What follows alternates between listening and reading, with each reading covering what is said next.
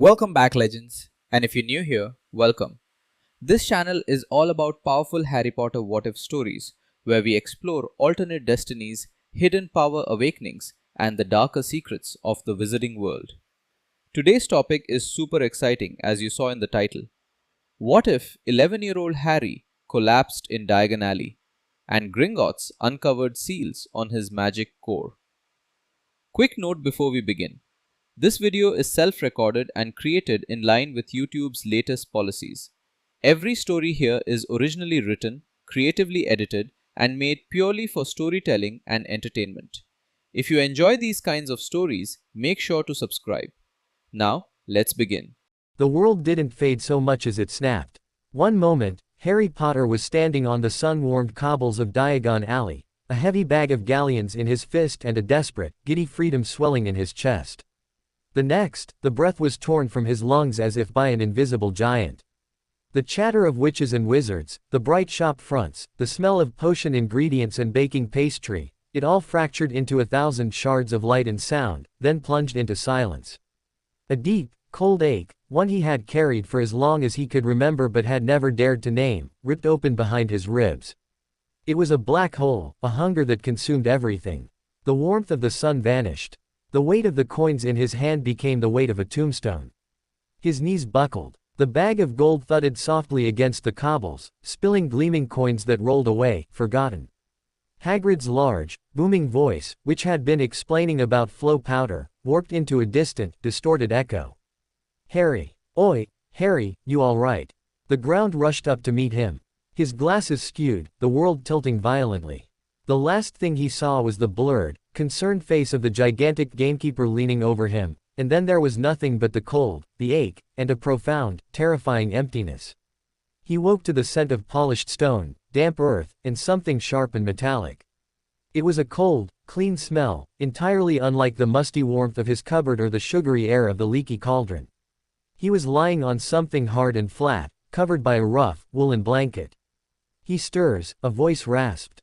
It was a dry, clicking sound, like stones being rubbed together. Harry forced his eyes open. The ceiling above was carved from dark rock, illuminated by a steady, blue-white flame in a wrought iron brazier.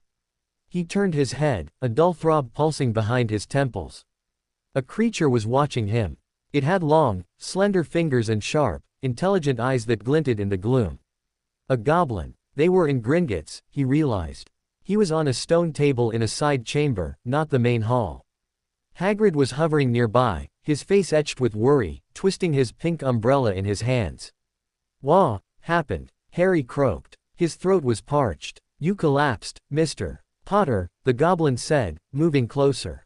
It wore elaborate robes and a pendant that looked like a miniature axe. "Quite spectacularly. In the middle of our atrium. An inconvenience, but not without interest. I am Healer Sharpclaw. He just went down like a sack o' dragon dung," Hagrid blurted out, wringing his hands. "Never seen anything like it. One minute he's fine, the next, white as a ghost." Sharpclaw's thin lips curled, not quite a smile. "Physical exhaustion from a prolonged magical drain is my initial assessment. A curious condition for one so young who, by all accounts, has not been performing magic." "Magical drain." Harry pushed himself up on his elbows. The room swam slightly. "I haven't done any magic. I didn't know I could until yesterday." The goblin's eyes narrowed to slits. "Precisely." He picked up a long, carved rod of obsidian from a nearby tray. "With your permission, Mr. Potter, and as per Gringotts Charter, Clause 38, regarding client welfare on bank premises, I will perform a basic diagnostic charm. To ensure no lingering harm." Hagrid looked ready to object, but Harry nodded. He was tired, confused, and that cold emptiness inside him was still there, a quiet, gnawing void. He wanted to know what it was. Sharpclaw tapped the air above Harry's chest with the rod. It left a faint, shimmering trail. He muttered something in a guttural language, and the shimmer coalesced into a complex, three-dimensional diagram of interlocking circles and runes that hovered in the space between them. At first, it was a swirl of muted golds and greens, what Harry assumed was his magic. But as Sharpclaw prodded the air, his clicking sounds grew sharper, more insistent. The diagram shifted. Dark, oily tendrils of deep purple and bruised black threaded through the gold, wrapping around it, constricting it. They originated from 7 points on the diagram, converging on a core that should have been blazing, but was instead a dim, guttering ember. Healer Sharp Claw went very still. The only sound was the crackle of the blue flame. "What is it?" Harry asked, his voice small in the vast, stony room. "What's wrong with me?" The goblin slowly lowered the rod.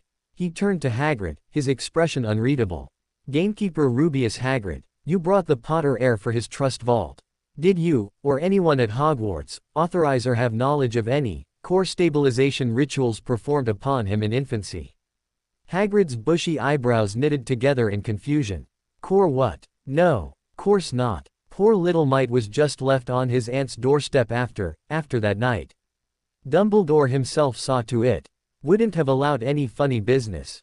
"Funny business," Sharp Claw repeated, the words dripping with cold irony. He turned back to Harry. "Mr. Potter, these," he pointed a clawed finger at the dark tendrils in the diagram, "are not a disease. They are not an accident.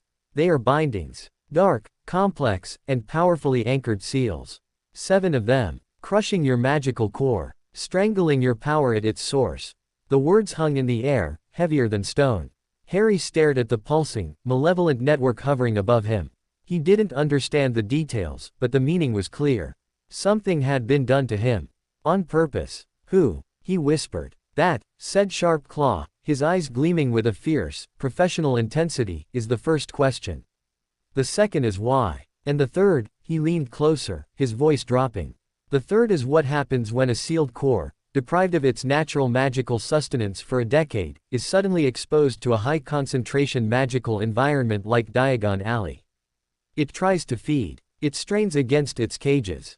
And if the body cannot withstand the strain, he collapses," Hagrid finished, horror dawning on his face. "You mean someone's been hurt in his magic all this time?" The cold inside Harry wasn't just emptiness anymore. It was crystallizing into something hard and sharp. This was the reason. The reason he could talk to snakes. The reason he'd made the glass vanish at the zoo. The reason he'd always felt different, less than a freak. It wasn't some intrinsic flaw. It was a lock on a door he was never supposed to open. Anger, fresh and hot, began to melt the ice in his veins. "Can you take them off?" Sharp Claw straightened up, the diagnostic diagram dissolving into motes of light. "A seal of this nature is not a simple knot to be untied. It is a curse woven into the very fabric of your magical being. Removal is a delicate, dangerous process. It would require a team of our most skilled curse breakers, a significant allocation of time, and an even more significant allocation of gold." "He's got gold," Hagrid said immediately. "His parents' vault. This would not be a withdrawal from his trust vault, Gamekeeper," Sharp Claw said dismissively. "This is a bespoke medical and curse-breaking procedure of the highest order. It would require access to the Potter family main vault, to which Mr. Potter, as an underage heir, does not have sole authority. The trustee would need to approve the expenditure." "Who's the trustee?" Harry asked, his heart pounding. Sharp Claw consulted a small, ledger-like book that appeared in his hand. "The legal magical guardian and trustee for the Potter estate is one, Albus Percival Wulfric Brian Dumbledore." A wave of relief so potent it made him dizzy washed over Harry. The nice old headmaster with the twinkling eyes. The one who'd left him with the Dursleys. The thought of the Dursleys brought the anger surging back. Had they known? Did their hatred of anything strange extend to knowing he was magically chained? "Then he'll approve it," Harry said, with more certainty than he felt. Sharpclaw's gaze was inscrutable. "Perhaps. But approvals take time. And your condition is not stable. The collapse today is merely a symptom. The core is starving. Continued exposure to magic without addressing the seals could lead to a total magical burnout. Or worse, a feedback rupture that would leave you as little more than a squib, a non-magical person, if you survived at all." The sentence fell like a guillotine. To come so close to this wonderful, terrifying world, only to be told he might be forcibly ejected from it, broken by it, it was worse than never knowing. "What do I do?" The question was barely audible. "For now," Sharp Claw gestured, and the blanket tucked itself more firmly around Harry. "You rest. Your magical system is in shock. I will apply a palliative stasis charm to dampen the external magical stimulus. It will make you feel numb, disconnected, but it will prevent another incident.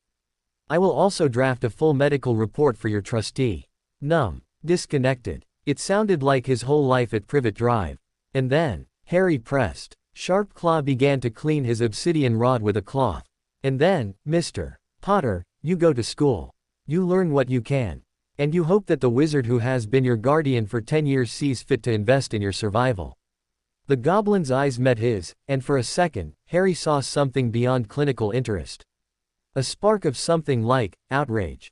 Gringotts recognizes a violated contract. Your magic is your inheritance. Someone has placed a lien upon it. We do not look kindly upon such things. Hagrid helped Harry sit up, then stand. His legs felt shaky, but they held. The world seemed muffled, as if he was hearing it through thick glass. The vibrant colors of Diagon Alley, seen through the chamber's archway, looked dimmer, farther away.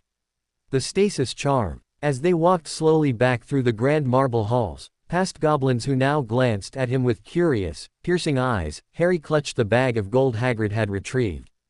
The coins felt alien, meaningless. The discovery of magic had shattered the world he knew.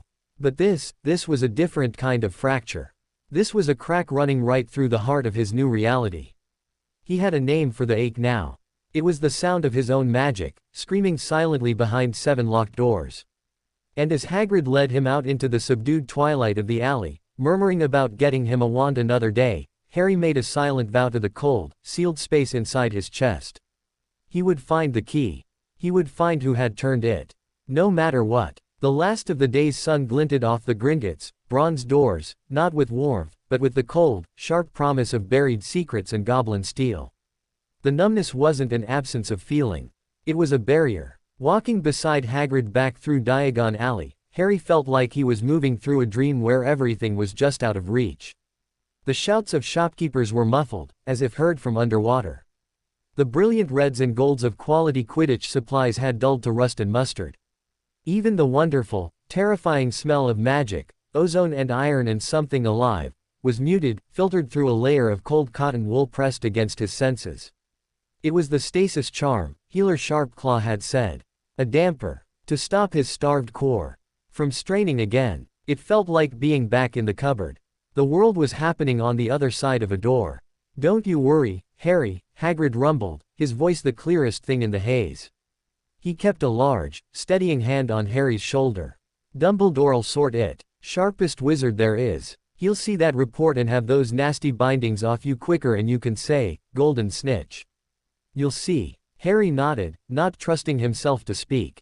The anger from the stone chamber was still there, a hard, hot coal in his stomach, but the charm smothered its fire, turning it into a dull, persistent ache. He focused on putting one foot in front of the other. The cobbles seemed uneven. Wand next, Hagrid said, trying for cheerfulness. Can't have you off to Hogwarts without a wand, stasis charm or no. Ollivanders is just up here. The thought of a wand, his wand, pierced through the numbness like a needle. A flicker of the old, desperate longing returned. His fingers, clutching the bag of gold, tightened. Mr. Ollivanders' shop was narrow and shabby, the peeling gold letters over the door spelling out Ollivanders, makers of fine wands since 382 BC. Dusty windows displayed a single, long, faded box resting on a cushion. The silence inside was absolute and deep, swallowing the noise of the alley the moment Hagrid pushed the door open, a little bell tinkling far above. The interior was a labyrinth of towering shelves, each packed with thousands of narrow, dusty boxes. The air was thick with the smell of old wood, polished stone, and something else, a quiet, waiting hum. The numbness in Harry seemed to recoil from that hum, the barrier thinning for just a second. He felt a shiver that had nothing to do with cold. A pair of wide, pale eyes appeared in the gloom behind the counter. Ah, a soft voice whispered.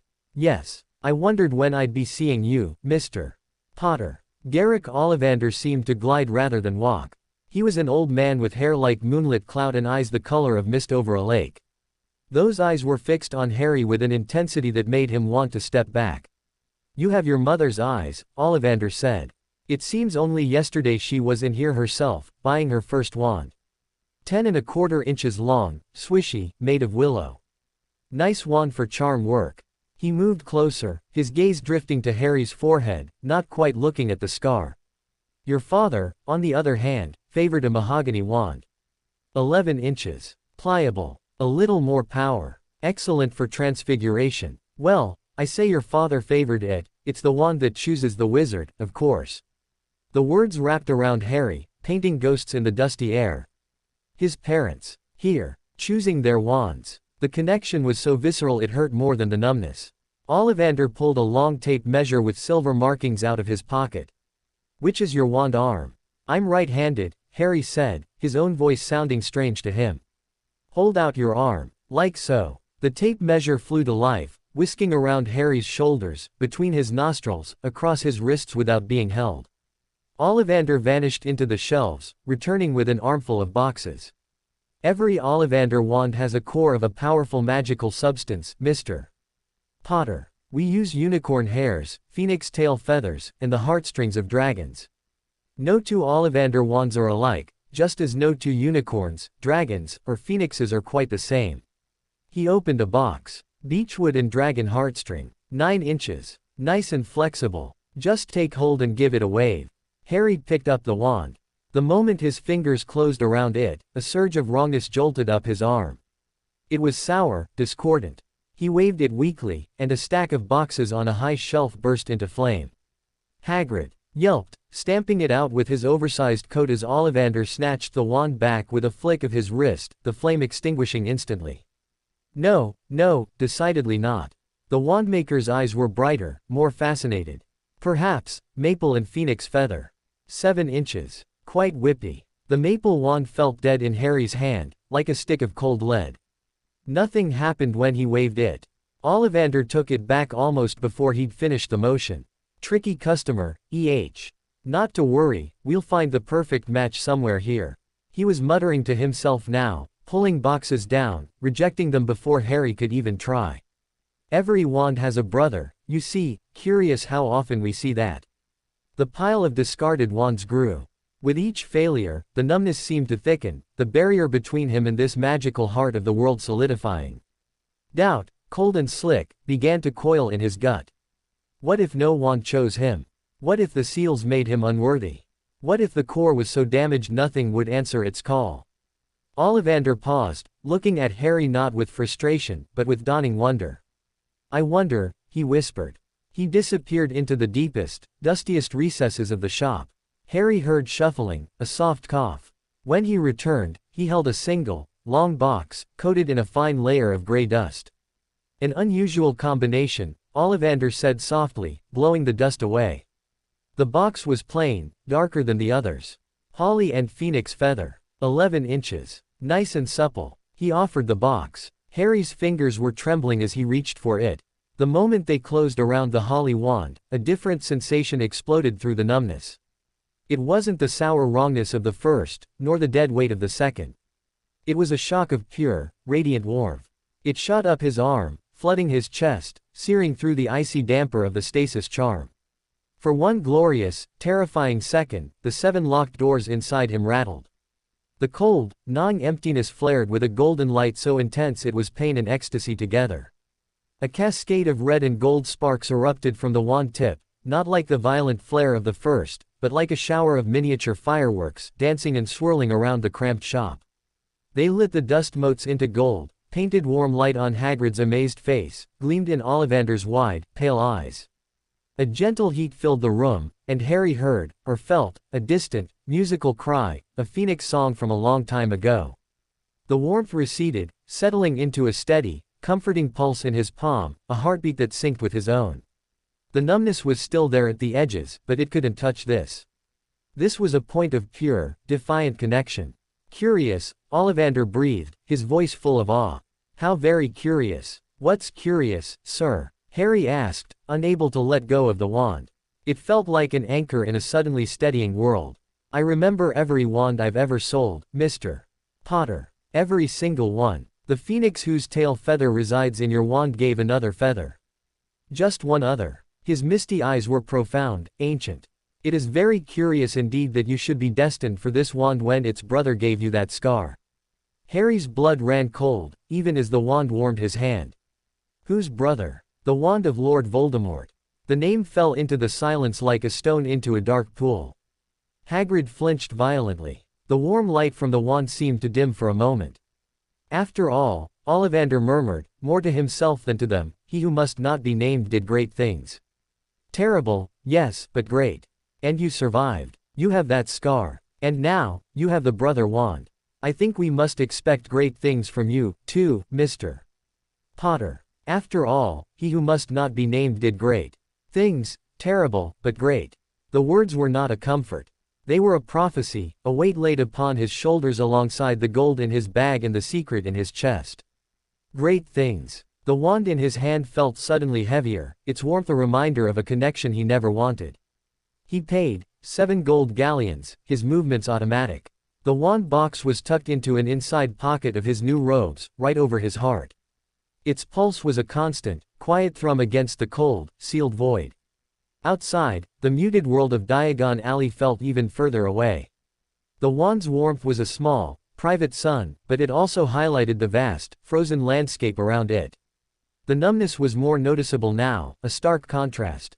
"Don't you listen to that, Harry," Hagrid said gruffly as they walked towards the leaky cauldron. "Wands is wands. Don't mean you're tied to him. You're your parents' son." But Harry wasn't listening. He was thinking of twin wands, of brother cores. Of a connection that seemed to defy fate, or perhaps fulfill it. And he was thinking of the 7 seals, the deliberate act of binding. Were they meant to protect him? To suppress him? To hide him? Or were they meant to prevent this? To stop the brother wands from ever meeting? In his pocket, his right hand closed around the bag of gold. His left, tucked against his chest, felt the steady, living pulse of the holly and phoenix feather wand. He had 2 connections now. One to a dark lord who tried to kill him. One to a magic that someone had tried to bury. And as they stepped into the smoky warmth of the pub, the noise and laughter washing over him like a muffled tide, Harry knew one thing with absolute clarity. The wand had chosen him. It had seen past the seals, past the numbness, past the scar. It had seen him. And for the first time, clutching that singular point of warmth in a stifled, silenced world, Harry James Potter began to believe that maybe, just maybe, he could learn to choose himself, too. But in the dark corner of the leaky cauldron, a man with a turban and a nervous stutter watched the famous boy who lived enter, his eyes lingering just a moment too long on the boy's trembling left hand, pressed protectively against his heart. A sharp, sudden pain lanced through the lightning bolt scar on Harry's forehead, so vicious it stole his breath. It was gone as quickly as it came, leaving only a phantom throb. And the pulsing warmth of the wand in his pocket flickered, just once, like a warning. The night at the leaky cauldron was the longest of Harry's life. He lay in the small, clean bed, the holly wand clutched in his hand under the pillow. Its gentle pulse was the only thing that felt real.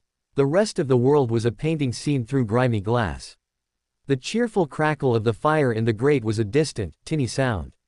The smell of roasting meat from the pub below was a faint, ghostly memory of a scent. The numbness was a prison. It locked him away from the wonder he had only just begun to taste. He stared at the ceiling, tracing the cracks in the plaster, and for the first time, he let himself think about the Dursleys in the context of the seals. Had they known? Was their disgust, their fear, their relentless drive to stamp out anything odd, a reaction to the dark magic festering inside him?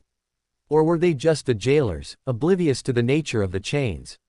The thought that Aunt Petunia, with her pinched face and hatred of all things abnormal, might have been part of a plot to cripple him, it didn't fit.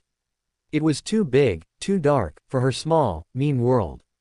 No, this was wizard work. Someone from his world had done this. The name, Dumbledore, circled in his mind. The trustee, the guardian, the greatest wizard of the age, according to Hagrid. He had left Harry on a doorstep in the middle of the night. He had known where Harry was for 10 years. Had he known about the seals? The question was a cold knife twisting in the already cold void. Harry turned on his side, the wand's warmth a small defiance against the chill. He wouldn't believe it. Not yet. The headmaster had sent Hagrid. Had given him a vault key. Had written him a kind letter. There had to be another explanation. The report was on its way to him. He would fix it. But the doubt had been seeded. It grew in the dark, silent spaces the numbness created. Morning came as a gradual lightening of the gray. Hagrid's heavy knock startled him from a thin, dreamless sleep. The half-giant was full of booming optimism about the train journey, but Harry could only manage short nods. The full English breakfast Tom the innkeeper brought up tasted like ash. The journey to King's Cross was a blur of muted colors and sound. The London traffic was a dull roar. The people were grey shadows. Only the wand in his pocket, and Hedwig's occasional soft hoot from her cage, reminded him he was moving towards something, not just away. Platform 9 3/4 should have been a marvel. The rushing through the solid barrier, the sudden explosion of sound and color, the scarlet steam engine, the crowds of witches and wizards, the owls hooting, cats weaving between legs, students laughing and shouting. Harry saw it, but he didn't feel it. It was like watching the most exciting film ever made with the volume turned down and the screen covered in gauze. He boarded the train, found an empty compartment near the end, and stowed his trunk. Hedwig's cage went on the seat beside him. He sat by the window, pressing his forehead against the cool glass, watching the chaotic, vibrant scene outside. A family of redheads swarmed past, a plump woman kissing a twin on each cheek, a small girl crying. A boy with a round, nervous face was patting his pockets frantically, shouting, "Trevor." A haughty-looking boy with a pale, pointed face was already in his robes, holding a long, thin package and looking bored. They were all part of the painting. He was the observer behind the glass. The whistle blew. The train began to move with a great belch of steam. The platform slid away. London unraveled into green countryside. And the numbness held firm. He was halfway to wondering if he could sleep when the compartment door slid open. "Anyone sitting there?" a boy asked, pointing at the seat opposite Harry. "Everywhere else is full." He was tall, thin, and gangly, with freckles, big hands and feet, and a long nose. His most notable feature was his flaming red hair. He looked friendly, and a bit harried. Harry shook his head. The boy sat down with a sigh of relief, hauling a battered trunk behind him. "I'm Ron. Ron Weasley," he said. Harry Potter," Harry replied. The name usually did something, a gasp, a stare, a fumbled reaction. Ron's eyes did widen, and he went slightly pink, but the reaction felt distant to Harry, like watching a play. "Blimey. So it's true. Do you really have, he gestured vaguely at his own forehead. Automatically, Harry pushed back his fringe. The lightning scar was there, pale against his skin. Ron stared, but there was more curiosity than awe in his look. "Wicked," Ron said simply, and then seemed to remember himself. "Oh, yeah, my brothers told me about you. Fred and George, they're in 3rd year. They said you'd be on the train. They were looking for you, wanted to set off a dung bomb as a welcome, but Mum caught them." He kept talking, a steady, comfortable stream of words that required little from Harry. He talked about his family, all wizards, all redheads, all at Hogwarts or having been. He talked about being the 6th son, about hand-me-down robes and a pet rat named Scabbers. He talked about hoping to be in Gryffindor, not Slytherin. Harry listened, or tried to. The words flowed over him. He nodded at what he hoped were the right moments. Inside, he was screaming at the barrier. He wanted to feel the camaraderie, the novelty of a friendly conversation that wasn't with a groundskeeper. He wanted to be excited about houses and sorting. But it was all happening on the other side of that thick, cold pane. Ron must have taken his quietness for something else, shyness, perhaps, or arrogance. He faltered a bit, then pulled out a stack of lumpy, homemade sandwiches from a paper bag. "Mum made them. Corned beef. You want one? She always packs me loads." The kindness was real. Harry could see it in Ron's open face. He took a sandwich. It tasted like nothing. He chewed and swallowed because it was easier than explaining. Ron was in the middle of showing him a chocolate frog card of Dumbledore when the compartment door slid open again. This time it was a girl. She had a bushy mane of brown hair and large, front teeth. She was already wearing her new Hogwarts robes, which looked crisp and bright compared to Ron's faded ones. "Has anyone seen a toad? A boy named Neville's lost one," she said. Her voice was brisk, confident. Then her eyes fell on Harry, and specifically, on his forehead. She blinked, but plowed on. "Oh, you're Harry Potter. I've read all about you, of course. In modern magical history and the rise and fall of the dark arts and great wizarding events of the 20th century. Have you?" Harry said, his voice sounding flat even to his own ears. "Goodness, yes. It's fascinating. I'm Hermione Granger, by the way. She looked at Ron, who was holding his frog card. Are you doing magic? Let's see, then. Ron, looking flustered, cleared his throat. He pulled out a battered-looking wand, chipped at the end and held together with what looked like spellotape. Sunshine, daisies, buttermellow, turn this stupid, fat rat yellow. He waved the wand at Scabbers, who was snoozing on his lap. Nothing happened. Scabbers stayed a mousy gray.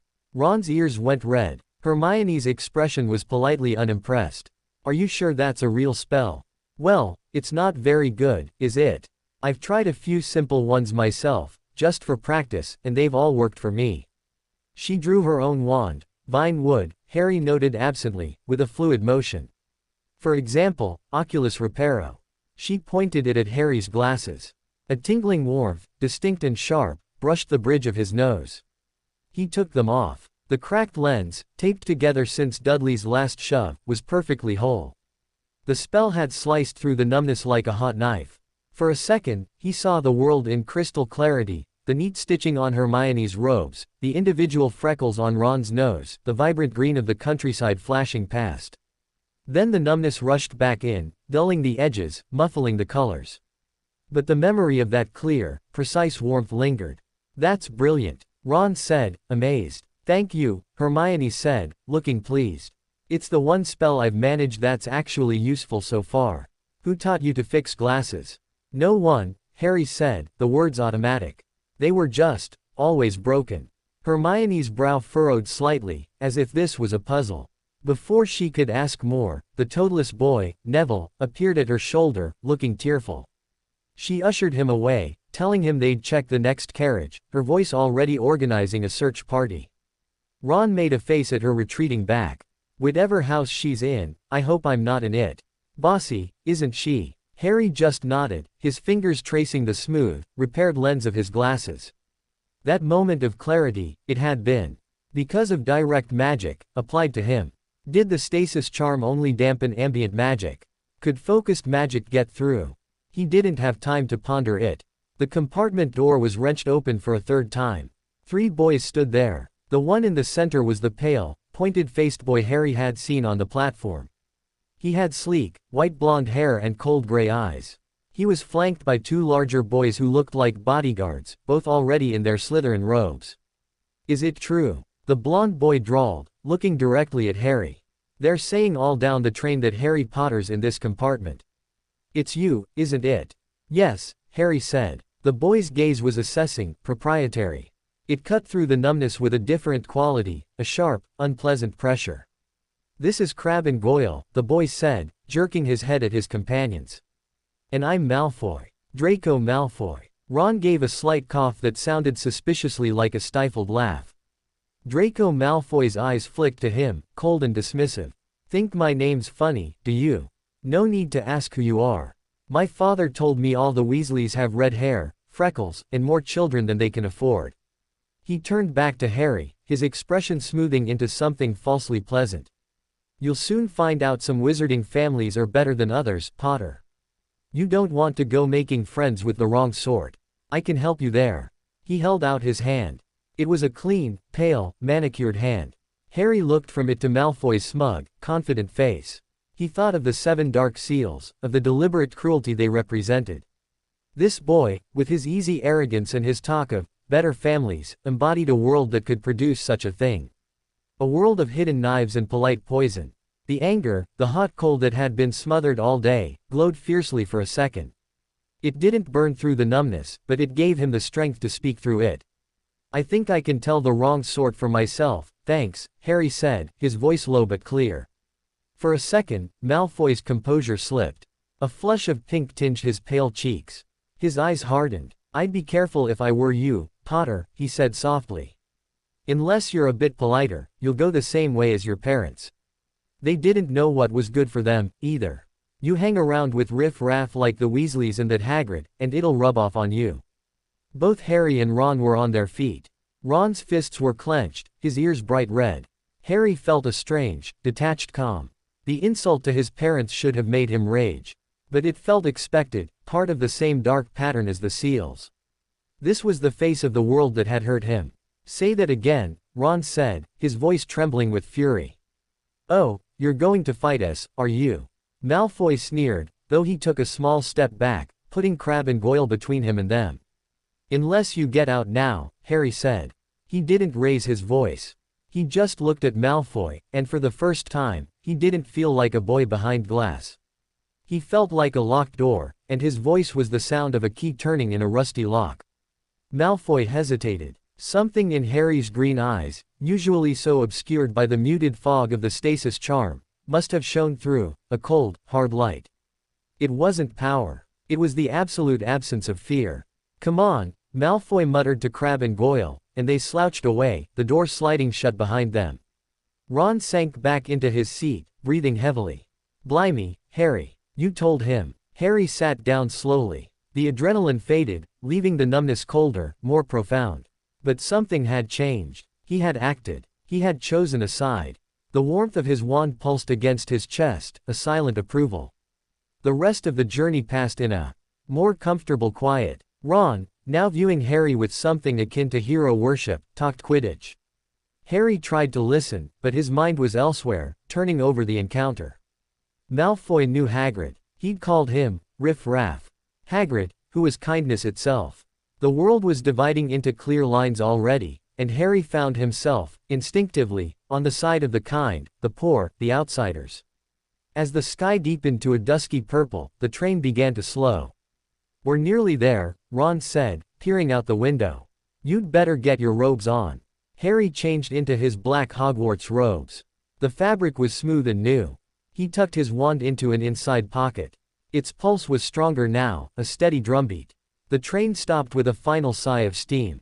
The corridor erupted into chaos as students spilled out onto a tiny, dark platform. The air was cold and smelled of pine and lake water. A lamp bobbed over the heads of the students, and a familiar, booming voice called out, "Furs, years.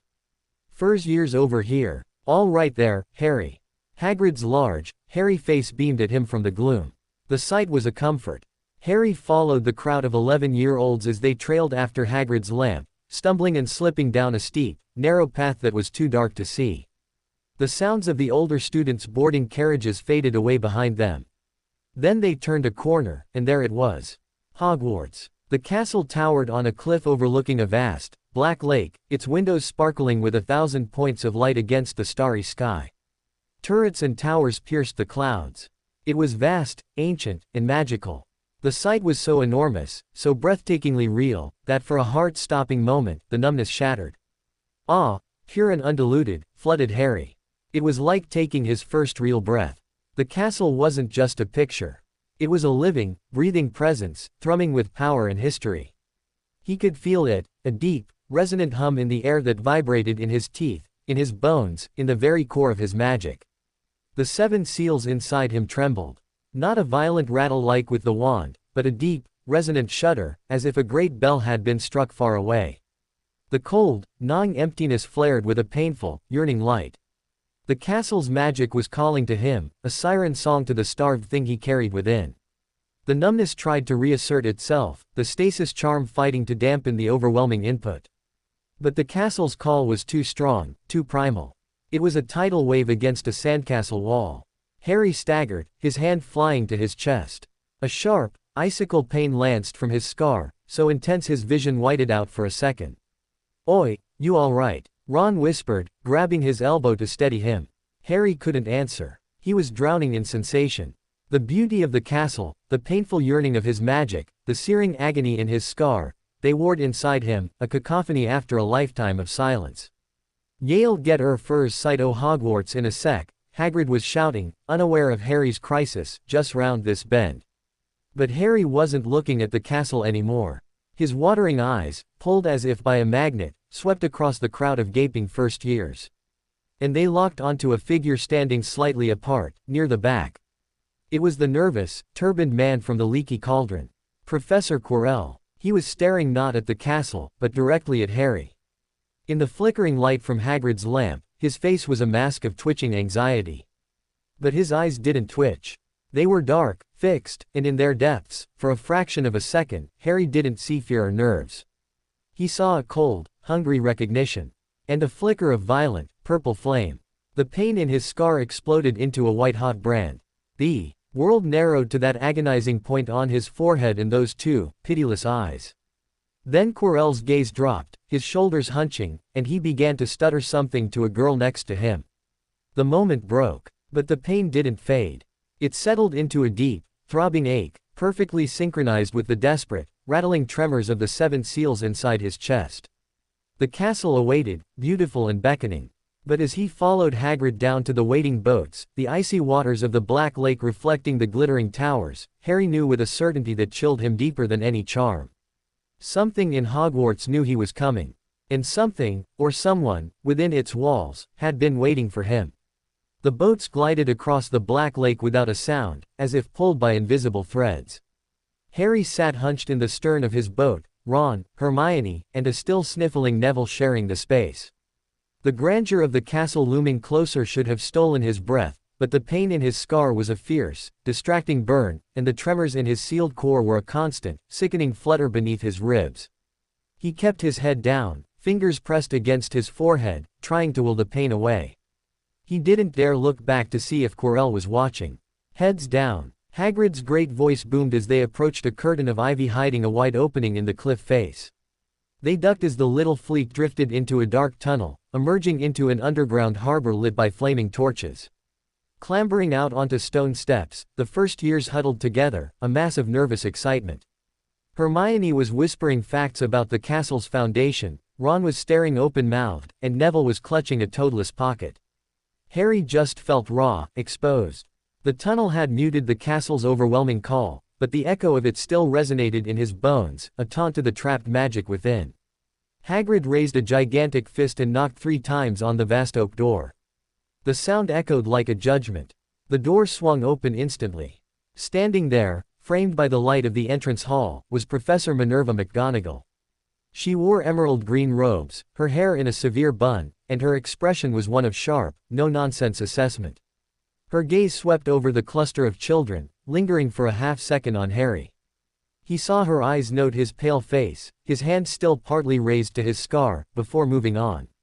"The furs, years, Professor McGonagall," said Hagrid. "Thank you, Hagrid. I will take them from here." Her voice was crisp, with a Scottish lilt. She pulled the door wide, revealing a stone-floored hall large enough to fit the entire Dursley house. Torches blazed in brackets on the walls, and a magnificent marble staircase faced them, leading upward. The ceiling was so high it was lost in shadow. From somewhere to the right, Harry could hear the murmur of hundreds of voices, the rest of the school, already assembled. "Welcome to Hogwarts," said Professor McGonagall. "The start of term banquet will begin shortly, but before you take your seats in the Great Hall, you will be sorted into your houses. The sorting is a very important ceremony because, while you are here, your house will be something like your family within Hogwarts. You will have classes with your housemates, sleep in your house dormitory, and spend free time in your house common room." She explained about the 4 houses, Gryffindor, Hufflepuff, Ravenclaw, and Slytherin, and their reputations. Harry tried to listen, but the words, courage, loyalty, learning, and cunning, swirled around him meaninglessly. Where did a boy with a scar, a starving core, and 7 dark seals belong? The sorting ceremony will take place in a few minutes in front of the rest of the school. I suggest you all smarten yourselves up as much as you can while you are waiting. Her eyes flicked over to Ron's smudged nose, to Neville's cloak, which was fastened under his left ear, and again, briefly, to Harry's untidy hair and pained expression. "I shall return when we are ready for you," she said. "Please wait quietly." She left, her robe swishing. The second the door closed, the whispers broke out in earnest. "How exactly do they sort us?" Harry heard Hermione ask a pair of twins he recognized as Fred and George Weasley. "Some sort of test, I think," one said. "Fred reckons it hurts a lot, but I think he's joking." Hermione's face paled as she began frantically reciting spells under her breath. Ron looked queasy. Harry's stomach was a knot of its own, separate from the other pains. A test. A magical test. What would it reveal? Would the hat see the seals? Would it announce it to the whole school? The minutes stretched. Harry's scar continued to throb, a low, persistent warning. He stared at the stone floor, trying to breathe through the numbness and the pain. He felt a nudge at his elbow. Ron was pointing silently. About 20 ghosts had just streamed through the back wall. Pearly white and slightly transparent, they glided across the room, arguing about some boring haunt, barely glancing at the petrified first years. Harry watched, a distant part of him marveling. Even the ghosts seemed more alive, more present, than he felt. Then Professor McGonagall returned. "Form a line," she told them, "and follow me." Harry found himself near the middle, between Ron and a girl with long, plaited hair. They walked out of the chamber, through a pair of high doors, and into the great hall. It was, quite simply, the most incredible place Harry had ever seen. Thousands and thousands of candles floated in mid-air over 4 long tables, where the rest of the students sat, their faces glowing in the candlelight. The tables were laid with gleaming golden plates and goblets. At the top of the hall was another long table where the teachers sat. The ceiling was velvety black and scattered with stars. Hermione whispered fiercely that it was enchanted to look like the sky outside. But Harry's eyes were drawn not to the ceiling, but to the staff table. There, at the center, with a long, silver beard and half-moon glasses, sat Albus Dumbledore. His blue eyes seemed to twinkle even from this distance. He was smiling benignly. Was that the smile of a man who had just read a report about dark magical bindings? Harry couldn't tell. And there, at the end, looking smaller and more nervous than anyone, sat Professor Quirrell. Next to him was a man with greasy black hair, a hooked nose, and sallow skin, dressed in sweeping black robes. This man's eyes, like dark tunnels, swept over the line of first years and locked onto Harry with an intensity that felt like a physical jab. Dislike, curiosity, something sharper, it was all there in that one, piercing glance. Harry looked away, his heart hammering. He felt exposed under the gaze of hundreds. Professor McGonagall placed a 4-legged stool in front of the first years. On top of it, she put an ancient, patched, and filthy wizard's hat. For a moment, there was complete silence. Then the hat twitched. A rip near the brim opened wide like a mouth, and the hat began to sing. It sang of the 4 houses and their founders, of the qualities they prized. The hall listened in respectful silence. Harry barely heard the words. His whole being was focused on the hat. This was the test. This simple, ragged thing. When it finished its song, the hall erupted into applause. The hat became motionless again. "When I call your name," Professor McGonagall said, unrolling a long parchment, "you will put on the hat and sit on the stool to be sorted." Abbott, Hannah. A pink-faced girl with blonde pigtails stumbled forward, put on the hat, which fell right over her eyes, and sat down. A moment's pause, then the hat shouted, "Hufflepuff." The table on the right cheered as Hannah went to sit down. The list went on. Bones, Susan, became a Hufflepuff. Boot, Terry, went to Ravenclaw. Harry's nerves were winding tighter with each name. He saw Draco Malfoy swagger forward when his name was called. The hat had barely touched his blonde head before it screamed, "Slytherin." Malfoy went to join Crabbe and Goyle, looking pleased. Then, Granger, Hermione. Hermione almost ran to the stool and jammed the hat onto her head. It settled over her bushy hair. For nearly a minute, there was silence. Hermione's lips were moving silently. Then the hat cried, "Gryffindor." Ron groaned softly beside him. Longbottom, Neville. Poor Neville tripped on his way to the stool. The hat took a long time with him too. When it finally declared, "Gryffindor," Neville ran off still wearing it, and had to jog back amid gales of laughter to give it to McDougal, Morag. And then, after what felt like a lifetime, "Potter, Harry." A sudden hush fell over the great hall. Every head turned. Whispers broke out like little fires. "Potter, did she say?" "The Harry Potter." Harry walked forward, his legs like wood. The whispers followed him, a buzzing in his ears. He could feel hundreds of eyes on his back, on his scar. He sat on the wooden stool. Professor McGonagall lowered the sorting hat onto his head. It was too big. It slipped down over his eyes, plunging him into darkness and the smell of old leather and dust. Said a small voice in his ear. Harry jumped. "Difficult. Very difficult. Plenty of courage, I see. Not a bad mind, either. There's talent, oh my goodness, yes, and a nice thirst to prove yourself. Now that's interesting, so where shall I put you?" Not Slytherin, Harry thought desperately, remembering Malfoy's sneer. "Anything but Slytherin. Not Slytherin, said the small voice. "Are you sure? You could be great, you know, it's all here in your head. and Slytherin would help you on the way to greatness, no doubt about that, no. Well, if you're sure, better be Gryffindor.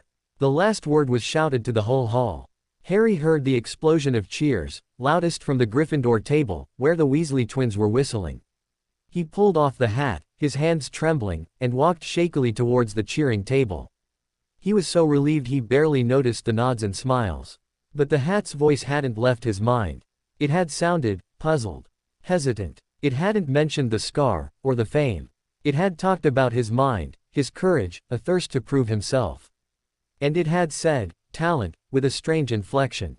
Almost like it had seen something bright and promising, but, as he sat down, receiving claps on the back from Percy Weasley, the memory of the hat's final moment in his head replayed.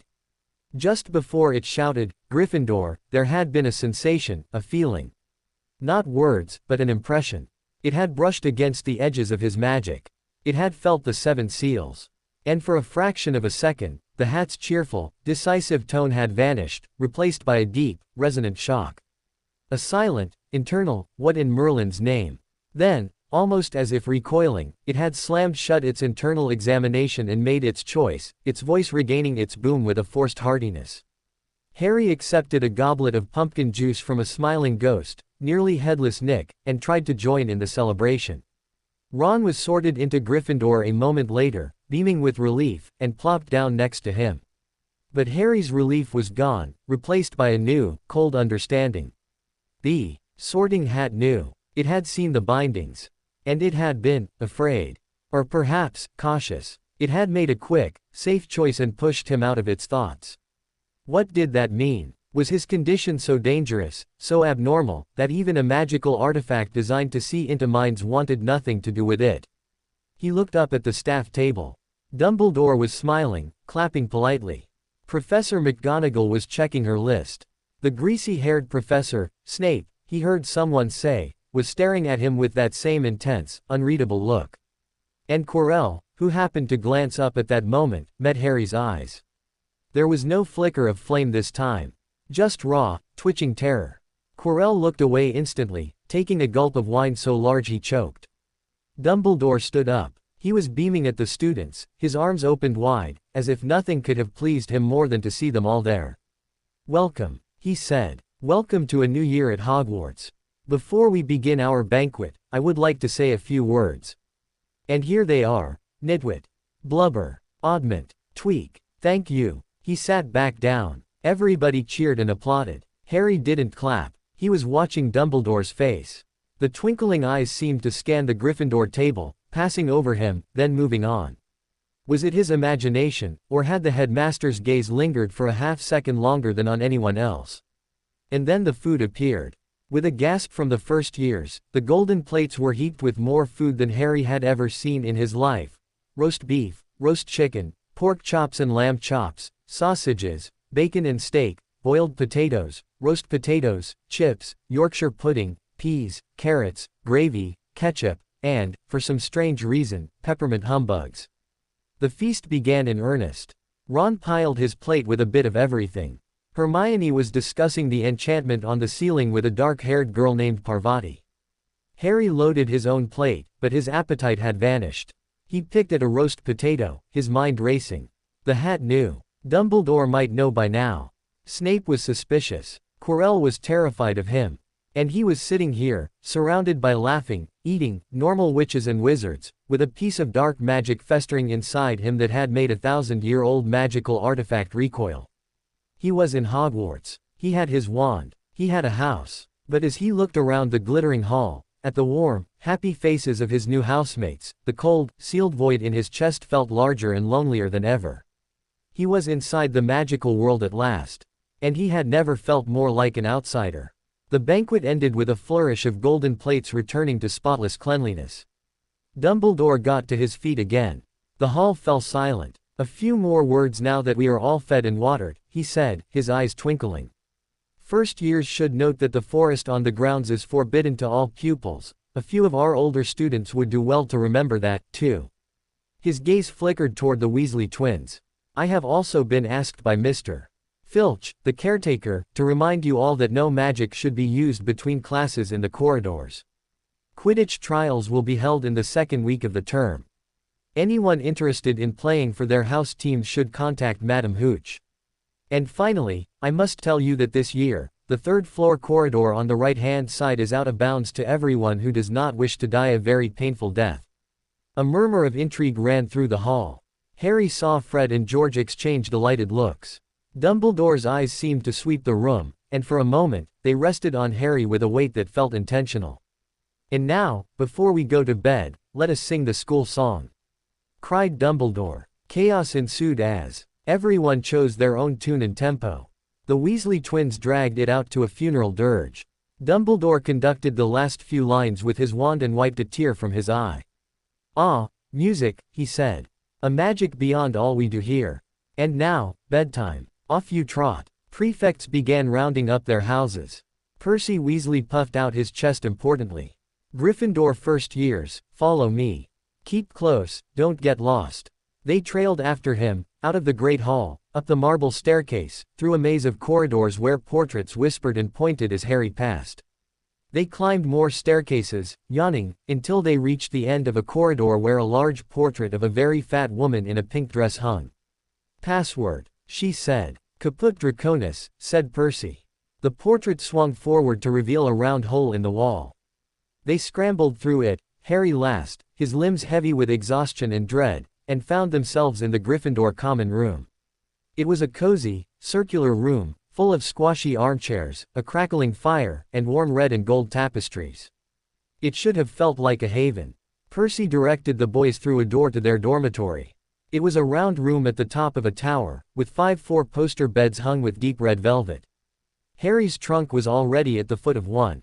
He changed into his pajamas silently, listening to Ron, Dean, Seamus, and Neville chatter about the feast, the sorting, the ghosts. He got into bed, drawing the curtains closed around him. In the dark, private space, he finally let go.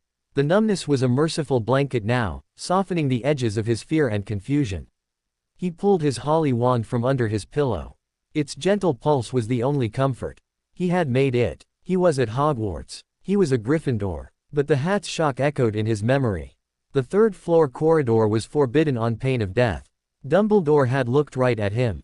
And somewhere in the castle, a nervous defense against the dark arts professor had looked at him with terror and a flicker of something else.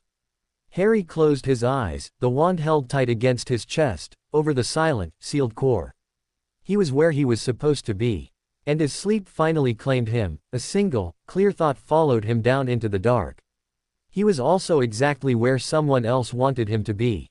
Sleep was not a refuge. It was a shallow, restless lake where fragments of the day swirled like dark fish. Harry dreamed of 7 locked doors rattling in a storm, of a ragged hat whispering, "What in Merlin's name?" in a tone of pure dread, and of 2 pairs of eyes, one cold and black, one terrified and flecked with violet flame, staring at him from the shadows. He woke before dawn, the unfamiliar weight of the hangings around his bed feeling like the walls of a different cupboard. The numbness was the first thing he registered, a constant, low hum of disconnection. Then came the softer, warmer pulse against his palm. He was still clutching his wand. The other boys were still asleep. Ron was snoring softly, one arm dangling over the side of his bed. Neville muttered something about treacle. Harry lay still, listening to the unfamiliar sounds of the castle. It was never silent. There were distant creaks, as if the stone itself was breathing, the sigh of wind around the tower, the faint, musical chime from somewhere deep below that might have been a clock. He sat up slowly, pushing the hangings aside. The room was cool, gray light seeping through the narrow windows. He could see the outline of the forbidden forest from here, a dark smear against a lighter sky. This was his new world. This towering, ancient, magical place. And he was seeing it through a veil. He dressed quietly, putting on his school robes and tucking his wand into the inside pocket. Its warmth was a talisman. He slipped out of the dormitory and down the spiral staircase into the common room. The fire had burned down to glowing embers, painting the room in shades of red and black. It was empty. He sat in a large armchair by the hearth, drawing his knees up to his chest. He tried to feel the magic of the place, the way he had for that one shattered moment on the lake shore. He concentrated, trying to reach past the numbness. There was nothing but the muffled quiet, the soft crackle of the embers, and his own breathing. The portrait hole opened with a soft click. Harry tensed, but it was only Percy Weasley, already dressed, his prefect badge gleaming in the dim light. He looked startled to see Harry. "Potter, you're up early. Everything all right?" "Couldn't sleep," Harry said, which was true. Percy nodded, his expression turning understanding and slightly pompous. "First day nerves. Perfectly normal. I remember my first morning. Spent an hour reviewing my timetable. It's essential to be prepared." He bustled over to a notice board near the fireplace and pinned up a large parchment. "There. The schedules will be up in a moment. Best to get an early start." He gave Harry a stiff smile and disappeared back through the portrait hole, presumably to patrol or study. Harry approached the notice board. As he watched, lines of elegant script began to flow across the parchment like invisible ink becoming visible. Names, times, classrooms. He found his. Potter, H. Gryffindor first year. Monday, transfiguration, charms, potions. Potions with the Slytherins. A cold knot formed in his stomach. The castle began to wake around him. Soft footsteps echoed in the corridors beyond, the distant clatter of what might have been kitchens. Then, with a suddenness that made him jump, the common room was flooded with golden light as the sun cleared the horizon and streamed through the windows. The red and gold tones of the room ignited, warm and welcoming. The veil between him and the world thinned just a fraction in the face of such pure, simple beauty. Other students began to trickle down, yawning and rubbing their eyes.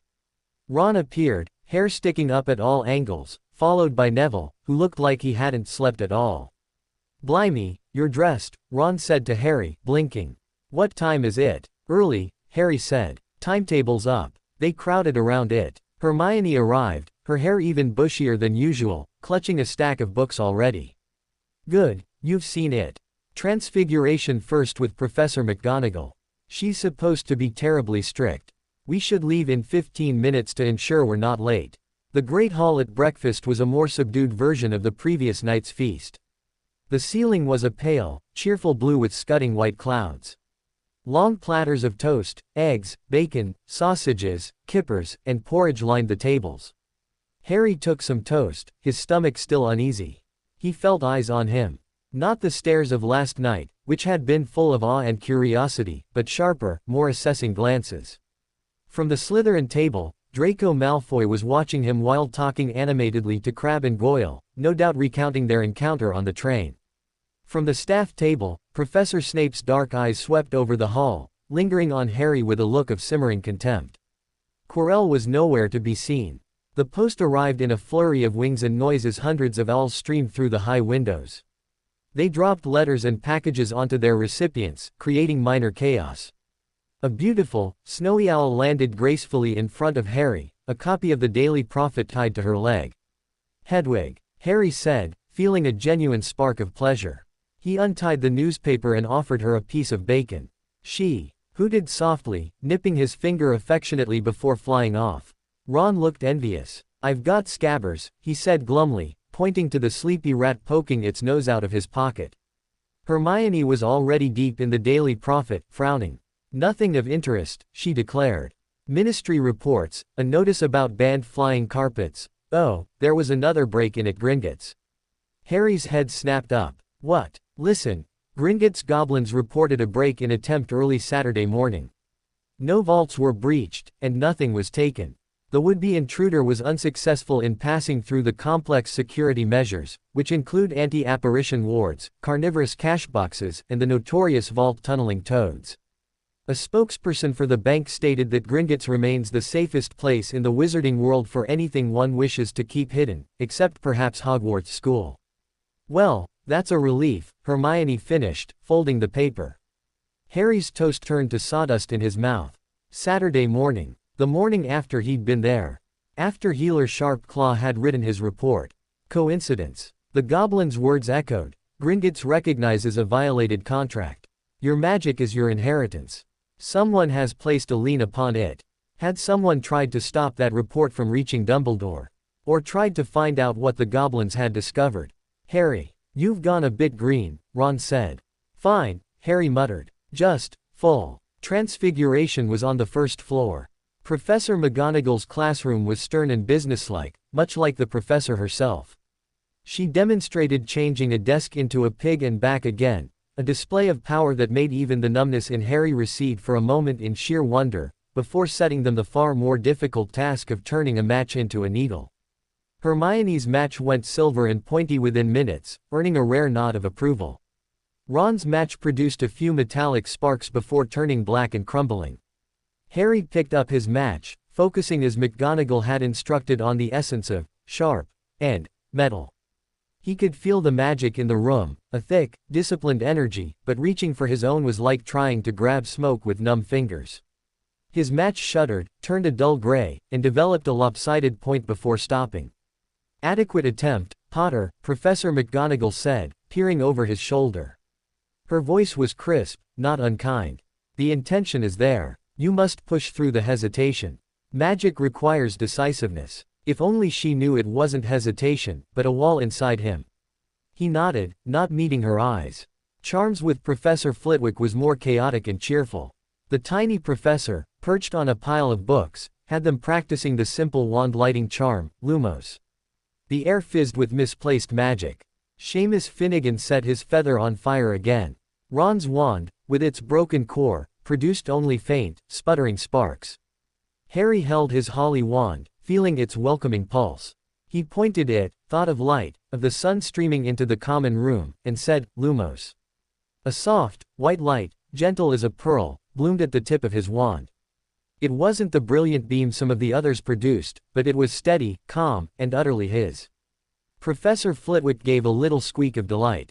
"Well done, Mr. Potter. Excellent control for a first attempt. 5 points to Gryffindor." For the first time that day, Harry felt a flicker of something that wasn't dread or numbness. A tiny, fragile pride. His wand had worked. It had listened to him, even through the seals. Then came potions. The dungeon classroom was cold, lit by flickering torches in brackets, and smelled damply of seaweed, preservative potions, and something bitter. The shelves lining. The walls were crammed with glass jars containing slimy, ugly things floating in colored liquid. Professor Snape swept in, his black robes billowing, and took roll call. His voice was low, barely more than a whisper, but it held the room in absolute silence. He paused at Harry's name. "Ah, yes," he said softly. "Harry Potter. Our new celebrity." Draco Malfoy and his friends sniggered. Harry kept his eyes on the stained surface of his desk. Snape finished the roll and launched into a speech about the subtle science and exact art of potion making. He asked questions, his gaze sweeping over the cowed students, and inevitably landed on Hermione, whose hand was straining toward the ceiling. "Potter," he said suddenly, turning his black eyes on Harry. "What would I get if I added powdered root of asphodel to an infusion of wormwood?" Harry blinked. He'd read his textbooks, but the names swam in his head. The numbness made it hard to think. "I don't know, sir." Snape's lips curled. "Thought you wouldn't open a book before coming, Potter. Where would you look if I told you to find me a bazaar?"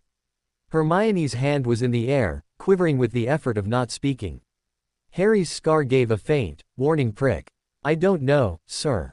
What is the difference between monkshood and wolfsbane?" "I don't know," Harry said again, his voice tight.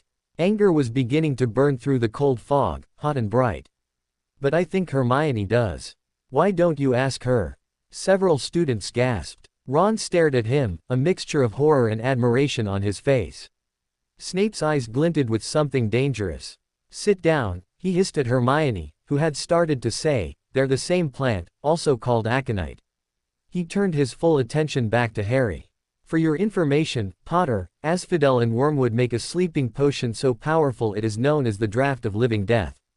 A bazaar is a stone taken from the stomach of a goat and it will save you from most poisons.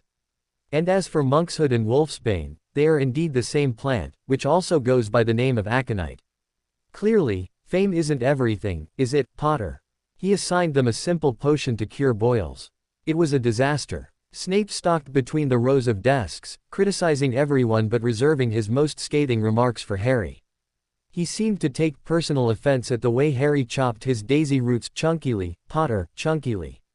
Are you preparing a stew or a potion?" At the steadiness of his flame, too high. "Are you attempting to melt your cauldron?" And at the color of his mixture, which was a sickly green instead of the clear blue the book described. Harry's hands began to shake.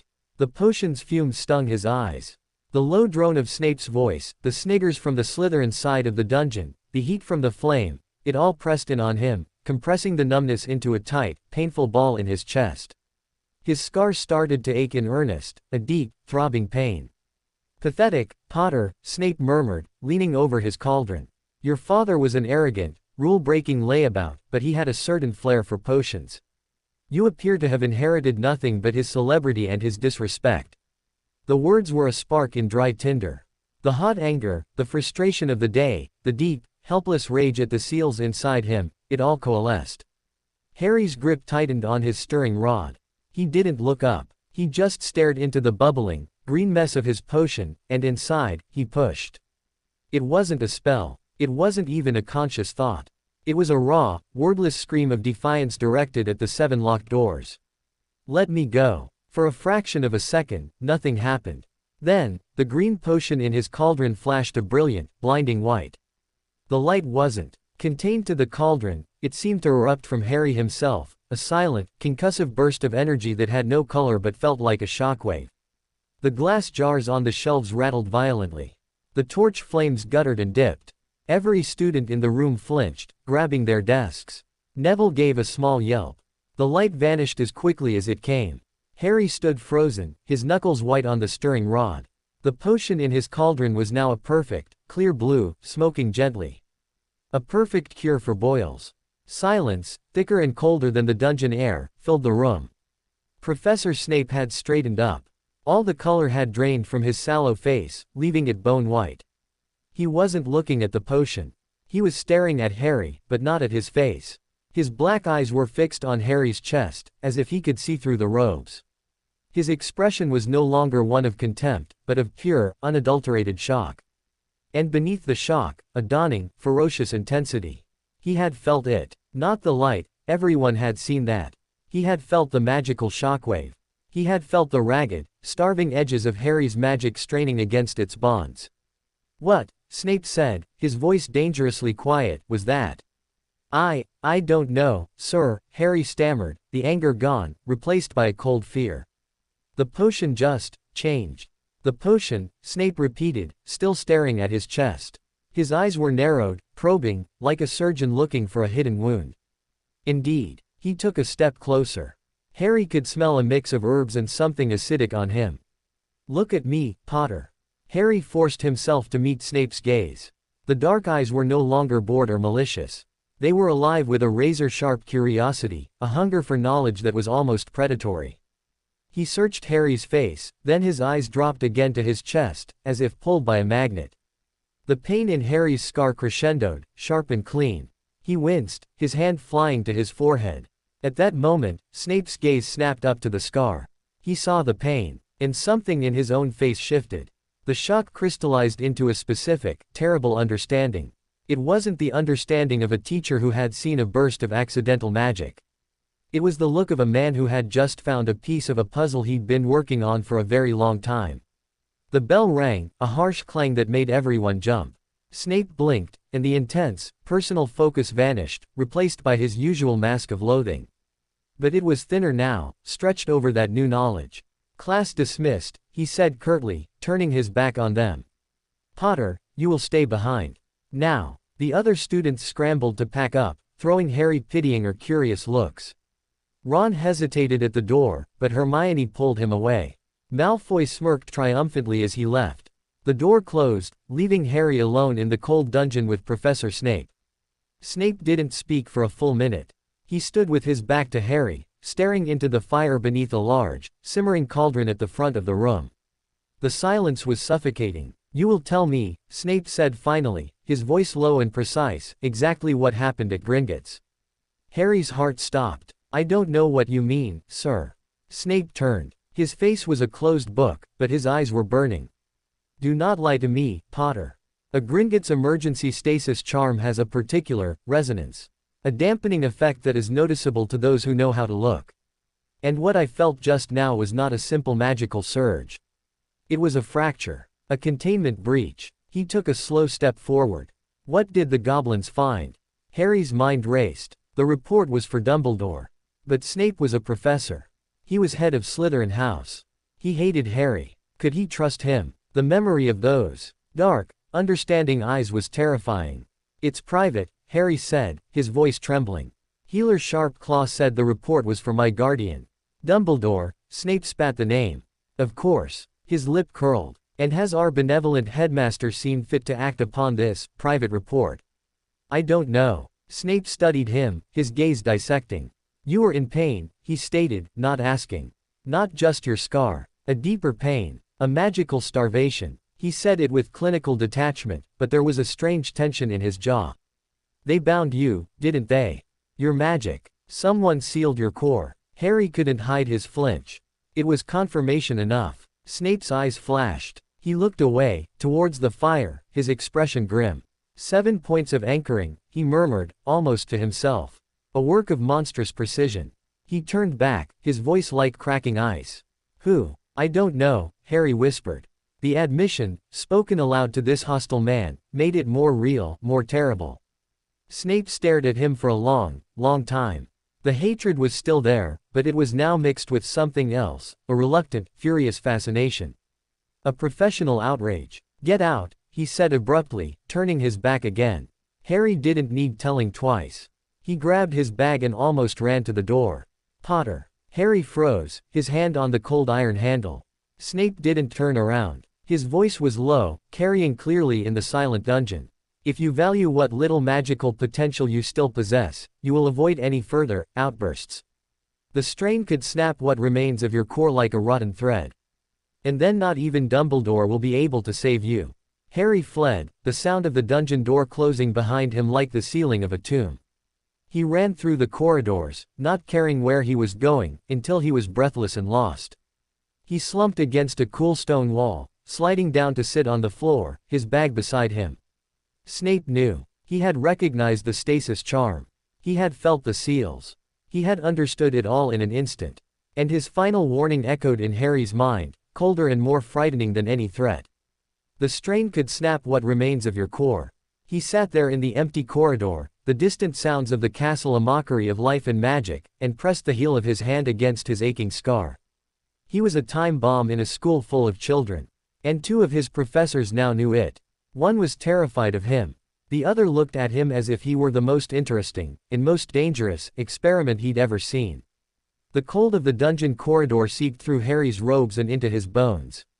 He sat there, back against the rough stone, for what felt like hours. The castle's usual ambient sounds, the shifting of portraits, the distant chatter of students, the sigh of moving staircases, felt like they were coming from another world, filtered through the ever-present numbness and the new, chilling fear Snape had planted in his gut. A rotten thread. The words coiled in his mind, cold and serpentine. He wasn't just bound. He was fragile. A wrong move, another outburst like the one in potions, and whatever spark of magic he had left could gutter out forever. The thought was more terrifying than any threat of punishment from the Dursleys. To have the door to this world cracked open, only to have it slammed shut permanently, it was a fate worse than never knowing it existed. The sound of frantic footsteps broke through his stupor. 2 pairs of feet, one clomping, one light and quick, rounded the corner. Harry, there you are. Ron skidded to a halt, his face flushed with worry. Hermione was right behind him, her eyes wide with concern and burning curiosity.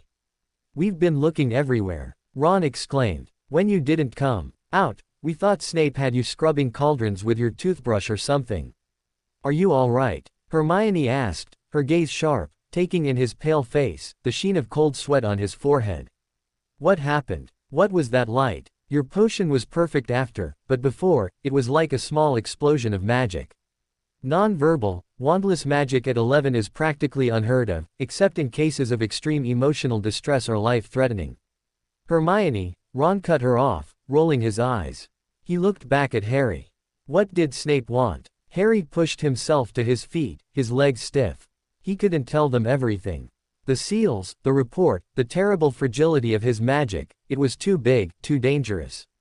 But he couldn't lie, not to the first people who had shown him kindness without wanting something in return. He noticed something, Harry said slowly, picking up his bag. About my magic. Hermione's eyes lit up with academic fervor. Noticed what? The magical surge. Was it an elemental manifestation? A sympathetic reaction to the potion ingredients. I've read about accidental magic reacting with volatile compounds, but usually it results in an eruption, not a correction. It's not that, Harry interrupted, starting to walk, needing to move. They fell into step beside him. There's something wrong with me. Magically, I mean. Ron's brow furrowed. Wrong. Like you're a squib. But you're not. You did magic at the zoo, you got a wand. It's not that I can't do magic, Harry said, choosing his words with care, like navigating a field of hidden traps. It's that it's hard. Like there's a wall. And sometimes, when I try too hard, or get really angry, he gestured vaguely, unable to describe the feeling of the seal's straining. A magical blockage. Hermione breathed, her voice full of fascinated horror. I've read about those. They're incredibly rare, usually the result of severe childhood trauma or a curse. They can inhibit magical development, cause fatigue, emotional volatility. Did you see a healer? Is that why you collapsed in Diagon Alley? Trust Hermione to have read about it. Harry nodded, grateful he didn't have to explain the collapse. At Gringotts, they put this dampening charm on me. A stasis. So it doesn't happen again. A Gringotts therapeutic stasis. Hermione's eyes were like saucers. Those are only used in critical cases of magical feedback or core instability. Harry, this is serious. I know it's serious. Harry snapped, the words coming out harsher than he intended. He saw Ron flinch and Hermione's eager expression falter. He took a breath, the numbness doing little to calm the frustration. Sorry. I know. Snape. He felt it. The stasis charm. He knew about the blockage. He said. Harry swallowed, the warning sticking in his throat. He said I have to be careful. Well, that's rich coming from him, Ron muttered darkly. He's the one who made you angry enough to blow up your potion in the first place. Hermione was chewing her lip, thinking hard. Professor Snape is a potions master and a skilled occlumens. He'd be sensitive to subtle magical disturbances. But for him to detain you after class, he must think it's more than a simple blockage. She looked at Harry, a new, determined light in her eyes. We need to research. The library will have books on magical theory, on core development and pathologies. If we understand what's happening, we can figure out how to fix it. The idea was a lifeline. Doing something, anything, felt better than just waiting for Dumbledore to act, or for his core to snap. The library. Now. Ron groaned. It's nearly dinner time. There's no time like the present, Hermione said firmly, already changing direction towards the grand marble staircase.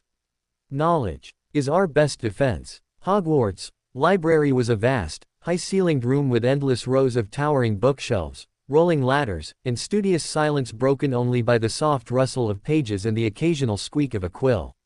It was presided over by a severe-looking witch with a stern expression and hair in a tight bun, Madame Pants. She eyed them as they entered, her gaze particularly lingering on Ron's slightly muddy shoes. Hermione led them to a secluded table in the back, near a section labeled, Arcanic Medicine and Thaumaturgical Maladies. The air here was thicker with dust and the smell of old parchment. You two start looking through these shelves, she whispered, pointing. I'll check the catalog for more specific texts. Look for anything about magical cores, bindings, suppressants, or developmental arrest. Ron looked at the dense, leather-bound volumes with a glazed expression. We're first years. This stuff looks like it's written in Troll. Just look for the words in the titles, Hermione hissed, before bustling off towards a large, wooden card index cabinet. Harry approached the shelves. The titles were daunting. The Sympathetic Resonance of the Astral Core by E. Fortinbras, Maladies of the Magical Matrix, a treatise on the sevenfold path of magical maturity. He pulled out a heavy tome called Core Crucible, the foundation of wizardry. The pages were thick, the text dense and dotted with complex diagrams of swirling energies. He flipped through, his eyes scanning for anything about blocks or seals. Most of it was theoretical gobbledygook to him. He found a chapter on core trauma. External magical suppression. One paragraph read, whether through curse, potion, or sustained environmental dampening, can lead to a condition known as core fade. The magical essence, deprived of its natural expression, may turn inwards, leading to progressive weakening, emotional despondency, and in extreme cases, magical necrosis. Necrosis. Death. Of his magic. Harry's stomach turned over. He slammed the book shut, the sound echoing in the quiet, earning a sharp, shish. From 2 tables over, he leaned his forehead against the cool wood of the bookshelf. The numbness felt like a shroud, a premonition of that, emotional despondency. Was this what his life would be? A constant, muffled existence, waiting for the fade to become permanent. Find anything, Ron whispered, holding up a book titled Gamp's Law and Magical Exhaustion. Harry shook his head. He was about to pull another book when his eyes caught on a slender, unassuming volume tucked away at the very end of the bottom shelf, almost hidden behind a larger folio. It was bound in faded gray leather, with no title on the spine. Something about it tugged at him. He knelt and carefully extracted it. The cover was blank. He opened it to the first page. The handwriting was spidery, old-fashioned, but clear. Observations on Magical Containment and Sacrificial Anchoring. By APWBD. The initials sent a jolt through him. Albus Percival Wulfric Brian Dumbledore. His heart began to pound. He flipped a page. It was not a printed book, but a handwritten journal. Diagrams filled the margins, complex, interlocking circles and runes that looked horribly familiar. They were variations of the dark, oily tendrils Healer Sharpclaw had shown him in the diagnostic charm. The practice of anchoring another's magical core as a sacrificial buffer is among the darkest of arts, the entry began. It requires not only a profound understanding of the target's magical signature but also a willingness to inflict sustained, soul-deep suffering. The anchored core acts as a living capacitor, absorbing external magical threats, redirecting magical backlash, or siphoning power for the anchor's use. The subject experiences this as a permanent state of magical hunger and profound fatigue, their own power locked away, nourishing the bonds. Harry's breath came in short, sharp gasps. Sacrificial anchoring, a living capacitor, siphoning power. This wasn't just a blockage. This was a theft. Someone was using his magic, or had used it, as a shield, a battery. 7 anchors provide the most stable, if most cruel, matrix. They correspond to the core magical resonance points. Breaking even one requires a counter-ritual of equal power and precision, as the anchors are designed to reinforce each other. Failure could cause a catastrophic core collapse, rendering the subject a squib or resulting in mortal magical feedback. The words swam before his eyes. He turned the page. More diagrams, notes on ritual components, blood of the caster, hair of the subject, a conduit of willing sacrifice. The notes became more frantic, the handwriting less controlled. The ethical quandary is absolute. To leave the subject bound is a torture. To attempt a removal without the caster's key is a monumental risk. The subject's magical growth is forever stunted. They will live a half-life, sensing the world they are denied. I fear, in some cases, the bonds may also act as a tether, a beacon for the caster to locate or influence the subject across great distances. A beacon, a tether. Quirrell's terrified eyes. The flicker of violet flame. The pain in his scar whenever the man was near. Harry. Hermione's voice was right beside him. He hadn't heard her approach. What have you got? He tried to close the journal, but his fingers were frozen. Hermione peered over his shoulder. Her sharp intake of breath was loud in the silence. Is that the headmaster's handwriting? She whispered. What is this about? Ron crouched down. Blimey, those drawings look nasty. Sacrificial anchoring, Harry said, his voice hollow. That's what's wrong with me. Someone did this to me. On purpose. They're using my magic. Or they were. Hermione took the journal from his trembling hands, her face pale as she scanned the page. This is advanced, dark arithmancy. This isn't a childhood injury, Harry. This is a deliberate, premeditated act of magical violence. She looked up at him, her eyes filled with a new kind of horror. Who would do this? And why? Dunno, Ron said, his freckles standing out against his suddenly white skin. But if Dumbledore wrote about it, he knows about it. He must. That was the thought that chilled Harry to the marrow. Dumbledore had this journal. He had studied this dark art. He was Harry's guardian. He had the report from Gringotts. And he had done nothing. We have to put this back, Hermione said suddenly, her voice tight with fear. This isn't a book for students. If Madame Pants finds us with it. But as she went to slide it back onto the shelf, the journal seemed to stick to her fingers for a second. When it slotted into place, there was a soft, distinct click. The entire bookshelf in front of them trembled. Then, without a sound, it swung inwards, revealing a dark, narrow opening in the stone wall behind it. A hidden passage. Cold, damp air, smelling of earth and age, wafted out. The three of them stared, frozen. A secret passage. Ron breathed, his fear momentarily eclipsed by wonder. Hermione clutched the now empty space on the shelf. It was the book. It's a trigger. A specific book, placed in a specific way. Harry stared into the darkness. The tug he'd felt towards the journal wasn't coincidence. It had been placed there, perhaps by Dumbledore himself. And its contents had led him here. Was this a test? A trail of breadcrumbs? Or a trap? His scar gave a sudden, vicious throb, not of pain this time, but of a cold, insistent pull. A summons. From the depths of the passage, far away, he heard it. A sound that shouldn't exist in the bowels of a school. The soft, rhythmic, three-paced slither of something enormous moving over stone. Shish, click, shish, click, shish, click. It was accompanied by a low, mental whisper that bypassed his ears and slithered directly into his mind, a hissing, ancient voice, thick with malice and hunger. Come, let me see, the speaker, the little thief, of my power. Harry stumbled back, clapping his hands over his ears, but the voice was inside. Ron and Hermione were looking at him, then at the dark passage, hearing only the physical slither, not the words. Harry, what is it? Hermione asked, her voice trembling. He couldn't answer. The hissing voice echoed the journal's warning, a tether, a beacon. The thing in the darkness knew he was there. It knew about the scar. It called him, thief. And as the hidden bookshelf began to swing slowly, silently shut, cutting off the slithering sound and the vile whisper, Harry knew one thing with absolute, soul-crushing certainty. The darkest secret of Hogwarts wasn't on the forbidden third floor. It was here, in the library. And it had just called his name. The hidden bookshelf clicked shut with a finality that echoed in the sudden silence of the library. The slithering sound was gone. The hissing voice vanished from Harry's mind, leaving behind only a cold, oily residue, like the memory of a bad dream. He stood rigid, his hands still pressed to the sides of his head.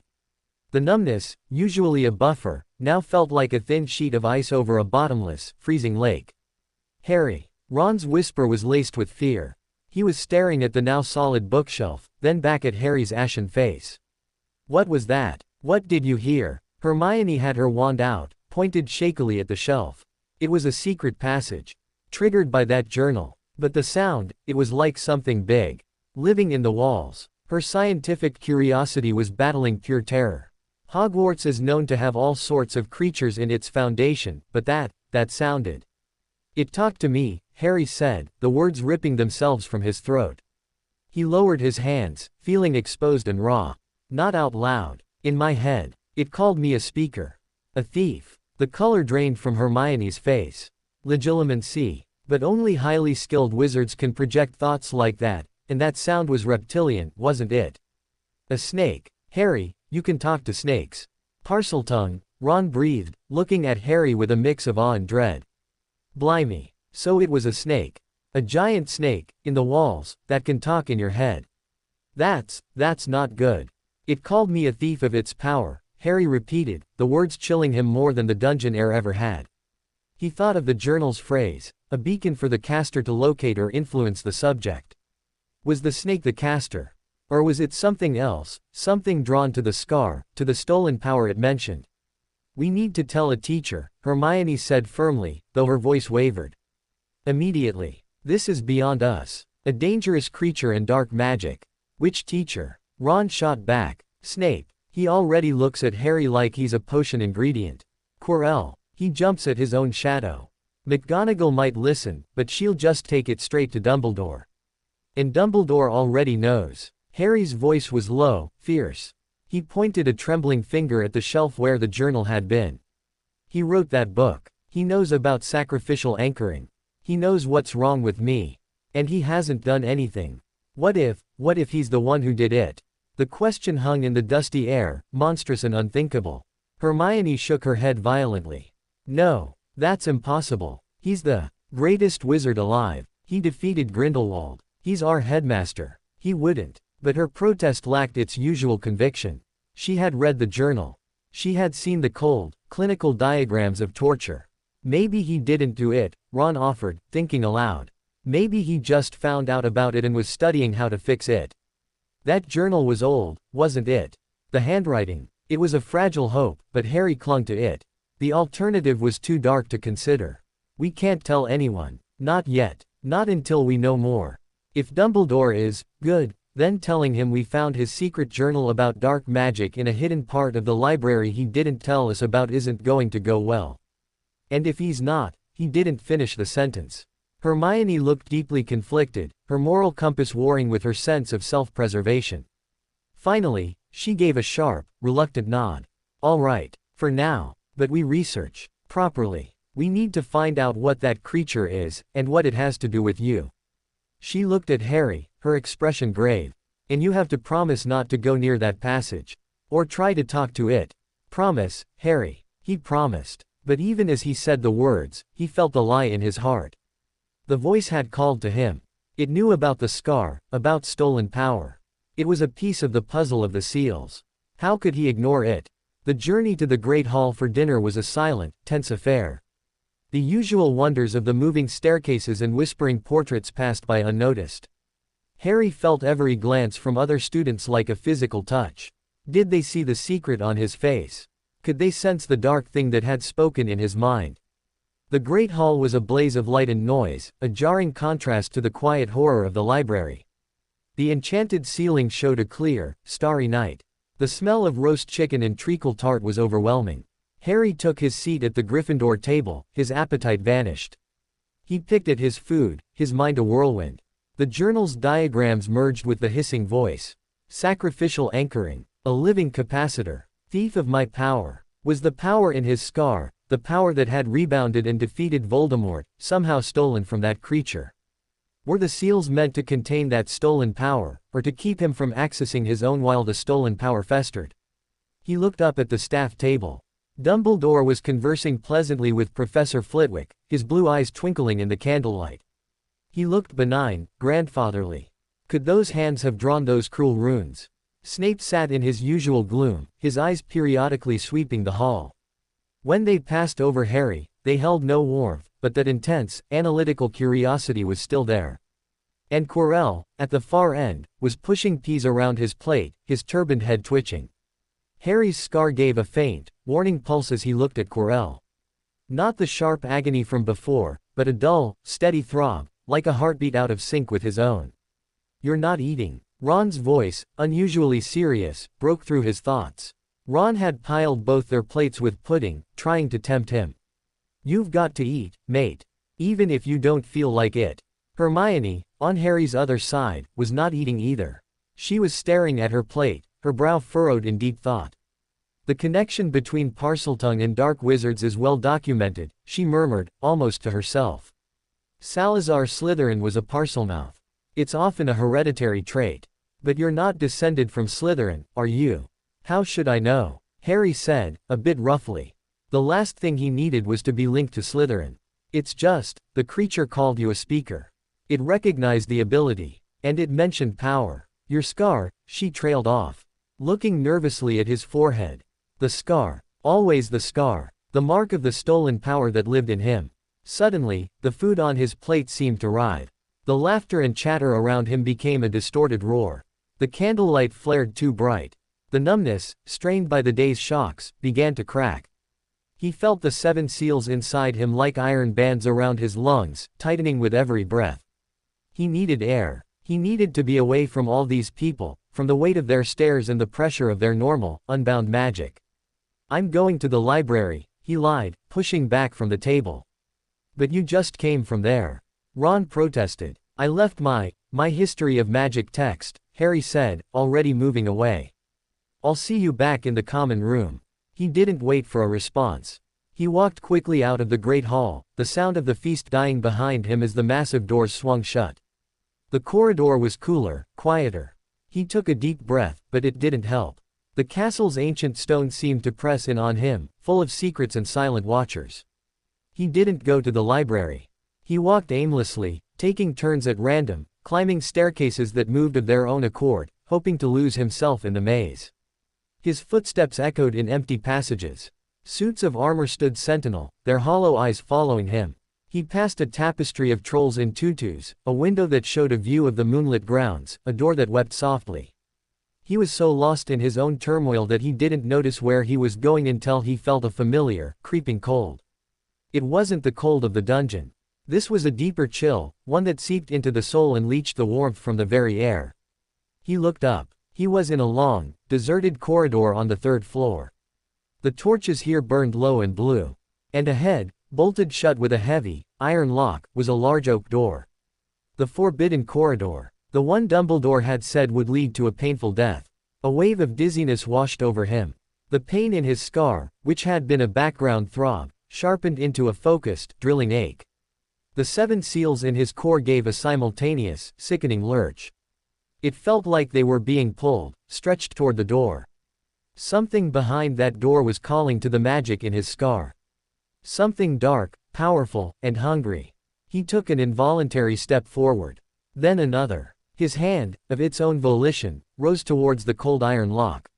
He wasn't thinking. He was moving like a sleepwalker, drawn by a compulsion deeper than curiosity.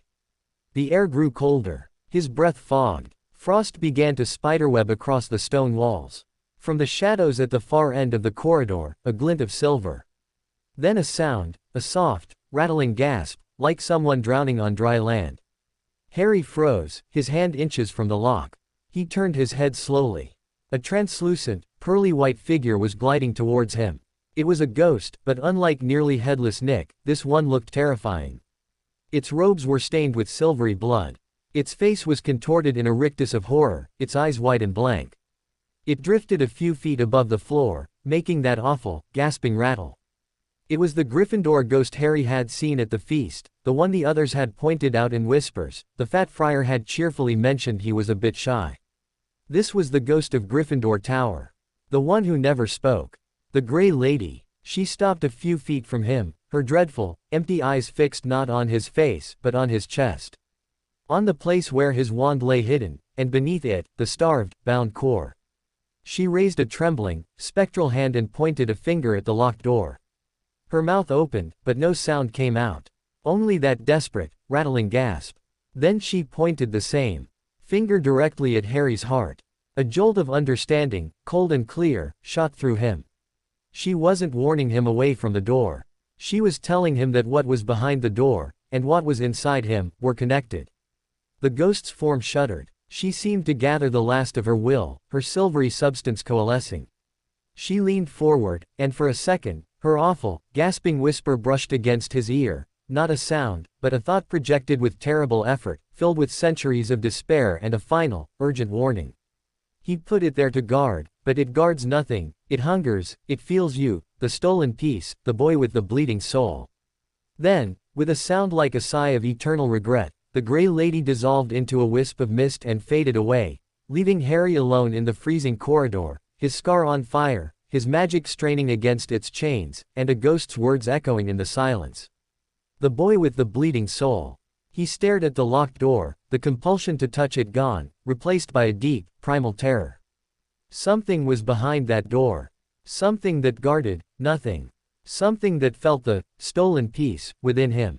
And Dumbledore had put it there.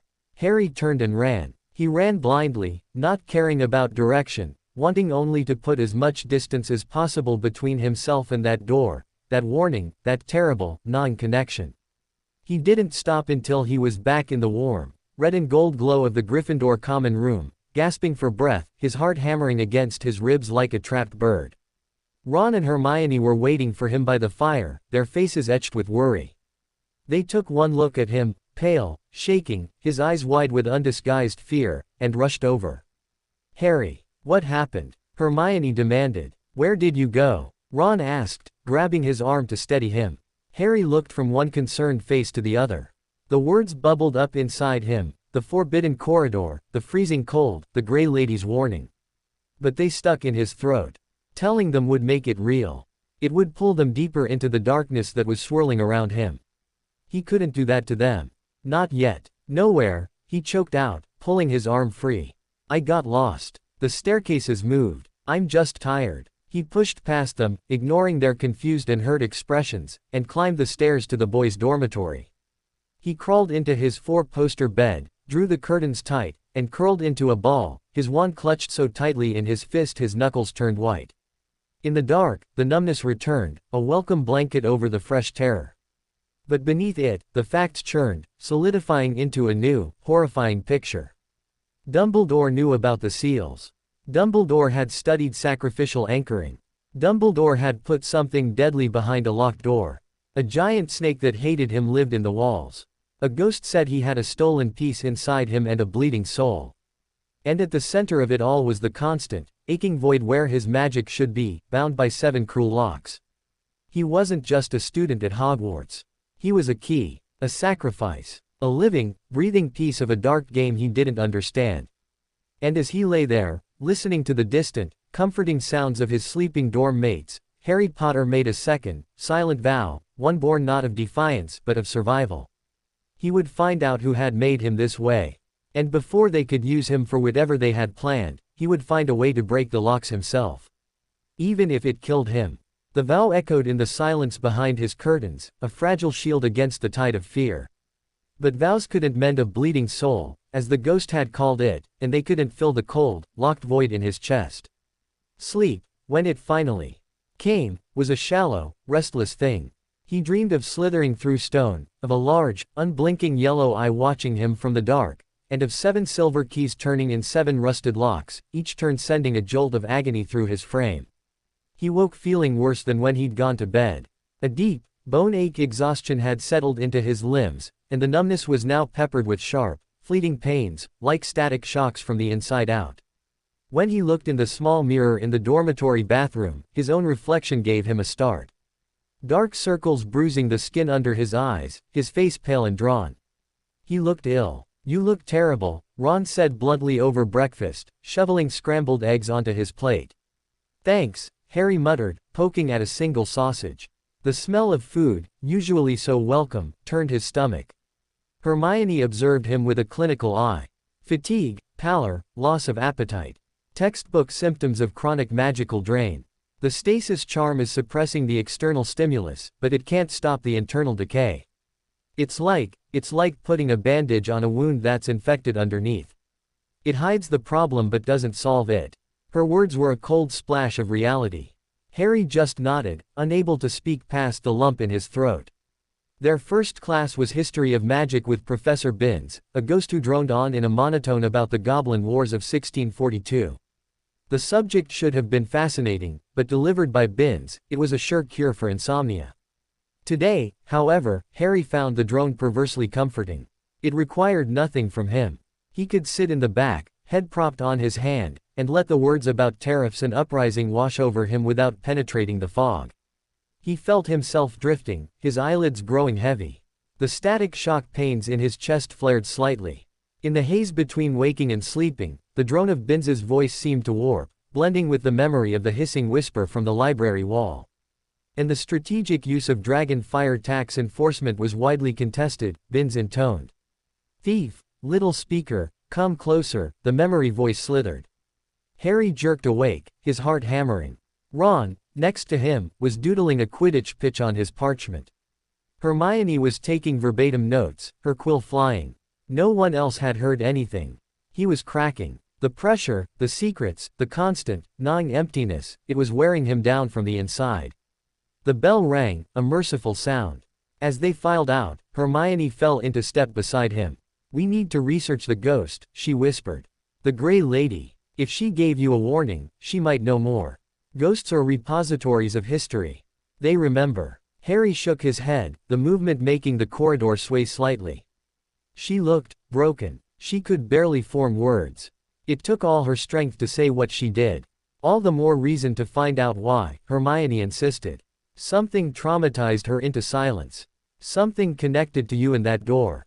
We'll go to the library after dinner." Restricted section this time. The thought of more research, more secrets, made Harry's head pound. But he nodded. Doing nothing was worse. Their next class was charms. Today, they were moving on from Lumos to the levitation charm, Wingardium Leviosa. Professor Flitwick, perched on his stack of books, squeaked with excitement as he demonstrated, making a feather rise and dance above their heads.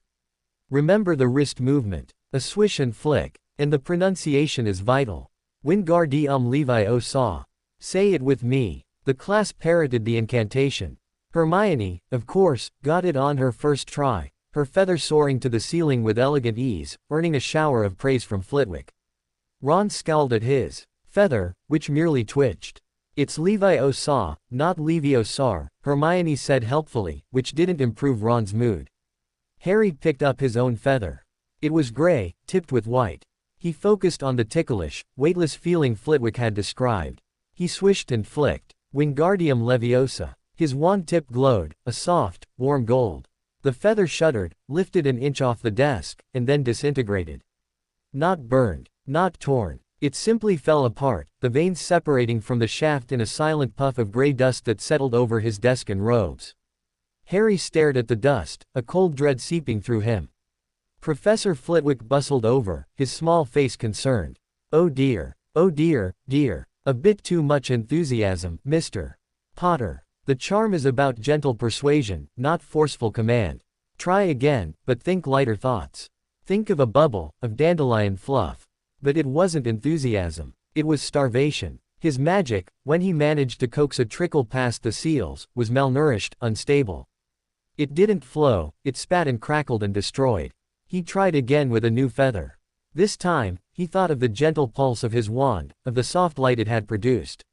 He whispered the charm. The feather rose. It wobbled, spinning slowly, about a foot above his desk. It wasn't graceful like Hermione's. It was shaky, uncertain, like a baby bird on its first flight. But it was in the air. A tiny, fractured spark of triumph ignited in his chest. Then the static shock in his core became a sudden, vicious cramp. It was a white-hot knot of pain behind his ribs, so sharp he gasped, doubling over. His concentration shattered. The feather dropped like a stone. Mr. Potter, Flitwick exclaimed, peering up at him. Are you unwell? You've gone quite pale. Fine, Harry gritted out, straightening up, the pain receding to a dull, throbbing ache. Just a stitch. Flitwick's bright, bird-like eyes studied him with surprising depth. Magic should not cause pain, my boy, he said quietly, so only Harry could hear.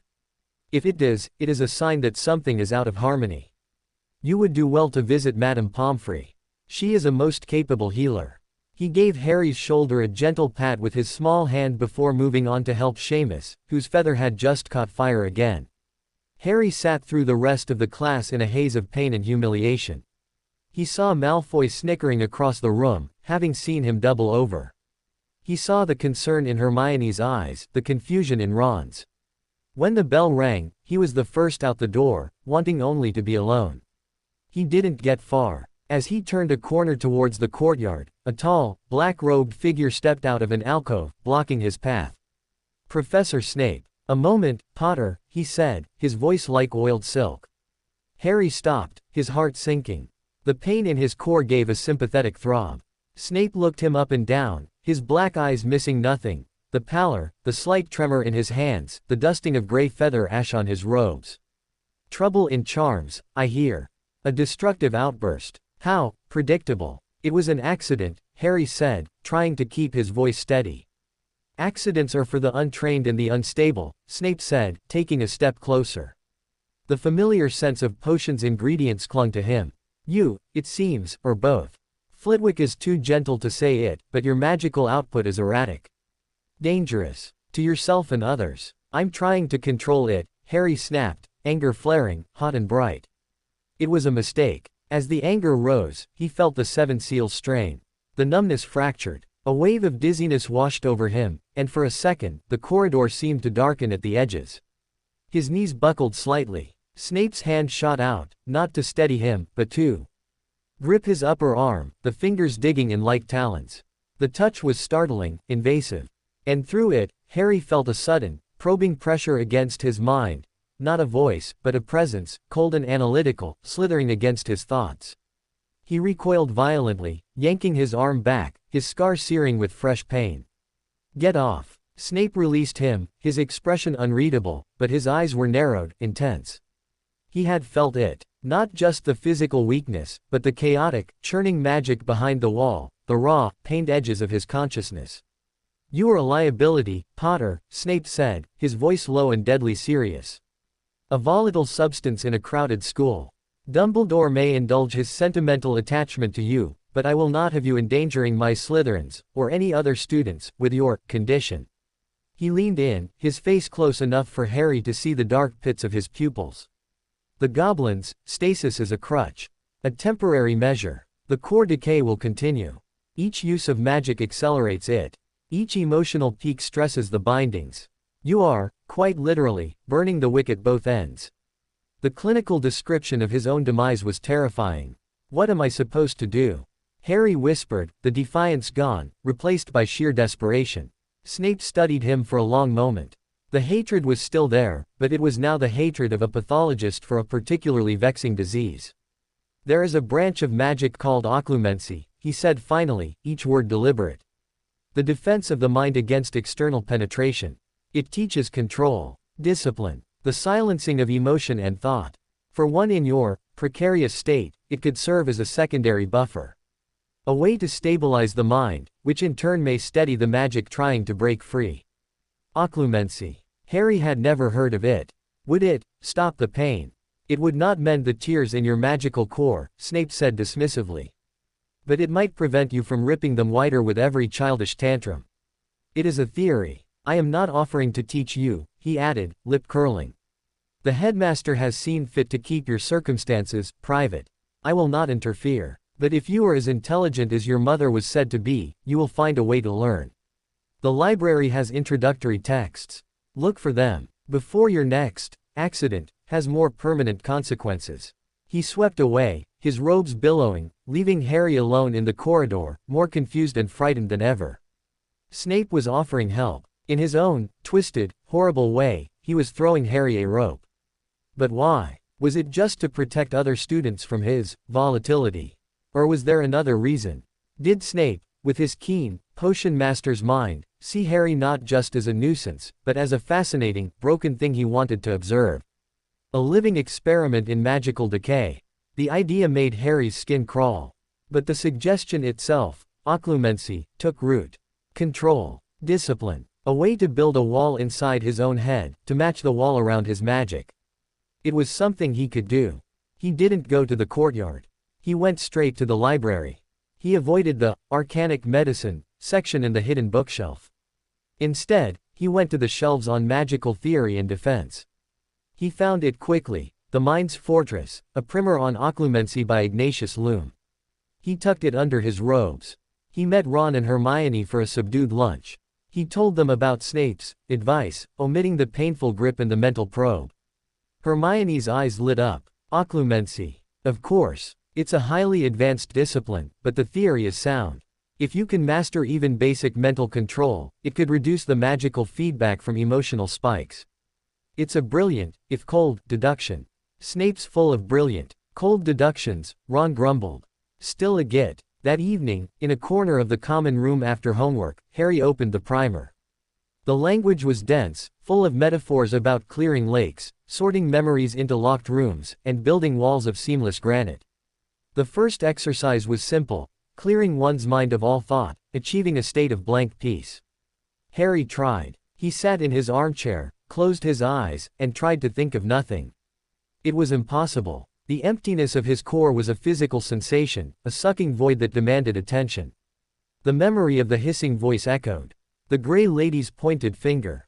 The pain from Charm's class.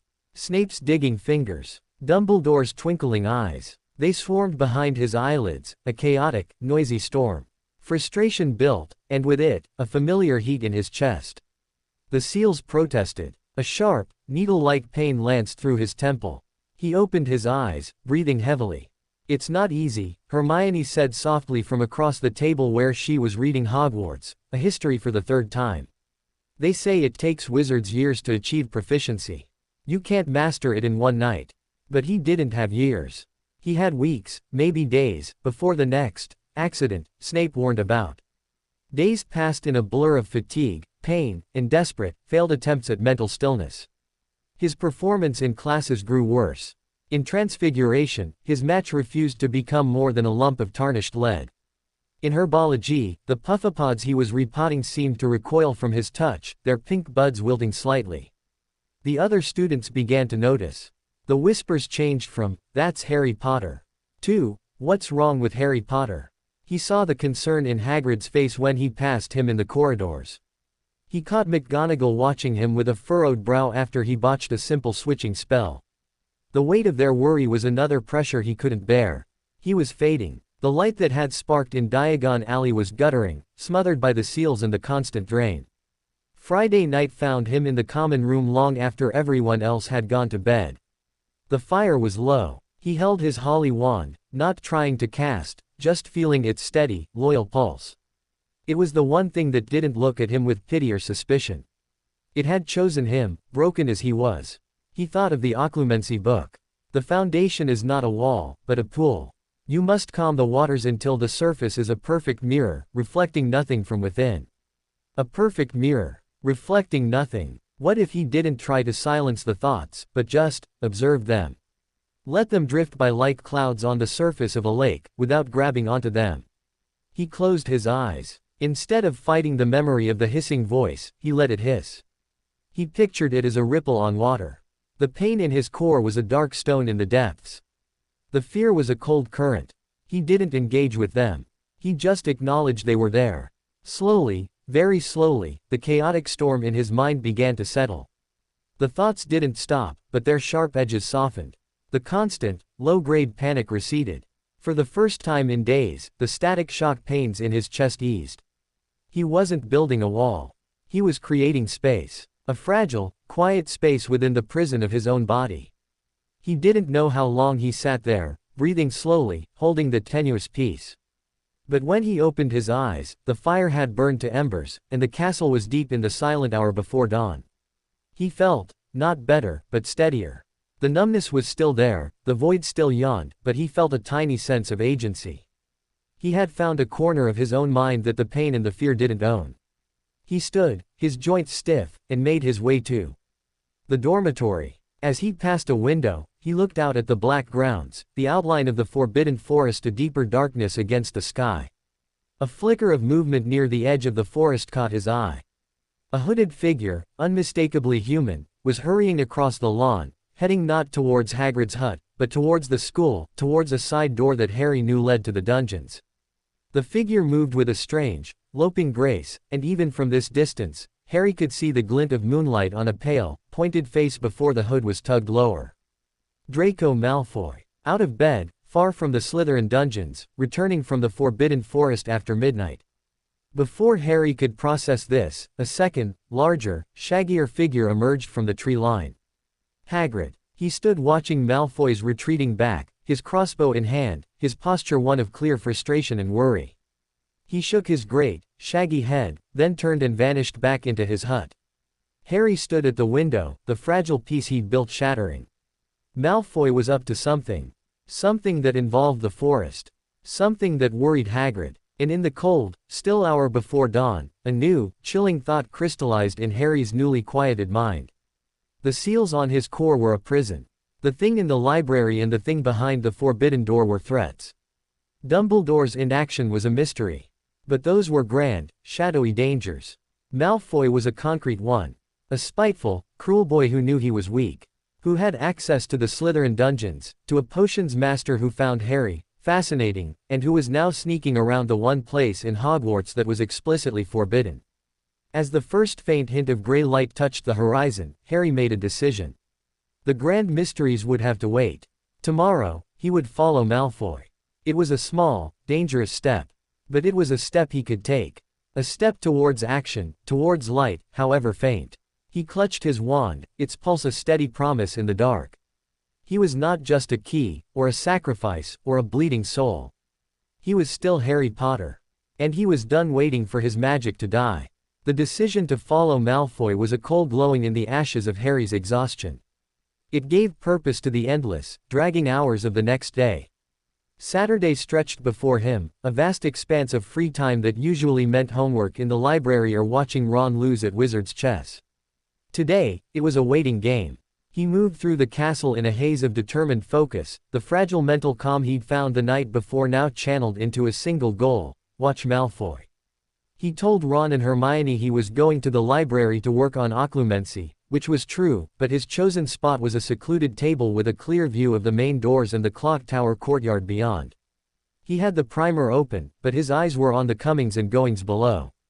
Hermione found him there mid-morning, her arms full of books. "Any progress?" she asked, nodding at the mind's fortress. "Some," Harry said, which wasn't a lie. The simple act of focusing on an external task, watching for a flash of white blonde hair, had a calming effect similar to the book's exercises. His mind was a still pond, and Malfoy was the only ripple he allowed on the surface. Hermione sat, lowering her voice. "I've been researching the Grey Lady. Her name is Helena Ravenclaw. She was the daughter of Rowena Ravenclaw. The stories say she stole her mother's diadem, a relic that was said to enhance wisdom, and fled. She was killed by a jealous baron, who then took his own life. That's the Bloody Baron, the Slytherin ghost. She's been a silent ghost ever since, full of remorse. A stolen diadem. A daughter who took something precious and paid with her life. The parallels to the Grey Lady's words, the stolen piece, the boy with the bleeding soul, were too stark to ignore." "She thinks I stole something," Harry murmured, his eyes still on the courtyard. "That's what she meant. But you didn't," Hermione said firmly. Unless the scar," she couldn't finish the thought. "The point is, her trauma is about theft and regret. Her warning might be more symbolic. A projection of her own pain onto you. Or she knows something about what the scar really is," Harry countered. The idea was a dark bloom in his mind. A stolen piece of someone else's power, lodged in his forehead, poisoning him. It fit the journal's description of a sacrificial anchor perfectly. They sat in heavy silence. The clock tower bell chimed 11. Still no sign of Malfoy. By late afternoon, Harry's vigilance was fraying. The constant focus was a mental strain, and the static pains in his core were returning, sharper now, as if his magic was resentful of being forced into such narrow channels. A headache began to pound behind his eyes, synchronizing with the throb of his scar. He was about to give up, to retreat to the common room and its forgiving armchairs, when he saw it. A glimpse of sleek, white blonde hair, not exiting the castle, but entering from the direction of the covered bridge that led to the greenhouses. Malfoy. He wasn't wearing his school robes, but dark, close-fitting clothes under an open cloak. He carried nothing, but his hands were thrust deep in his pockets, his shoulders hunched. He moved quickly, with a furtive energy, slipping through the main doors and heading straight for the marble staircase, down towards the dungeons. Harry was on his feet in an instant, his books forgotten. "I have to go." "Harry, wait," Hermione began, but he was already moving, weaving through the library tables towards the exit. He followed at a distance, his heart hammering a frantic rhythm against his ribs. Malfoy descended to the dungeons, but instead of turning towards the Slytherin common room, he took a narrower, darker corridor that Harry recognized as leading to the potions classroom and, beyond it, Professor Snape's private office. Harry pressed himself into a shadowy alcove behind a grim-looking statue of a one-eyed wizard. He watched as Malfoy stopped before Snape's office door. He didn't knock. He glanced over his shoulder. Harry held his breath, then took something small and metallic from his pocket. Not a key. It looked like a slender, twisted pick. Malfoy inserted it into the lock, gave it a delicate turn, and with a soft click, the door swung open a crack. He slid inside, closing it silently behind him. Breaking into Snape's office. The sheer audacity of it stole Harry's breath. What was Malfoy playing at? Stealing ingredients. Looking for test answers. It seemed too petty, too risky, for what Harry had seen last night. He waited, counting the slow seconds in the dripping silence of the dungeon corridor. 1 minute. 2. The static pain in his chest was a constant ache now, a protest against the tension. He focused on his breathing, trying to maintain the quiet pool in his mind, but fear and curiosity were churning the waters.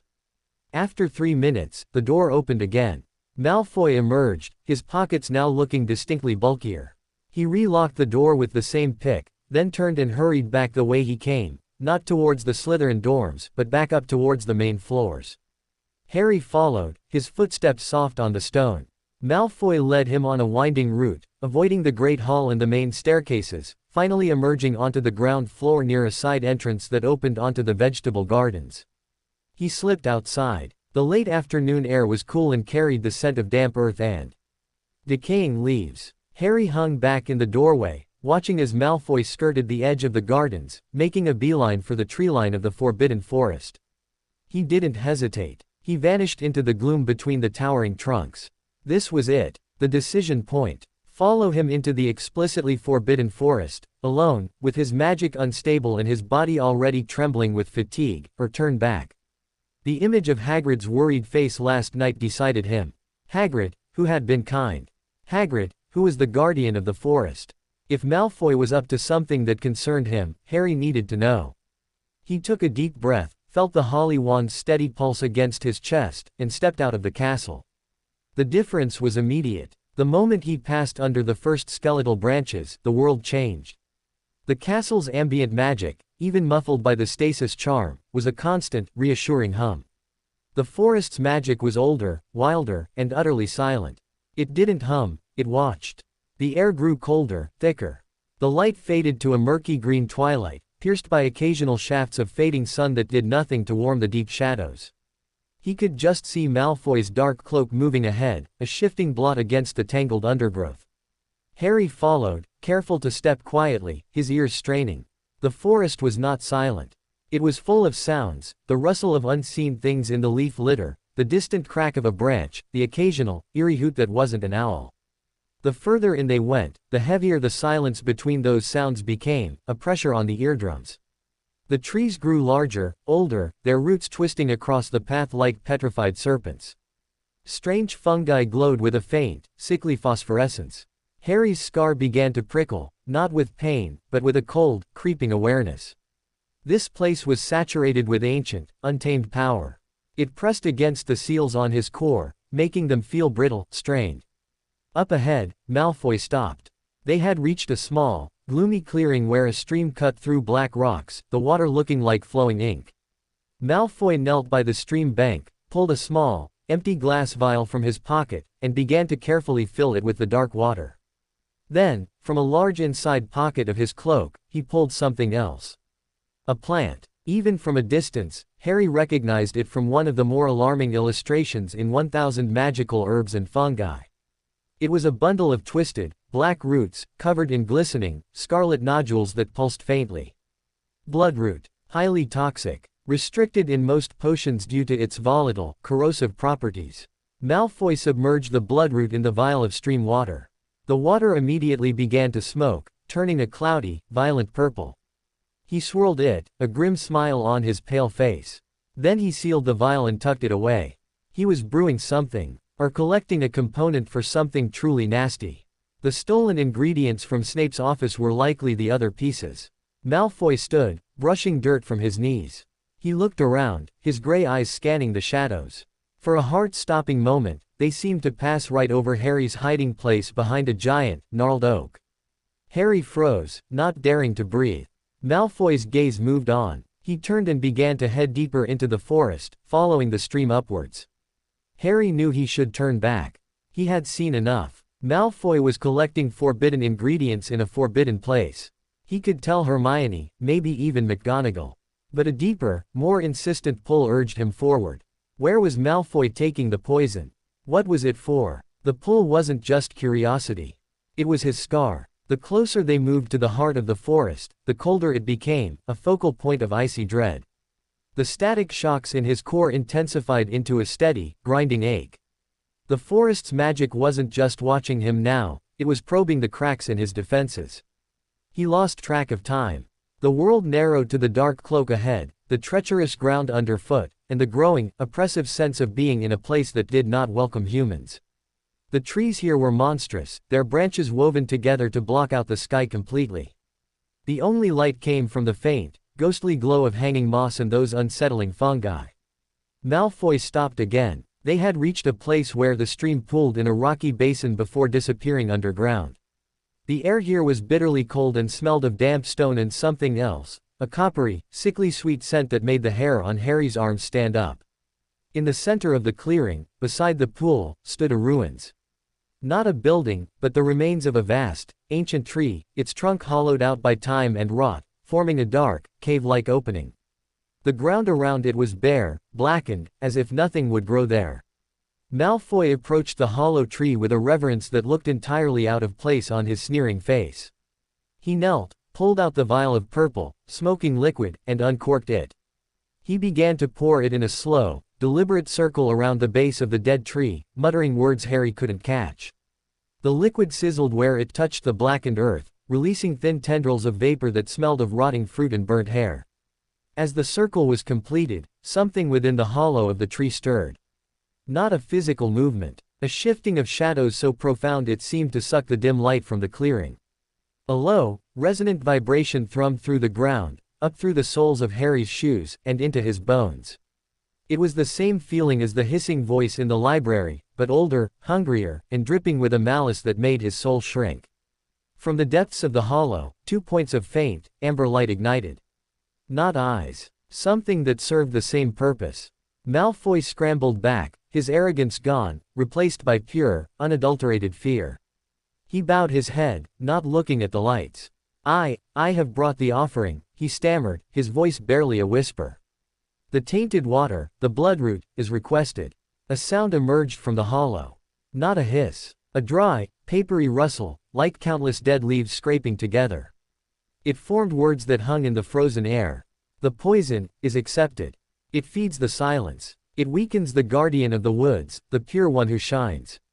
The voice was ancient, devoid of life, full of a bitter, endless thirst. Harry's scar erupted in white-hot agony. He bit down on his fist to keep from crying out, tears springing to his eyes. The 7 seals in his core felt like they were being squeezed in a vice. The boy, the speaker with the stolen light, he is near. I taste his pain on the air. His magic bleeds. It calls. Malfoy's head snapped up, his eyes wide with terror and confusion. He looked around frantically. Pete Potter. Here. I wasn't followed.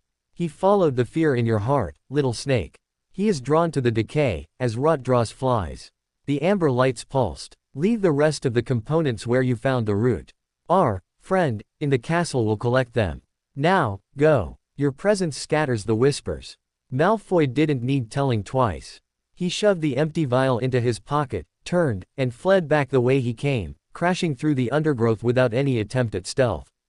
Harry remained frozen, pinned by the amber lights and the agony in his head. He was exposed. The thing knew he was there. Come closer, little thief, the rustling voice crooned. Let me see the vessel that holds a fragment of my master's great power. Let me see the seal that keeps it trapped, and you, so small, so broken. Master. The word echoed in the hollow tree and in Harry's splitting skull. This creature served someone whose power was in Harry's scar. Voldemort. The thing in the tree was a servant of Voldemort. And Malfoy was feeding it poison. Poison to weaken a guardian of the woods.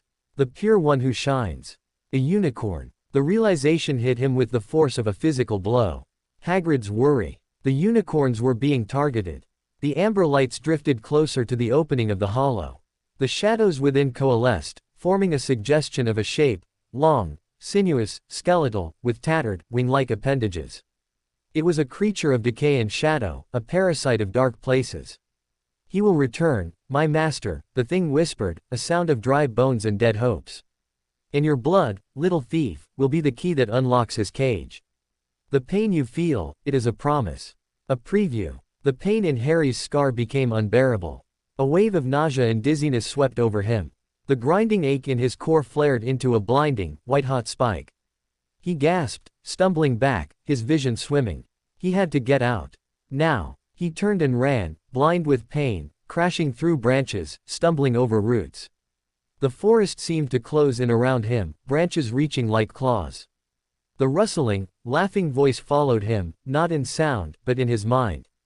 Run, little thief, run back to your gilded cage. We will meet again, when your magic breaks, and the feast begins.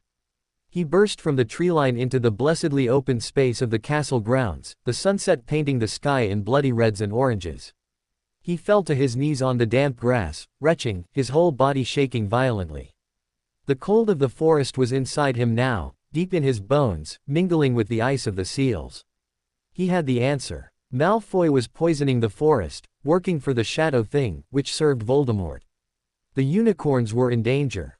And he, Harry, was somehow central to a plan he couldn't begin to understand. As he dragged himself to his feet, Shivering uncontrollably, he saw a figure standing on the castle steps, silhouetted against the dying light. Tall, bat-like, arms crossed. Professor Snape. He was looking directly at Harry, his expression in shadow. But as Harry stumbled closer, he could see the professor's face. There was no surprise, no anger, only a deep, grim satisfaction, as if a troubling hypothesis had just been confirmed. Snape had known, or he had suspected, and he had let Harry walk into the trap. Harry stopped a few feet away, his breath coming in ragged gasps, the taste of terror and poison on his tongue. Snape uncrossed his arms. In one pale hand, he held a small, crystal phial filled with a swirling, silver potion that seemed to emit its own faint light. The headmaster, Snape said, his voice cutting through the twilight like a knife, is occupied with other matters.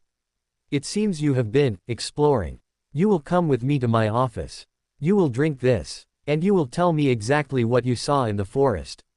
He held out the phial. The liquid inside swirled, hypnotic and cold. Harry looked from the potion to Snape's impassive face. He had no strength left to run, to argue, to defy. The coal of defiance in his chest was sputtering, drowning in the icy flood of truth. He was caught. The potion in Snape's hand was a glimmer of trapped moonlight in the gathering dusk. Harry stared at it, his mind screaming warnings even through the haze of pain and exhaustion. Truth potion. Veritaserum. He'd read about it in one of Hermione's books. There was no resisting it. Snape's office was exactly as Harry remembered from his detention, dark, lined with shelves of grotesque pickled things, and smelling strongly of herbs and bitterness. The fire in the grate did little to warm the room. Snape pointed to a hard-backed chair in front of his desk. Sit. Harry sat. His body felt like it was made of glass, ready to shatter. The cold from the forest had settled deep, and the grinding ache in his core was a constant, nauseating throb. Snape placed the crystal phial on the desk between them with a soft click. He did not sit. He stood, looming, his black eyes reflecting the flickering firelight. You will drink this, Potter.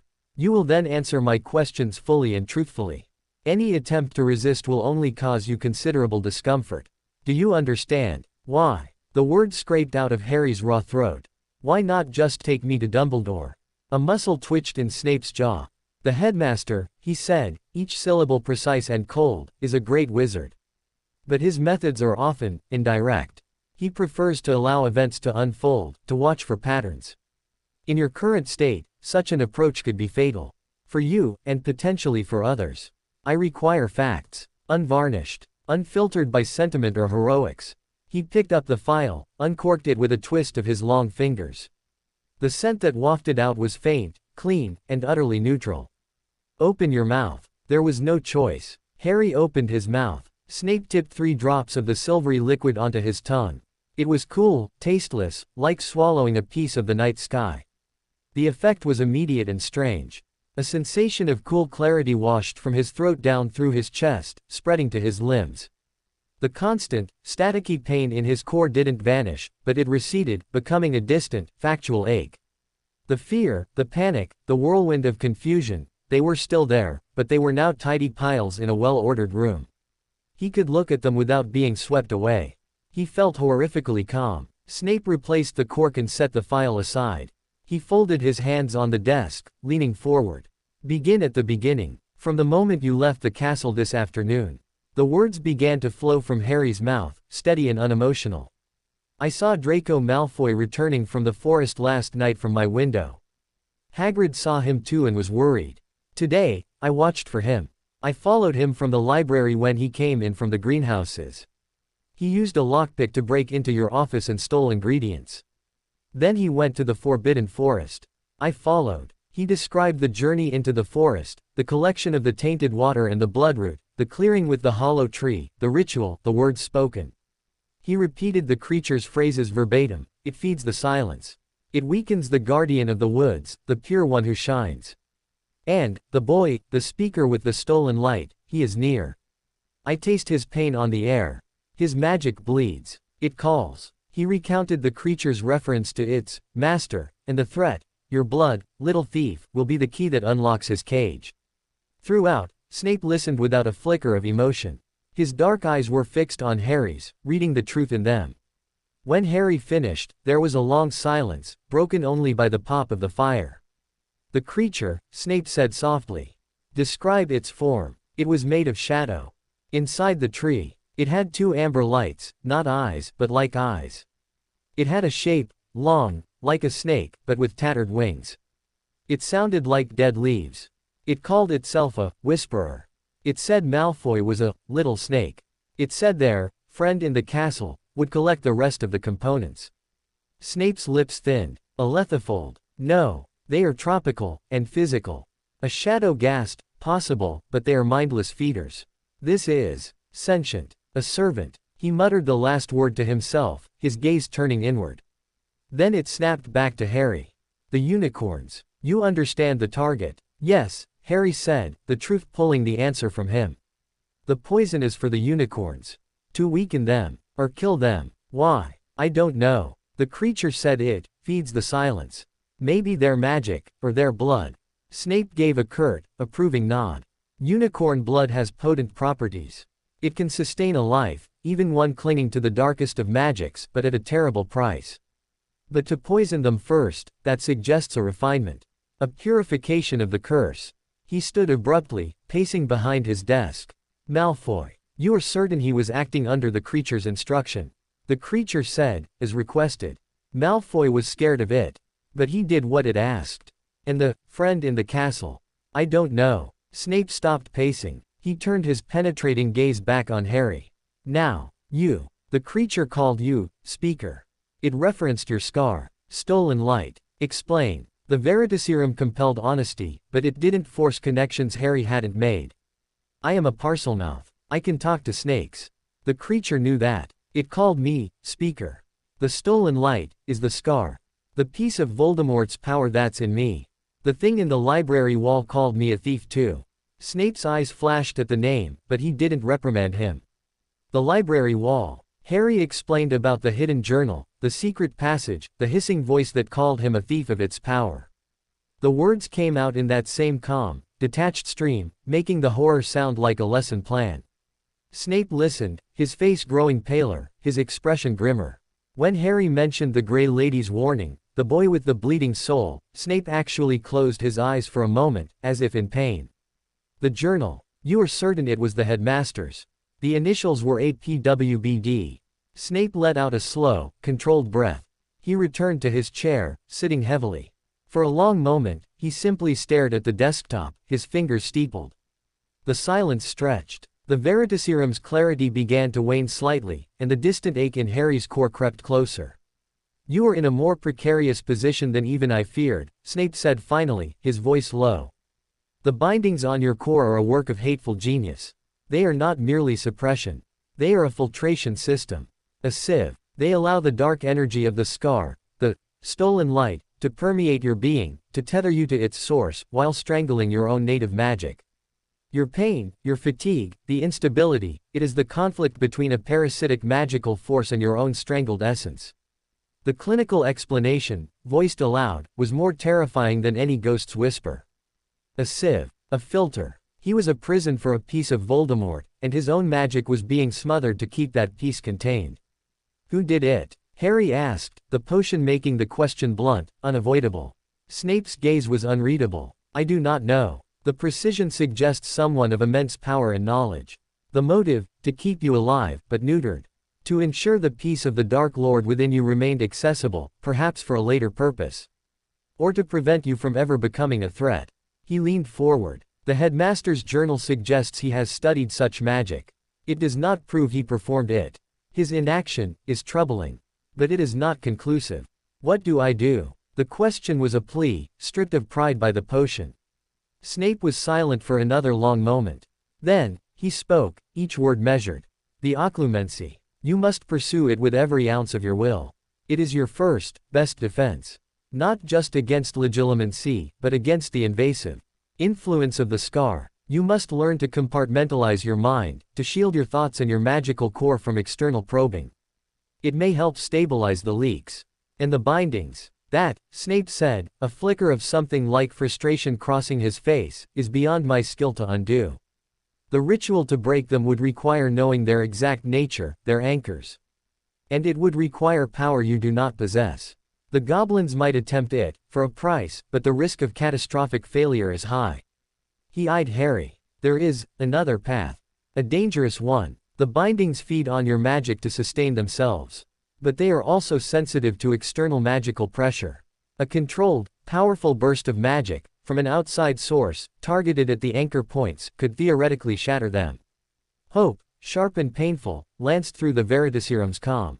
How? A ritual. A confluence of focused energy. It would be like using a hammer on a frozen lock. It might break the lock. Or it might shatter what's inside. Snape's expression was grim. It is a theory. I have never seen it attempted. The necessary components, the timing, the power source, it is the work of years to arrange. And it would require the cooperation of several powerful witches and wizards, all acting in concert. Trust is a rare commodity. The hope died as quickly as it had come. Years. Cooperation. Trust. Things he didn't have. For now, Snape continued, standing, signaling the audience was over, you will return to your dormitory. You will say nothing of this to anyone, not even to your loyal sidekicks, Weasley and Granger. Their knowledge only endangers them and you. You will continue to practice occlumency. You will avoid the Forbidden Forest, the third-floor corridor, and any other, extracurricular exploration. And you will stay away from Malfoy. He is a pawn, but a dangerous one. Harry stood, his legs unsteady. The Veritaseram's effects were fading rapidly, and the full weight of the pain and fear came crashing back, mingled with a deep, soul-crushing weariness. Professor, he said, as Snape moved to open the door. The unicorns, Hagrid. Snape paused. The gamekeeper is aware of the threat. He has been for some time. It is why he patrols. The rest is not your concern. Your only task is to survive. Now, get out. Harry stumbled out into the dungeon corridor. The walk back to Gryffindor Tower was a blur. He gave the password, Fortuna Major, to the fat lady in a dull voice and climbed through the portrait hole. The common room was warm and full of life. Ron and Hermione were waiting by the fire, their faces etched with anxiety that turned to relief when they saw him, then to fresh worry at his appearance. Harry, where have you been? Hermione demanded, rushing over. We've been looking everywhere. You missed dinner. Snape, Harry mumbled, sinking into an armchair. The fire's warmth didn't touch the cold inside him. He wanted to talk about my potion. It was a weak lie, but he was too exhausted to craft a better one. The Veritaserum vow of secrecy felt like a physical chain around his tongue. Ron's eyes widened. Blimey, what did he do to you? You look like you've been wrestling a troll. Just talked, Harry said, closing his eyes. He couldn't tell them. Snape was right. Knowing would paint targets on their backs. The creature had sensed him through his pain. What if it could sense others through their connection to him? Hermione was not convinced. She studied him with that piercing gaze. Harry, something's happened. You can tell us. He opened his eyes and looked at her, then at Ron.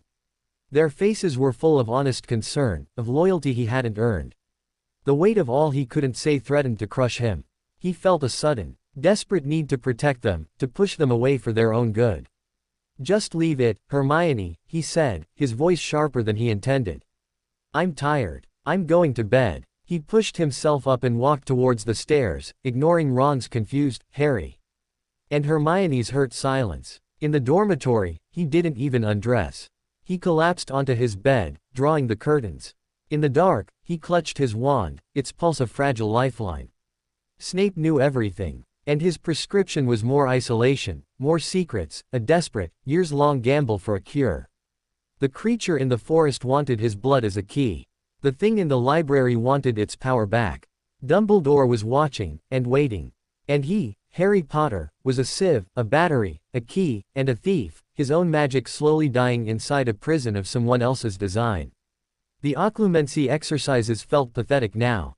Building a quiet pond in his mind while a tsunami raged outside. But it was all he had. He closed his eyes, and in the darkness, he began the laborious task of trying to smooth the waters, to push the terror and the pain to the edges, to find that small, quiet space within. It was harder than ever. The memory of the amber lights, the rustling voice, the taste of the Veritaserum, they were violent stones thrown into his mental pool. But he kept trying. Because Snape was right about one thing. His only task was to survive. And as he finally drifted into a thin, troubled sleep. The last clear thought he had was not of spells or secrets, but of the look on Hagrid's face as he watched Malfoy flee the forest. Worry for the unicorns. Worry for the creatures in his care. A pure heart, shining in the dark. And a target on its back. The days after the Veritaserum interrogation passed in a gray, muffled parade. Harry moved through his routine like a ghost haunting his own life. He attended classes, ate meals, did homework, but the spark of engagement was gone. The world was behind the thick glass of the stasis charm, and now, behind the new, deliberate wall he was building in his mind. Occlumency was his secret obsession. In every spare moment, lying in bed before sleep, during the dull parts of history of magic, in the back of the common room while Ron and Hermione argued over chess, he practiced. He visualized the still pool, the empty mirror. He sorted his fears into mental drawers: the forest creature, the library whisperer, the seals, Dumbledore's silence, Snape's knowledge. He labeled them, closed them, and turned the key. It was exhausting, constant work, but it had a strange effect.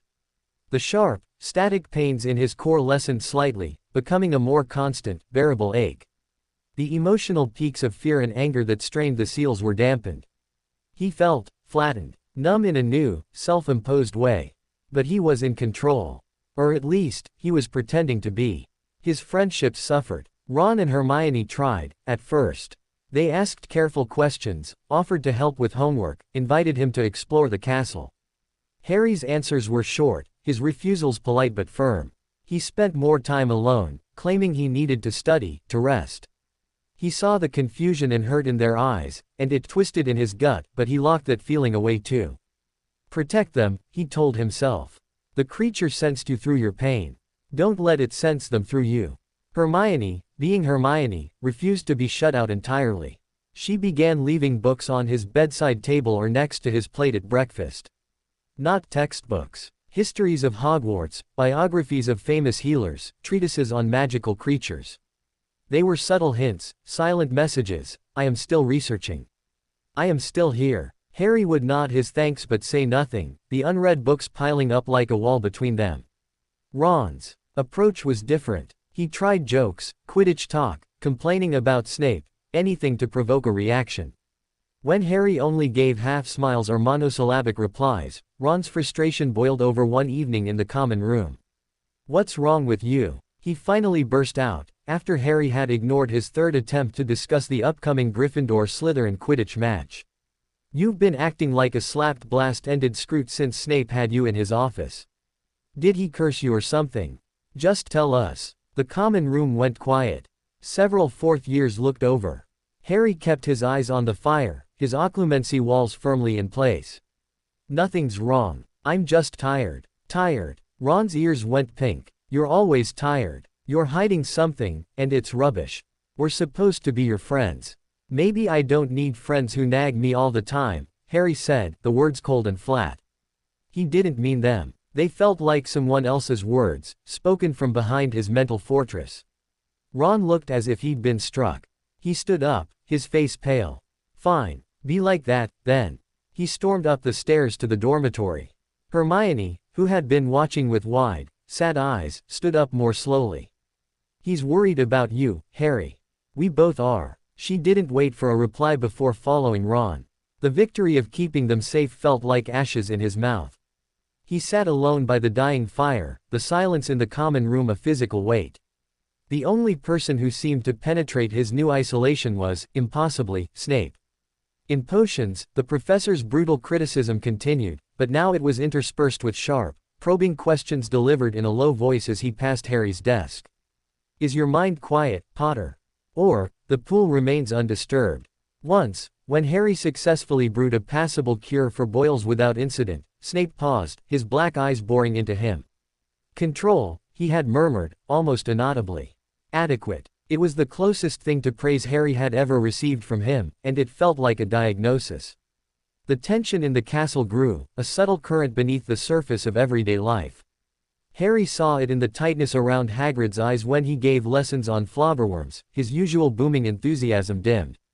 He saw it in the way Professor McGonagall's gaze often drifted to the windows overlooking the forest during Transfiguration.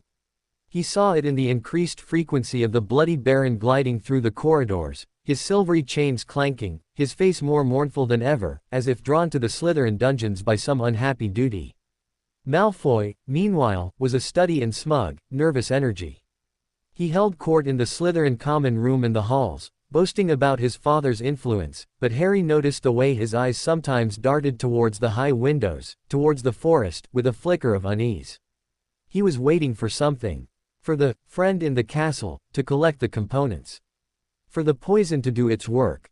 Then, one crisp Tuesday morning in late October, the unseen war became visible. It happened at breakfast. The post owl swooped in as usual. Hedwig landed gracefully, dropping a letter from Hagrid inviting Harry, Ron, and Hermione for tea that afternoon. Harry's heart sank. He couldn't face Hagrid's kind, worried eyes, not with the secret of the poison burning in him. He tucked the note away. But the normal flurry of owls was followed by a commotion at the staff table. A large, handsome eagle owl, feathers ruffled and one wing drooping slightly, landed clumsily in front of Hagrid, a scroll tied to its leg. Hagrid untied it, his large hands surprisingly gentle. As he read, all the color drained from his face beneath his wild beard. He stood up so quickly his chair scraped loudly on the flagstones. Without a word to the other teachers, he turned and lumbered out of the great hall at a pace just short of a run. A murmur swept through the students. Dumbledore watched him go, his twinkling eyes serious for once. Snape's gaze followed Hagrid, then slid, deliberate and heavy, to Harry.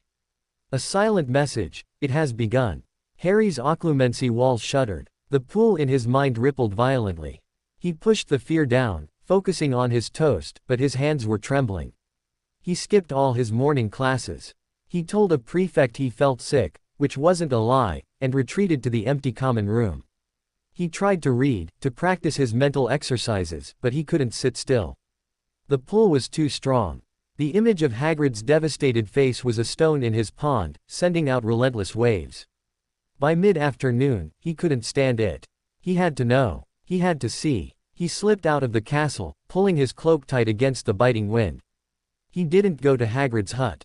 He knew he wouldn't be welcome there, not in the middle of a crisis.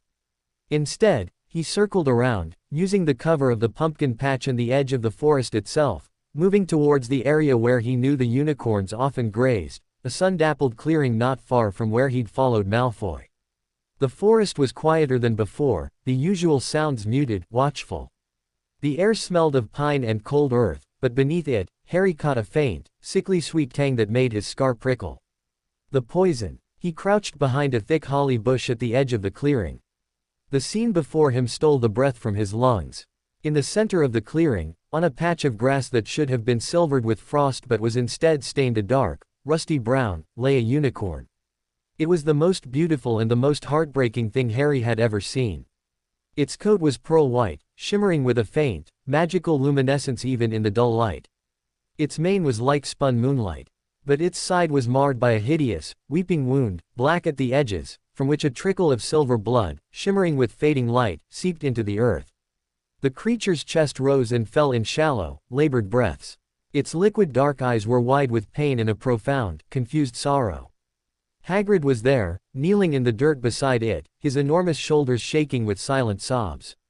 He was gently applying a poultice of bright green leaves to the wound, his hands tender. Madame Pomfrey was there too, her Medi Witch's bag open, her face pale and stern as she murmured incantations, her wand weaving complex patterns over the unicorn's body. The spells seemed to glow with a pure, gold light as they touched the creature, but the black poison repelled them, smoke rising where the magics met. The infections in the blood, Poppy, Hagrid choked out. Them spells, they're just skimming the surface. It's eating her up from the inside. I know, Rubeus, Madame Pomfrey said, her voice strained. I've sent for Severus. He may have an antidote for the bloodroot, if that's what this is. But it's been corrupted with something else, something dark. I've never seen its like. As if summoned, Snape emerged from the trees on the other side of the clearing, his black robes making him a slash of shadow against the green.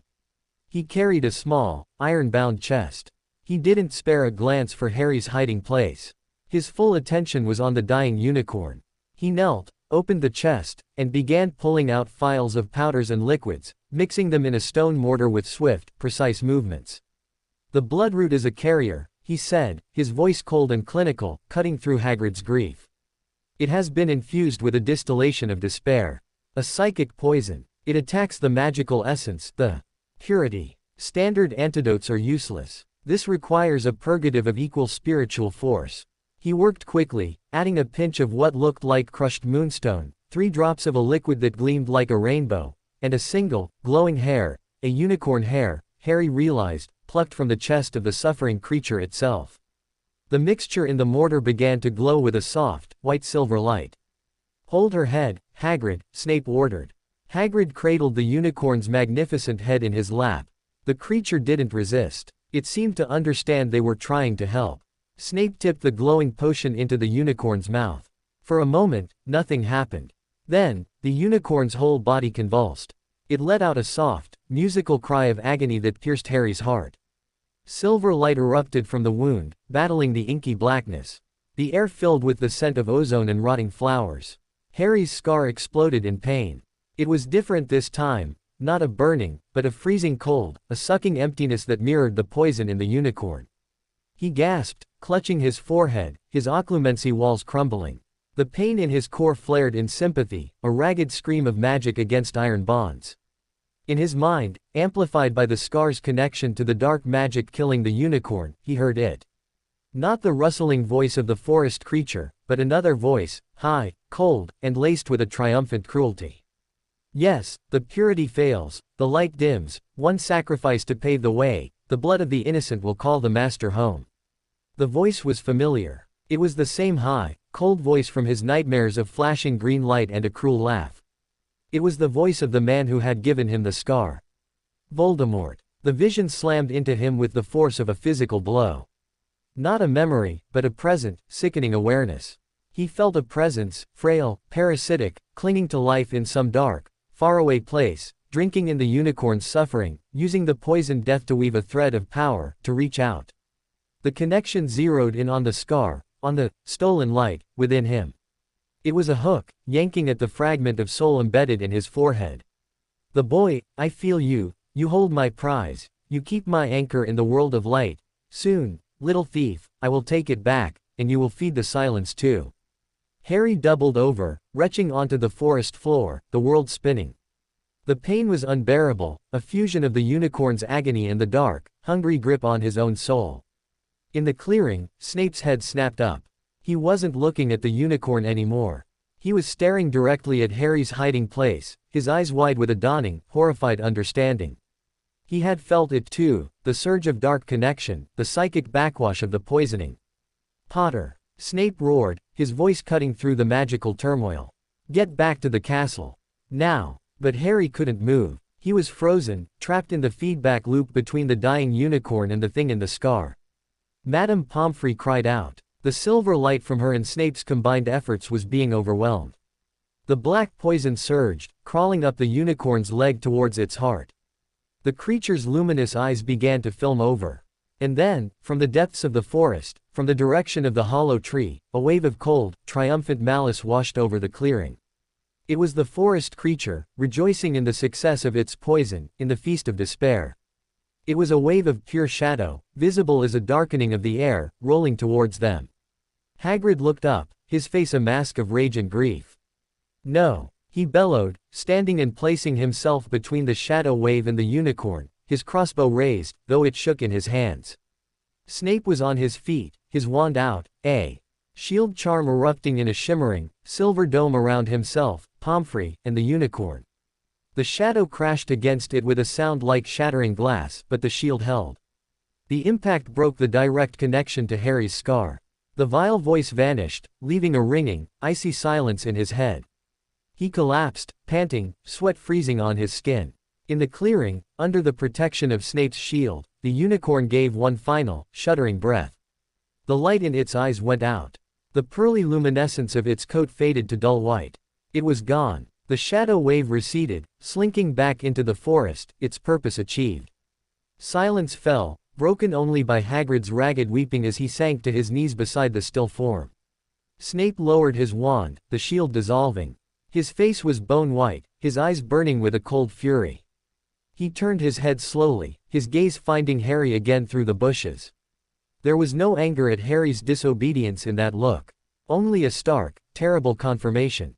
The war was no longer unseen. The first casualty lay on the forest floor, its silver blood staining the earth.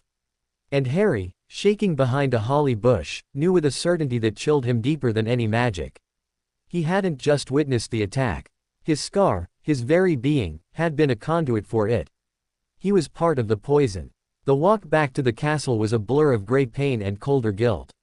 Snape didn't escort him. He merely pointed a long, pale finger towards the castle, his expression unreadable, before turning back to the grim scene in the clearing. Harry stumbled away, the image of the dead unicorn seared onto the back of his eyelids, the echo of Voldemort's cold, gloating voice still whispering in the hollows of his mind. He didn't make it to the common room. He didn't even make it past the entrance hall. The combined weight of the psychic assault, the violent resurgence of his core pain, and the crushing guilt overwhelmed the fragile discipline of his occlumency. The quiet pool in his mind was a churning, toxic swamp. He collapsed just inside the great oak doors, his knees giving way, his vision tunneling to a pinprick of light. The last thing he saw was the startled face of nearly headless Nick floating towards him before the darkness rushed up and swallowed him whole. He woke to the smell of antiseptic and dried nettles. The ceiling above was familiar, the infirmary. Soft, gray light filtered through high windows. It was either very early morning or a deeply overcast day. Every part of him ached with a deep, systemic exhaustion that went beyond muscles and bones. It was a magic ache, a hunger in the very center of his being. "Ah, you're back with us." Madame Pomfrey's face appeared in his field of vision, her expression a mix of professional concern and deep worry. She held a crystal glass filled with a steaming, purple potion that smelled of petrol and peppermint. "Drink this. All of it. It's a restorative for magical shock." Harry tried to sit up. A wave of dizziness forced him back onto the pillows. He took the glass with trembling hands and drank. The potion was thick, coating his throat, and sent a wave of artificial warmth through his limbs that did little to touch the cold void in his chest. What happened?" His voice was a dry croak. "You suffered a severe magical depletion episode, coupled with psychic feedback," Madame Pomfrey said briskly, tucking the blankets around him with more force than necessary. "You've been unconscious for nearly a day. Professor Snape brought you in. He was unusually specific about the cause." She fixed him with a stern look. "He said you witnessed a traumatic event in the forest. That you have a hypersensitive magical constitution that reacted poorly." A hypersensitive magical constitution. That was one way to describe being a walking, talking prison for a Dark Lord's soul fragment with 7 locks on your power. "The unicorn," Harry whispered. Madame Pomfrey's face softened, the professional mask slipping to reveal genuine sorrow. "Yes. A terrible, dark business. Hagrid is distraught. The other unicorns have been moved to a protected enclosure. Professor Dumbledore and the staff are increasing patrols." She paused, studying him. "Professor Snape also insisted you begin a regimen of strengthening potions. He's brewing them himself. He said your system requires specialized ingredients." She gestured to the bedside table, where 3 small phials sat, filled with liquids of different colors, one silver, one deep blue, one the color of old blood. They looked ominous. Before Harry could ask about them, the infirmary doors burst open. Ron and Hermione hurried in, their faces pale with worry. They stopped at the foot of his bed, looking as if they wanted to rush forward but were afraid he'd break. "Harry," Hermione breathed, "we heard you collapsed. Are you all right? What happened?" "Madame Pomfrey says you were in the forest," Ron said, his voice tight. "What were you doing there? After everything you said about being careful." The concern in their voices was a physical ache, worse than the magical one. He had pushed them away to protect them, and here they were, in the line of fire anyway. The guilt twisted inside him. "I saw," he stopped. He couldn't tell them about Voldemort's voice, about the connection. But he owed them some truth. "I saw the unicorn. The one that was poisoned. I felt it die." That was true enough. Hermione's hand flew to her mouth. Ron looked sick. "Blimey, Harry. No wonder you cracked. But why were you out there?" "I had to know," Harry said, which was also true. He looked from Ron's anxious face to Hermione's analytical one. The wall he'd built between them felt stupid and cruel now. The danger wasn't just around him, it was in him. Hiding from his friends wouldn't change that. "I'm sorry," he said, the words rough. For being a git. I didn't want you involved. It's worse than I told you. Worse than just a blockage. Hermione sat carefully on the edge of his bed. We know it's worse, Harry.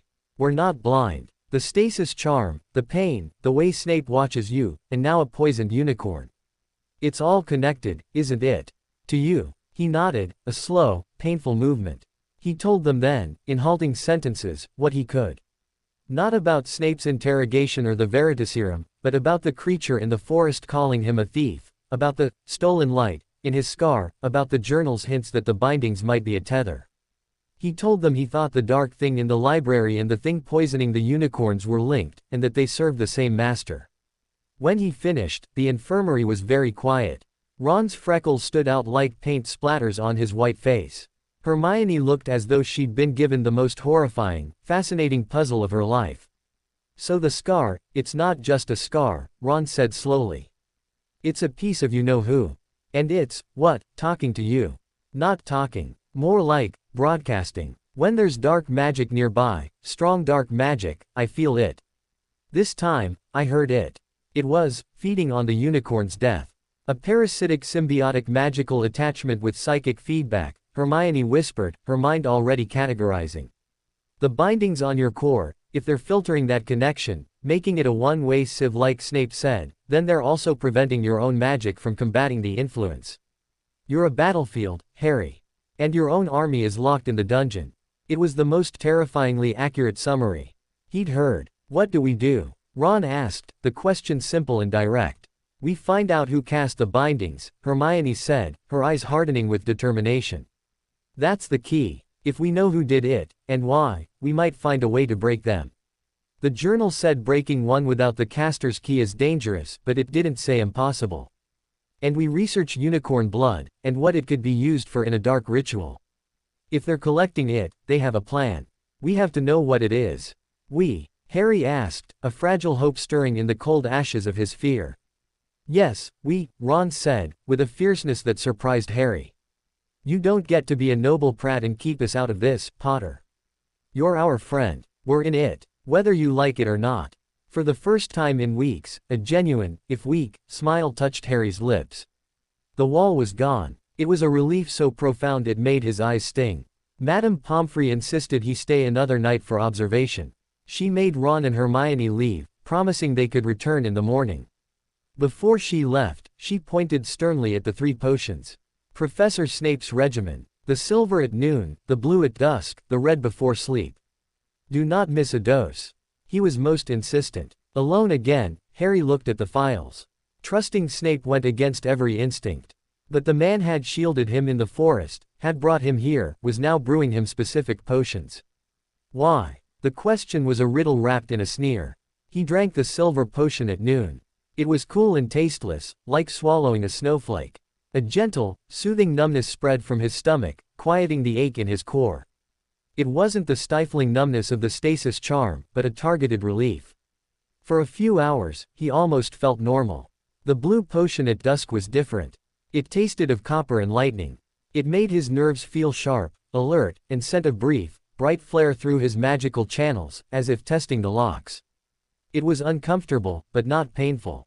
The red potion, as the clock chimed 10, was the color of a heart's blood and warm to the touch.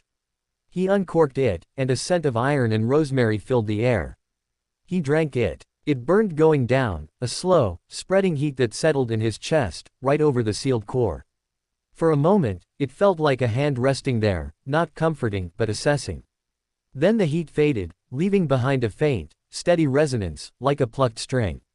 It was a monitoring potion. Snape was keeping track of his vital signs, magically.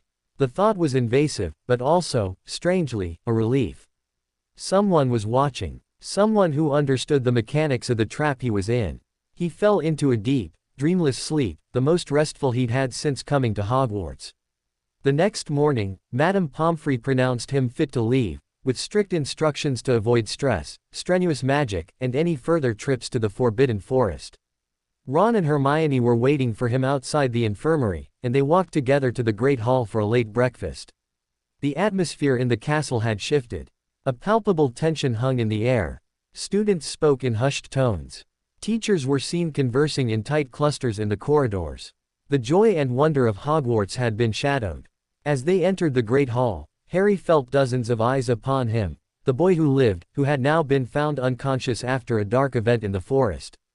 The speculation was a tangible thing. He kept his head down, following Ron to the Gryffindor table. He saw Malfoy at the Slytherin table, holding court. He looked paler than usual, his eyes glittering with a nervous excitement.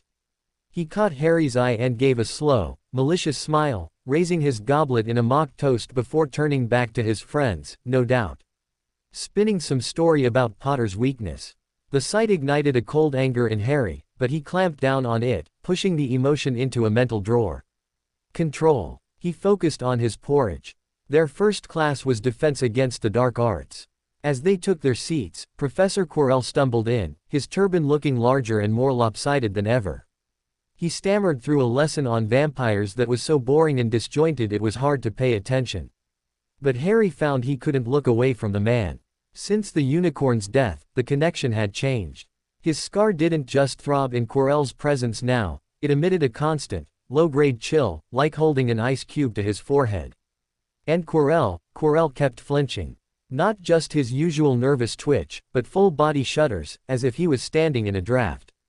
His eyes, when they accidentally met Harry's, were wide with a new, profound terror, and something else, a desperate, hungry avarice. The friend in the castle. The thought struck Harry like a bolt. The creature had said the friend would collect the rest of the components. Who had access to the forest, to dark creatures, who was always in the castle, and who was clearly physically and magically suffering. Quirrell. The stuttering, terrified professor was the obvious, perfect mask. No one would suspect him. Harry's scar went icy cold. He was sitting 15 feet from the person helping to poison unicorns, to weaken the school's defenses, on behalf of the thing in the forest and the voice in his head. The lesson ended. As the class filed out, Quirrell called out, "P.P. Potter. A.M. moment, if you please." Ron and Hermione looked at Harry anxiously. He nodded for them to go on. He needed to see this up close. He approached the teacher's desk.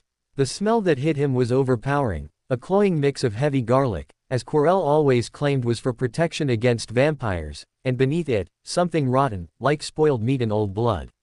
Harry's stomach turned. "P. Potter," Quirrell said, not meeting his eyes, instead fiddling with a stack of parchment. "I heard you were unwell. After the tea tragedy in the forest." "I'm fine, Professor," Harry said, his voice flat. "Gee, good, good." Quirrell's gaze flicked up to Harry's scar, then away, as if it burned him. "It is a dangerous place, the forest. Full of dark things. You should stay away." He hissed the s in stay, a brief, sibilant slip. The Parseltongue sensitivity in Harry twitched. It wasn't Parseltongue, but the sound was too close, too reptilian. "I intend to, sir," Harry said, taking a step back from the desk, the smell becoming unbearable. "Was that all?" "Why yes. Just looking out for a student." Quirrell gave a twitchy, horrible smile. "Oh, off you go." Harry left the classroom, his heart pounding. He was sure of it now. The evidence was circumstantial, but the magical truth of it rang in his scar and in his bones. Quirrell was the inside man. He found Ron and Hermione waiting around the corner. What did he want? Hermione asked immediately. "To warn me off the forest," Harry said quietly. "He's involved. I'm sure of it. The smell, the way he looks at my scar, the stutter gets worse around me. He's the friend in the castle." Hermione's eyes went huge. Ron swore under his breath. "A teacher. Blimey, Harry. We have to tell Dumbledore." "Tell him what?" Harry asked, a bitter edge returning to his voice. "That my scar hurts and the defense teacher smells bad and stutters. Dumbledore already knows something's wrong with me. He has the goblin's report. He hasn't done anything. Then we go to McGonagall." Ron insisted. "And say the same thing." Hermione argued, though she looked torn. "Without proof, it's just a student's suspicion against a professor. And with Harry's condition, they might think it's a side effect, a paranoia." They stood in the corridor, trapped in a circle of helplessness. They had pieces of the puzzle, the binds, the scar, the poison, the suspect, but no way to force the adults to see the picture, and no power to act on it themselves. The frustration was a live wire in Harry's chest. He felt the seals strain against it. He took a deep breath, visualizing the pool, smoothing the ripples. Control. We need proof, Harry said, his own voice surprising him with its cold calm. Concrete proof that Quirrell is working with the thing in the forest. Something we can show. How? Ron asked, throwing up his hands. Follow him. He's a teacher. He could be anywhere, doing anything. He's collecting components, Hermione said, thinking aloud. The creature said the friend would collect the rest of the components. That means they're hidden somewhere. If we could find them, in his possession or in a place linked to him. The third-floor corridor, Harry said suddenly. The words were out before he fully processed them. Dumbledore said it was forbidden on pain of death. What if what's being guarded there isn't a treasure, but a threat? Or a tool? What if that's where Quirrell is getting his instructions, or storing his poison? It was a leap, a connection born of desperation and the ghost's warning about something that guards nothing. But it felt right. The forbidden corridor, the poisoned unicorns, the defense professor, they were points on a dark map. Ron looked horrified. The death corridor. You're mad. It's a theory, Hermione said, but her eyes were alight with the challenge. A testable one. But Harry, you can't. Your magic, your health, if you get caught, or if there's something truly dangerous there. I have to know, Harry said, the same words he'd used about the forest, but now filled with a colder resolve. This isn't just about me anymore. The unicorn is dead, Hagrid's heart is broken, and Quirrell is in this school, planning something worse. If Dumbledore won't act, and Snape is just watching, then someone has to. He looked at his friends, saw the fear and the loyalty warring in their faces. I'm not asking you to come. This is my. Don't you dare finish that sentence, Ron said, his jaw set. If you're going, we're going. All for one and all that rubbish. We'll need a plan, Hermione said, her voice dropping to a whisper. Disillusionment charms are far beyond us, but there are other ways. Maps, timing, lookouts. And we'll need to know what we're looking for. The decision was made. The path was clear, and it led towards the most forbidden place in Hogwarts. As they walked to their next class, a new, grim unity settled between them. The broken trust was mended, forged stronger in the crucible of shared danger. That night, in the common room, while others played games or did homework, the three of them huddled in a corner, a large piece of parchment between them. Not a map of the third floor, they'd have to make that themselves, but a list. A list of what they knew, what they suspected, and what they needed. At the top of the page, Harry wrote, in careful, clear letters. 1. Who sealed my core? 2. What does Quirrell want with unicorn blood? 3. What is behind the door on the third floor? He looked at the questions, these pillars of the nightmare his life had become. For weeks, he had been passive, a victim reacting to shocks. No more. He was done waiting for the breaking point. He was going to find the answers, even if he had to break the rules, and himself, to do it. And as he tucked the list into his book, his fingers brushed the 3 empty potion phials in his pocket, the silver, the blue, the red. A regimen of monitoring, of control. He had a terrible feeling that very soon, he was going to need all the control he could muster. The decision to break into the forbidden corridor sat in Harry's gut like a lump of cold lead for the rest of the week. It was a constant, low-grade dread that colored every class, every meal, every attempt at normalcy. The trio's research took on a frantic, focused energy. They were no longer looking for general answers, they were planning a heist. In the library, under the severe eye of Madame Pants, they pored over books on castle architecture. Hermione found a brittle, century-old volume titled Hogwarts, a structural conjecture which had a vague, incomplete floor plan of the upper floors. The third-floor corridor was marked with a small, ominous, X, and a footnote that read simply, Post-1741 alterations. Purpose, containment, asterisk. Containment, Hermione whispered, tracing the word with her finger.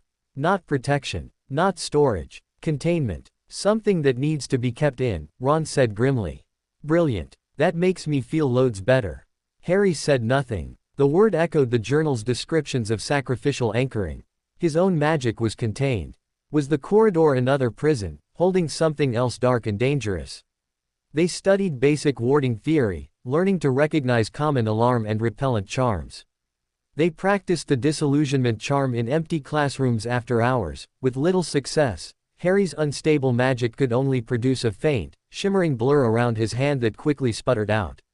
Hermione could manage a patchy, chameleon-like effect on her arm, and Ron's attempts either did nothing or, once, turned his left ear a vivid orange for an hour.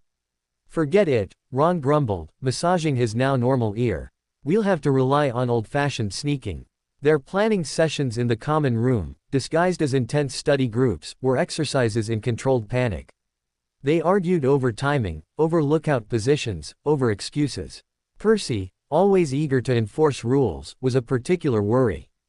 Friday night, Harry finally said, during a hushed meeting by the fire after everyone else had gone to bed. "The teachers have their weekly meeting in the staff room after dinner. It goes late. Filch does his rounds, but misses. Norris gives him away from a mile off. It's our best chance." Hermione chewed her lip. "We need a distraction. Something to draw Filch away if he gets too close to the third floor.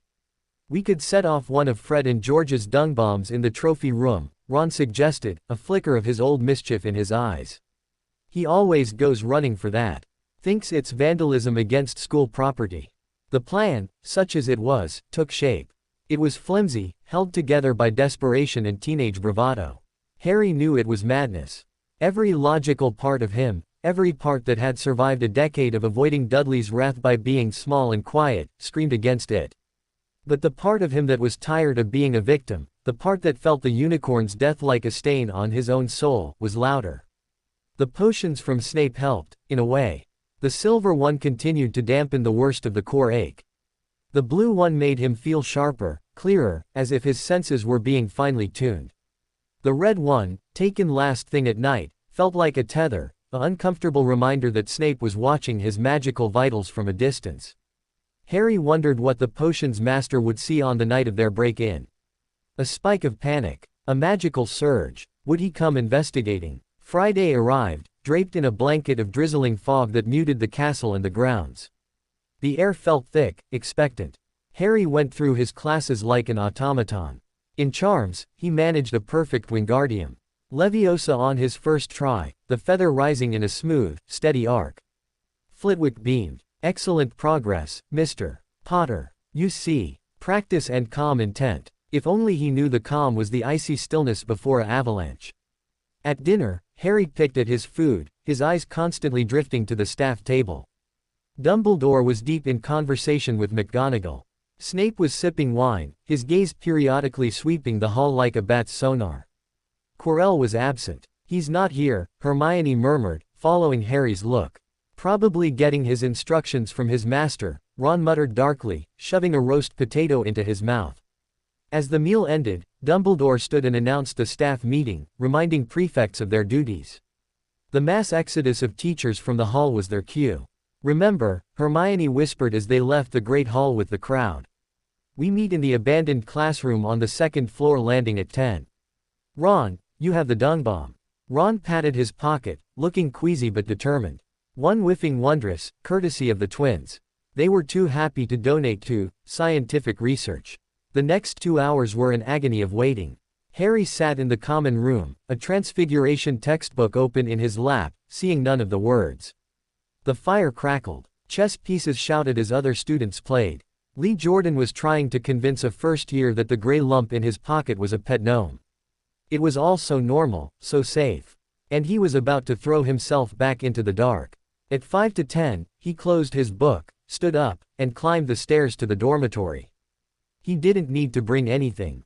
His wand was in his pocket, its pulse a steady, reassuring beat against his racing heart. He looked at his reflection in the dark window. A pale, determined face, green eyes shadowed but hard. The boy who lived. The boy who was tired of just surviving. He met Ron and Hermione in the designated classroom. It was dusty, full of broken desks and a single, wobbly blackboard. Moonlight filtered through the grimy windows, painting everything in shades of blue and gray. "All right," Hermione said, her voice a tense whisper. "Phase 1. Ron, you go to the trophy room. Wait until you see Filch on his rounds near the third floor, listen for Mrs. Norris. Set off the bomb, then run back here. We'll wait 15 minutes after the explosion, then move. Ron nodded, his face pale but set. He gave Harry a shaky thumbs up and slipped out the door. The wait was worse than before. Every creak of the castle, every distant shout, felt like an alarm. Hermione clutched her wand so tightly her knuckles were white. Harry leaned against a desk, focusing on his breathing, on maintaining the occlumency calm. The pool in his mind was iced over, still and dark. Then, a distant, muffled thump, followed by a distinct, awful smell that even reached them on the second floor, a potent mix of rotten eggs and sewage. The dung bomb. Hermione checked a small, delicate watch pinned to her robes. Now we wait. 15 minutes dragged by. They heard the distant, furious voice of Argus Filch echoing through the stone corridors, followed by the rapid patter of his shoes and the silent patting of his cat. The sounds faded, moving away from them, towards the source of the smell. Go, Hermione said. They slipped into the corridor. The castle at night was a different beast. The torches were dimmed. Shadows clung to the corners, deep and velvety. The portraits were mostly sleeping, their inhabitants snoring gently in their frames, but a few watched them with half-open, suspicious eyes. They avoided those, sticking to the shadows, moving as silently as they could. Reaching the third floor felt like crossing a border into another country. The air grew colder. The torches here were fewer, their light a sickly yellow. The suits of armor seemed to watch them more intently. At the end of the long corridor, the forbidden door waited, massive and dark, its iron lock gleaming dully. There was no sound, no slithering, no whispers. Just a profound, waiting silence. They approached the door. Up close, it was even more imposing. The oak was ancient, scarred with marks that could have been claws or ancient, faded runes. The lock was the size of Harry's fist. Alohomora, Hermione whispered, tapping the lock with her wand. Nothing. Not a click, not a shudder. The lock remained steadfast. It's magically sealed, she said, biting her lip. Stronger than a locking charm. It might have a specific counter charm, or a key. Harry's scar, which had been a background chill, suddenly flared with a sharp, localized pain. It wasn't the radiating agony of the forest, it was a precise, drilling sensation, focused on the door. He took an involuntary step closer. As he did, the pain shifted, lessening slightly, as if guiding him. His eyes were drawn not to the lock, but to a patch of wall about 3 feet to the left of the door. The stones there looked no different, but the pain in his scar pulsed when he looked at it. He reached out, his fingers brushing the cold stone. A section of the wall, about the size of a dinner plate, shimmered and faded, becoming transparent to reveal a small, dark niche. Inside the niche was not a key, but a simple, silver flute. A revealment charm, Hermione breathed. Triggered by, what? By me, Harry said quietly. The scar was a compass, pointing to the tools of his own destiny, or doom. He took the flute. It was cool and light in his hand, engraved with tiny, dancing figures that might have been centaurs or elves. What do we do with it? Ron asked, eyeing the door nervously. Serenade the lock. Almost of its own accord, Harry's hand raised the flute to his lips. He didn't know how to play. He blew gently. A single, pure, haunting note floated out, clear as a bell in the silent corridor. It hung in the air, vibrating with a magic that was old and wild. In response, the iron lock gave a series of heavy, metallic clunks. Not opening, but disengaging. Then, with a groan of ancient hinges, the massive door swung inwards, just a crack. A wave of air, stale and cold and carrying a strange, animal musk, washed over them. From within, they heard a sound. A low, rumbling snore, followed by the clink of chain links. Harry looked at Ron and Hermione. Their faces were pale in the dim light, their eyes wide. This was it, the point of no return. He took a deep breath, pushed the door open wider, and stepped into the darkness. The room beyond was vast, cavernous, and almost completely dark. What little light filtered from the corridor revealed a stone floor littered with small, white bones, the remains of small animals, and some that looked disturbingly larger. The smell was stronger here, wet dog, old leather, and something reptilian. Then, in the far corner, something moved. A shape uncurled itself from the shadows. It was enormous, filling a quarter of the huge room. As it stood, chains rattled. Harry's eyes, adjusting, made out details. 4 massive, clawed paws, a body covered in shaggy, black fur, and 3 heads. 3 great, ugly heads on long, serpentine necks, all turning towards the light, towards them. 6 eyes, each a different shade of murderous orange, yellow, and red, blinked sleepily, then focused. 3 mouths opened, revealing rows of teeth as long as Harry's hand. Drool dripped, sizzling slightly on the stone floor. A 3-headed dog. A Cerberus. It wasn't just guarding the door. It was guarding a trapdoor, right between its enormous front paws. The dog let out a low, triple-throated growl that vibrated in Harry's chest. The heads weaved, sniffing the air. The central head, with savage yellow eyes, locked onto Harry. It sniffed again, and a strange confusion crossed its brutish features. It smelled the flute, the magic of the note. But it also smelled him, the scar, the stolen light, the bound core. The left head, eyes burning red, let out a warning bark that echoed like a cannon shot in the enclosed space. The right head, with cunning orange eyes, lunged forward, its chain snapping taut with a sound of straining metal, its jaws snapping shut a foot from Harry's face. Back! Hermione screamed, pulling Harry by his robes. They stumbled back into the corridor. Ron was already slamming the massive door shut. The last thing Harry saw was the central head, still looking at him with that strange, confused snarl, before the door closed with a definitive boom, cutting off the sound of frenzied barking and the thunderous shaking as the beast threw itself against its chains. They stood in the corridor, panting, trembling. The flute felt like a piece of ice in Harry's hand. A Cerberus, Hermione gasped, leaning against the wall. They used them to guard the gates of the underworld. What is it doing here? And what's under that trapdoor? Who cares? Ron wheezed, his face the color of sour milk. It nearly took your head off, Harry. We're not going back in there. But Harry was staring at the closed door, his scar still pulsing with a dull, persistent ache. The dog had been confused by him. The flute had calmed it, made the lock disengage. This wasn't just a random guard dog. It was part of a system. A system that, for some reason, his presence and a specific tool could navigate. Dumbledore had put it there. He had given someone, Quirrell, the knowledge of the flute. Or was the flute for someone else? The pieces were still scattered, but a shape was beginning to form in the dark puzzle. The third-floor corridor didn't hold a weapon. It held a challenge, a test, and beneath the dog, a path. We have to find out what's down there, Harry said, his voice surprisingly steady. Are you mad? Ron hissed. Did you see the teeth on that thing? We're not fighting it, Harry said, looking at the silver flute. We have the key. We know how to get past it. Someone else does too. Quirrell. He's after whatever is down there. The unicorn blood, it must be part of getting past whatever other protections are in place. Hermione was shaking, but she nodded slowly, the logical part of her overriding the terror. It's a series of obstacles. A gauntlet. The Cerberus is the first.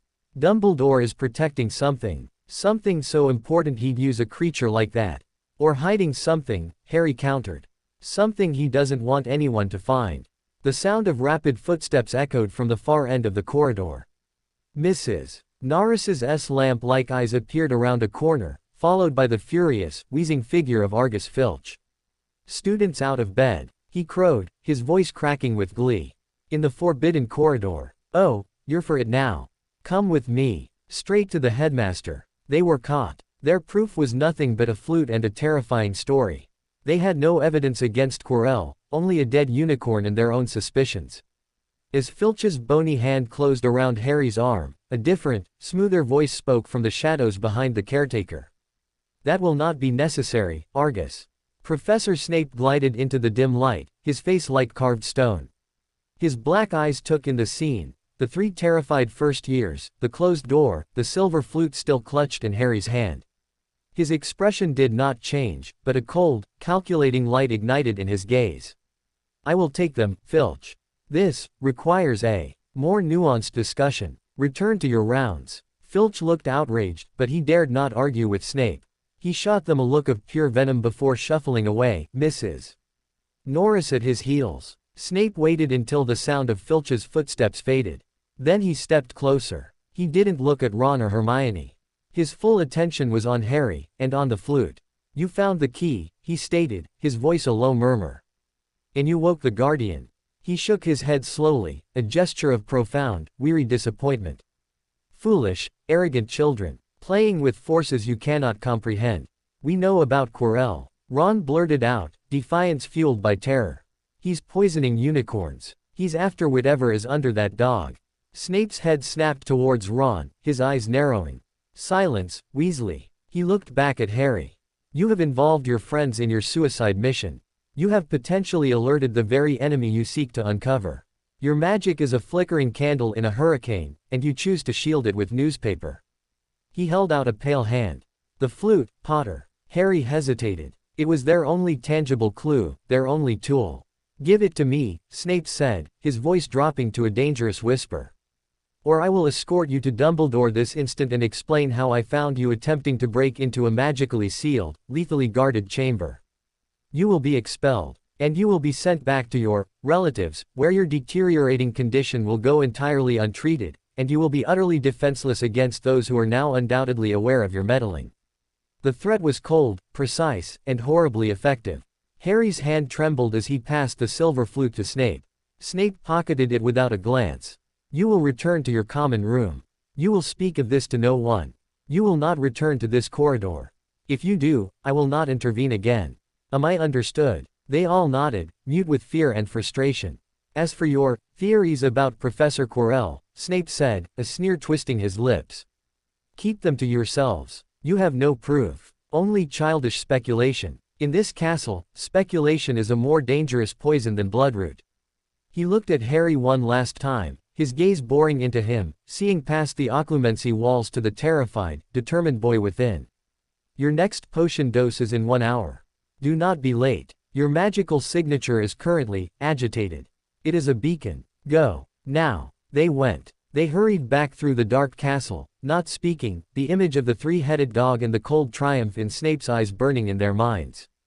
Back in the Gryffindor common room, safely behind the portrait of the fat lady, they collapsed into armchairs by the dead fire. He took the flute, Ron said miserably.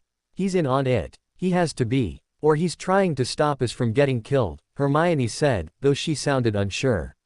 He said we'd alerted the enemy. If Quirrell knows we were there. Snape knows about Quirrell, Harry said quietly. He was sure of it. The potions master's reaction hadn't been surprise, but fury at their clumsiness. He's watching him. And he's watching me. We're pieces on a board, and he and Dumbledore are moving us around. The feeling of helplessness returned, thicker and heavier than before. They had risked everything, faced a monster, and gained nothing but more questions and the loss of their only key. Harry stood up. I have to take my potion. He climbed the stairs to the dormitory. The other boys were asleep. He took the red potion from his bedside table, uncorked it, and drank. The familiar heat spread through his chest, the monitoring resonance settling in. As he lay in bed, staring at the canopy, the events of the night replayed. The pure note of the flute. The confused, savage eyes of the Cerberus. The trapdoor. Snape thought they had failed. That they had only made things worse. But Harry had seen something else.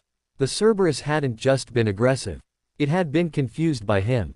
The scar, the binds, the stolen light, they were a key too. A messy, dangerous, unpredictable key. Snape had the flute. But as Harry closed his eyes, the memory of the drilling pain in his scar, guiding him to the hidden niche, was a secret he kept to himself. They hadn't found proof. They hadn't found answers. But they had found the first obstacle. And somewhere, in the dark silence of the sleeping castle, Harry knew that the game was now truly afoot. Quirrell knew they were suspicious. Snape was monitoring him. The Cerberus was waiting. And deep beneath the three-headed dog, something of immense power or terrible danger lay hidden, calling silently to the peace of darkness in his own forehead. The hunt was on. And like it or not, he was the prey, the key, and now, the hunter. The red potion's monitoring warmth felt like a brand that night. Harry lay stiff in his four-poster, listening to the distant, remembered barks of the Cerberus echoing in his mind. Snape's words were a cold chain around his thoughts. Your magical signature is agitated. It is a beacon. He was a beacon. Not just a key, or a thief, or a prisoner. A glowing signpost for whatever dark things were hunting in the shadows of Hogwarts. The thought chased sleep away until the gray light of dawn seeped through the tower windows. The next morning, a Saturday, the castle felt different. The usual weekend lethargy was laced with a new, watchful tension.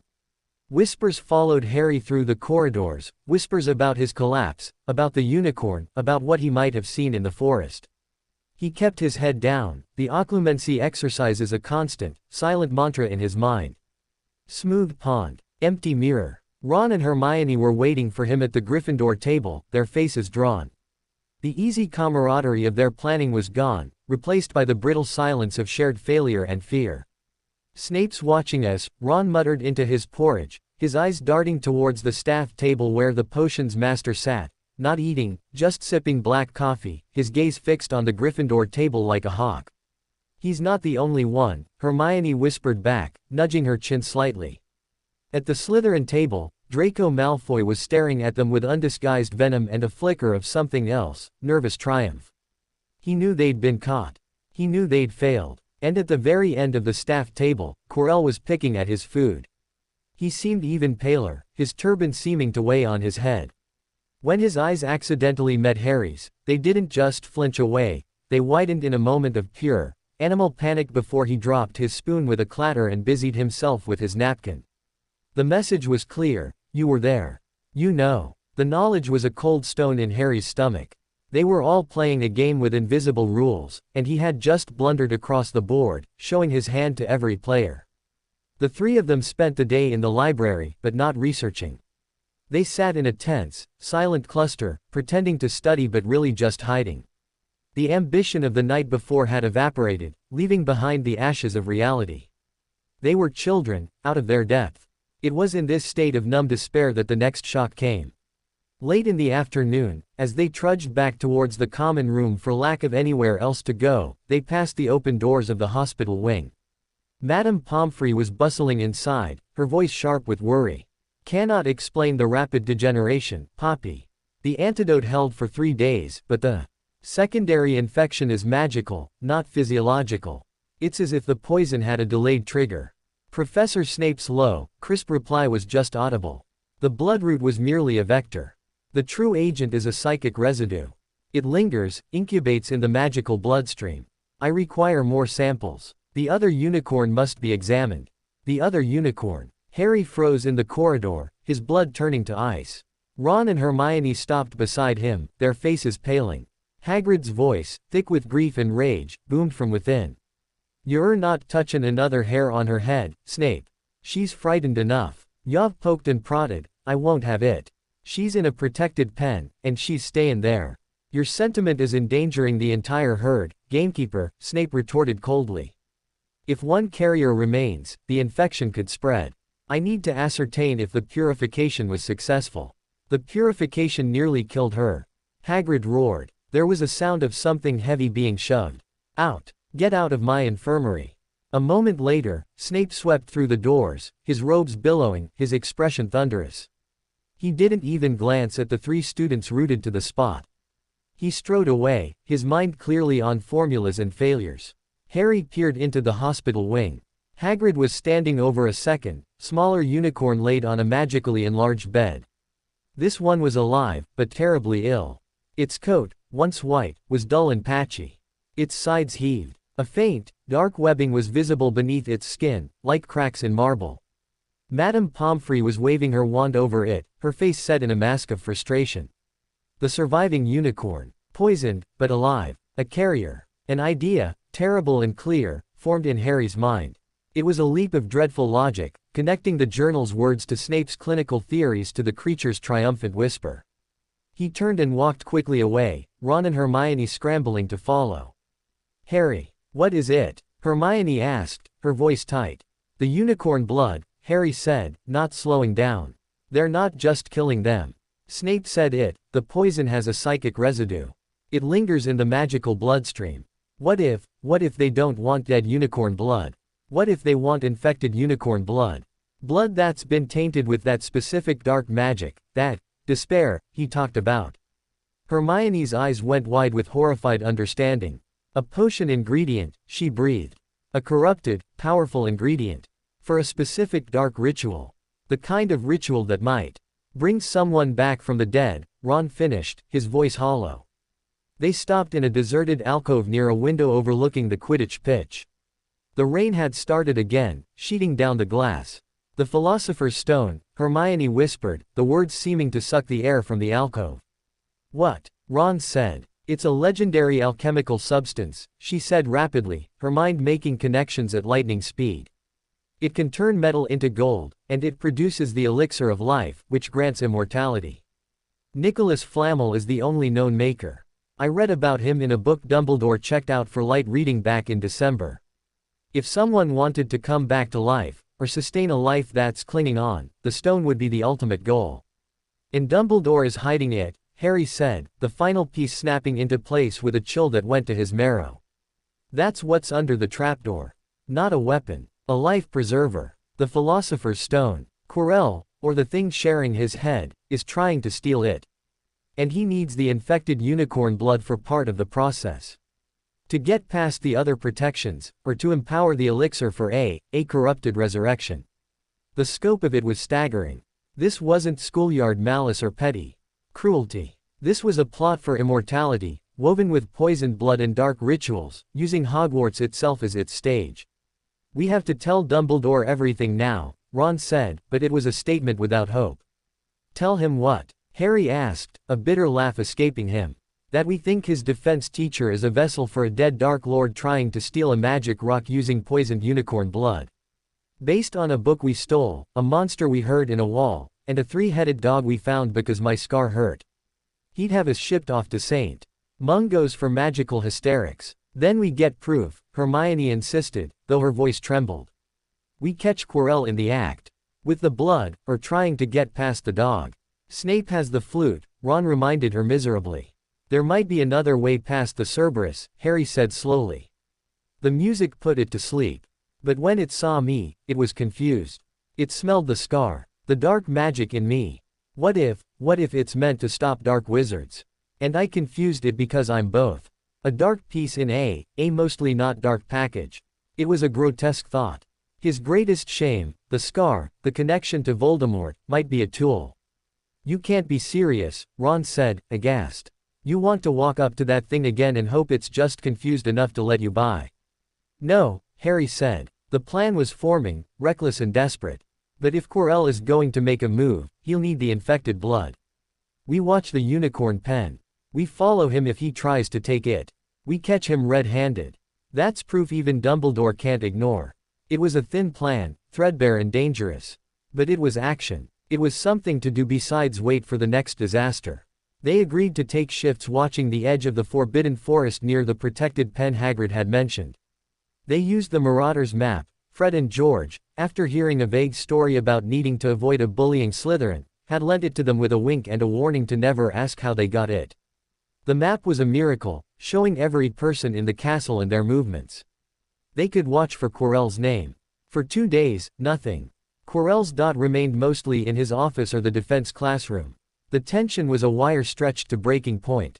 Harry's potions continued. The red one now felt like a lie detector attached to his soul, and he was certain Snape could sense his heightened, focused anxiety through it.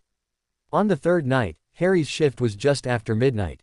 He was huddled under his invisibility cloak, a last-minute Christmas gift from an anonymous sender he strongly suspected was Dumbledore, at the edge of the pumpkin patch, staring at the magically reinforced fence of the unicorn pen. Inside, the sick unicorn paced slowly, its head low, its horn gleaming dully in the moonlight. He saw the dot labeled, Quirinus Quirrell, leave the castle. It moved not towards the forest, but towards the greenhouses. Harry's heart hammered. Was he wrong? Then the dot paused at greenhouse 3. And vanished. Harry stared at the map. The dot didn't reappear. Quirrell hadn't gone back inside. He'd disappeared. Or gone somewhere the map didn't cover. Underground. There were tunnels. Of course there were. From the greenhouses to the forest, or to other parts of the grounds.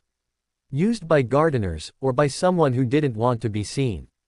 Cursing under his breath, Harry sprinted, as quietly as he could, towards greenhouse 3. The door was ajar. Inside, among the sleeping, venomous tentacula and puffapods, he found it. A trapdoor, cleverly hidden under a large, movable planting tray, now shoved aside. He didn't hesitate. He climbed down the rough wooden ladder into the dark. The tunnel was low, earthy, and smelled of roots and damp. It sloped downwards. He moved as fast as he dared, the cloak bundled in his arms, his wand lit with the faintest lumos. After what felt like an eternity, the tunnel began to rise. He saw a sliver of moonlight ahead. Another trapdoor. He pushed it open a crack. He was inside the unicorn pen. The sick unicorn was on the far side, trembling. And standing in the center of the pen, a long, silver dagger in his hand, was Professor Quirrell. But he wasn't stuttering. He wasn't twitching. He stood perfectly still, his back to Harry. His voice, when he spoke, was not his own. It was high, cold, and clear, horribly familiar from Harry's dreams and the psychic broadcast in the forest. "Hold still, creature," the voice commanded. "Your sacrifice will be noble. You will provide the final ingredient. The blood that has tasted despair is the perfect catalyst to corrupt the elixir, to reshape life for my return." The unicorn backed away, letting out a soft, terrified whinny. Quirrell, or the thing controlling him, raised the dagger. Harry acted without thought. He threw off the invisibility cloak, his wand flashing. Stupefy. The red jet of light shot across the pen. It struck Quirrell in the back. He jerked, cried out, in his own voice, a shriek of pain, and stumbled forward, dropping the dagger. But he didn't fall. He whirled around. And his face, it was transfigured with rage, but it was still Quirrell's face. The high, cold voice was gone. "P. Potter," he snarled, his stutter returning, laced with venom. "You meddlesome boy. You will die for this." He raised his own wand. But before he could cast, the sick unicorn, panicked by the magic and the shouting, reared up. Its silver hooves flashed in the moonlight, striking out. One hoof caught Quirrell squarely on the side of his head, right where his turban was bound. There was a sickening crunch. Quirrell screamed, a different, wetter sound, and collapsed, his turban unraveling. Harry stared, frozen. The turban came loose, revealing not just Quirrell's head, but what was attached to the back of it. A face. A ghastly, pale, serpentine face, with slitted red eyes and nostrils like gashes. It was small, flattened, as if pressed against Quirrell's skull, living parasitically off the back of his head. It was the source of the high, cold voice. It was Voldemort. The face's eyes opened. They fixed on Harry. A lipless mouth curled into a smile of pure, insane hatred. "You," it hissed, the sound weak but dripping with malice. "The boy, I smell your blood, the blood of the thieving Potters, it calls to me." Quirrell's body twitched on the ground, unconscious or dead, but the face lived. It strained, as if trying to pull free. Harry's scar exploded in agony, worse than ever before. It felt like his skull was splitting open. He fell to his knees, clutching his head. The 7 seals in his core screamed in unison, the bindings heating up as if trying to contain the inferno of connection. The fragment in his scar and the fragment on Quirrell's head were calling to each other across the few feet of moonlit grass. "Come, closer," the face on Quirrell's head whispered. "Let me touch you, let me reclaim what is mine." Harry couldn't move. The pain held him paralyzed. He saw the face's eyes glow. A thin tendril of dark smoke began to seep from it, reaching across the ground towards him, towards his scar. This was it. This was how he died. Not in a great battle, but on his knees in a pen, his magic bound, being consumed by the piece of the monster his parents had died to protect him from. The dark smoke touched his shoe. A cold so absolute it burned shot up his leg. And in that moment of ultimate terror, something inside Harry, deep behind the 7 locked doors, something that had been starving and silent for 11 years, finally snapped. It wasn't a burst of power. It was a refusal. A silent, wordless, primal no. It came from the very core of him, from the magic that was his birthright, the magic that had been imprisoned but not destroyed. It was a shield, not of light, but of pure, defiant self. The dark smoke recoiled as if struck. The face on Quirrell's head let out a shriek of fury and surprise. You dare, resist, me." The pain in Harry's scar didn't lessen, but he found he could move. He scrambled backwards, his wand raised, his whole body shaking. "Protega," he screamed, not a spell of power, but a spell of desperation. A shield, weak and shimmering, flickered into existence between him and the face. The dark smoke battered against it, and the shield wavered, but it held. The effort was immense. He felt the seals straining to the breaking point, the locks groaning. His vision swam with black spots. Then, from the tunnel entrance, voices. Hagrid's booming roar. Snape's sharp command. Footsteps pounding. The face on Quirrell's head hissed in frustration. The dark smoke retreated, flowing back into the shriveled, pale form. The red eyes glowed once more with hatred. "This is not over, Harry Potter," the high, cold voice whispered, fading. "We are connected, you carry me, and I will have you, or see you broken." The light in the eyes went out. The face became still, just a horrible, fleshy growth on an unconscious man's skull. Hagrid burst into the pen, his crossbow raised, his face a storm of grief and rage. He took in the scene, the trembling unicorn, the unconscious Quirrell with the horror on his head, Harry on his knees, panting, his wand shaking. Snape was right behind him. His black eyes swept the pen, missing nothing. They lingered on the face on Quirrell's head, and a spasm of pure, unadulterated loathing contorted his features. Then his gaze snapped to Harry. He saw the agony on Harry's face, the way he clutched his scar, the faint, chaotic magical energy crackling around him like static from a broken wire. He saw the defiance, and the cost of it. Without a word, Snape strode forward. He didn't go to Quirrell. He went to Harry. He grabbed his arm, his grip like iron. "You foolish, reckless boy," he hissed, his voice low and furious, but his eyes were scanning Harry's face with a healer's intensity. "What have you done?" "I stopped him," Harry gasped, the world tilting. "The blood, he was going to take the blood." "I see what he was going to take," Snape said, his gaze flicking to the silver dagger on the ground. He pulled a phial from his robes, not one of Harry's potions, but a small, black vial. He uncorked it and forced it to Harry's lips. "Drink. Now. It is a stabilizer. Your core is in violent distress." Harry drank. A bitter, chalky liquid flooded his mouth, and a sudden, heavy calm dragged at his limbs, muting the pain, smothering the chaotic energy. "Severus," Hagrid said, his voice trembling as he pointed his crossbow at Quirrell's still form. What in Merlin's name is that?" "That," Snape said, not taking his eyes off Harry, who was now slumping against him, "the potion pulling him towards unconsciousness, is the reason Dumbledore has been keeping a philosopher's stone in a school.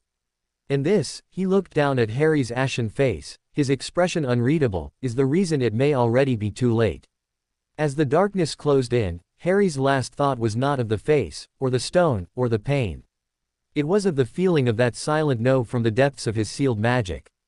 It had been weak. It had been desperate. But for the first time in his life, his magic had answered his call. And as he surrendered to the black, he clung to that tiny, defiant echo in his blood.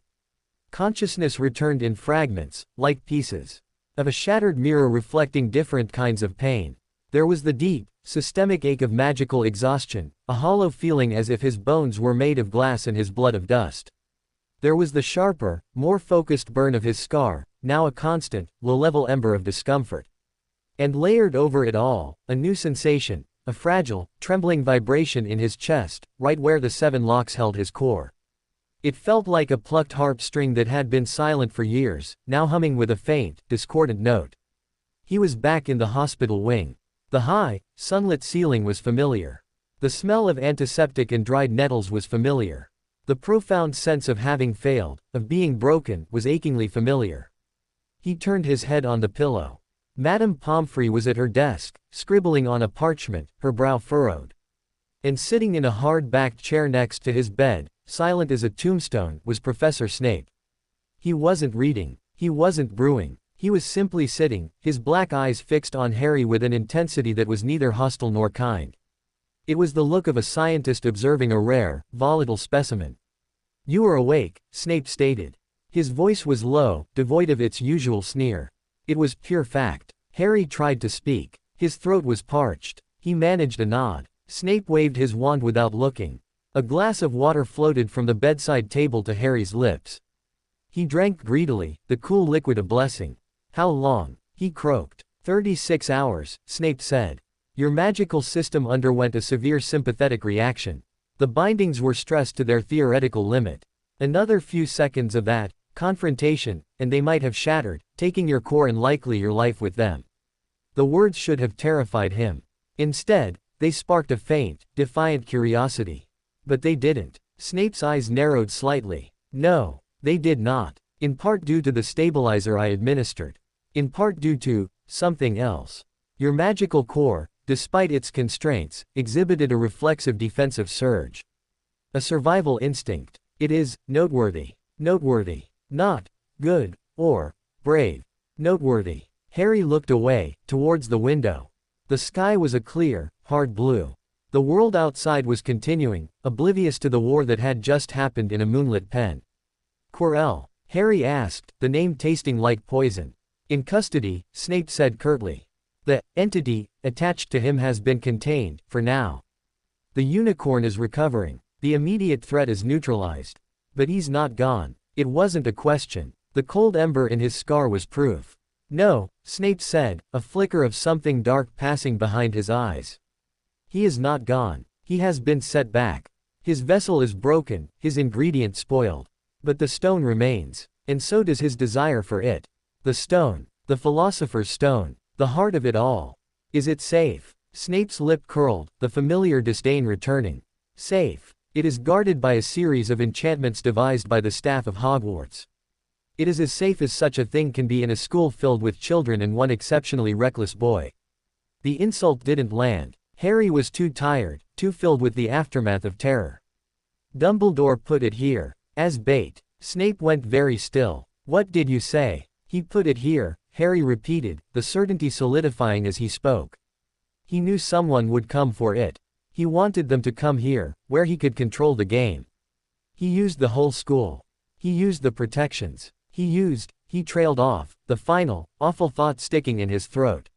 He used you, Snape finished, his voice a whisper of silk over a blade. Harry met his gaze. The professor's face was unreadable, but the black eyes held a storm. My scar. It's a compass. It led me to the flute. It hurts near the dark things. He knew that. He must have. He left me with the Dursleys. He left these things on me. He gestured weakly at his own chest.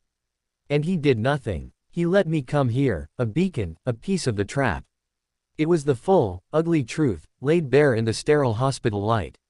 He wasn't a student. He was a component. A piece of bait in Dumbledore's grand, cunning snare. Snape did not deny it. He did not confirm it. He simply watched Harry digest the bitter pill of his own usefulness.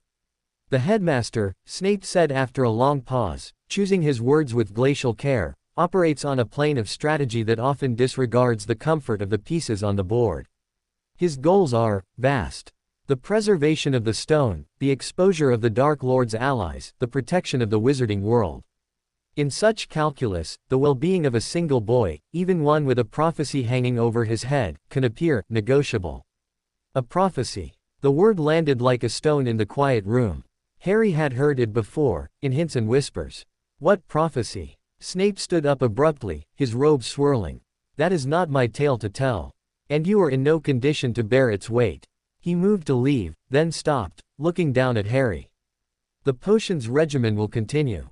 The red potion, in particular, must be taken without fail. It is no longer merely a monitor. It is a suppressor, designed to dampen the beacon effect you so astutely identified. It will help contain the scars broadcast.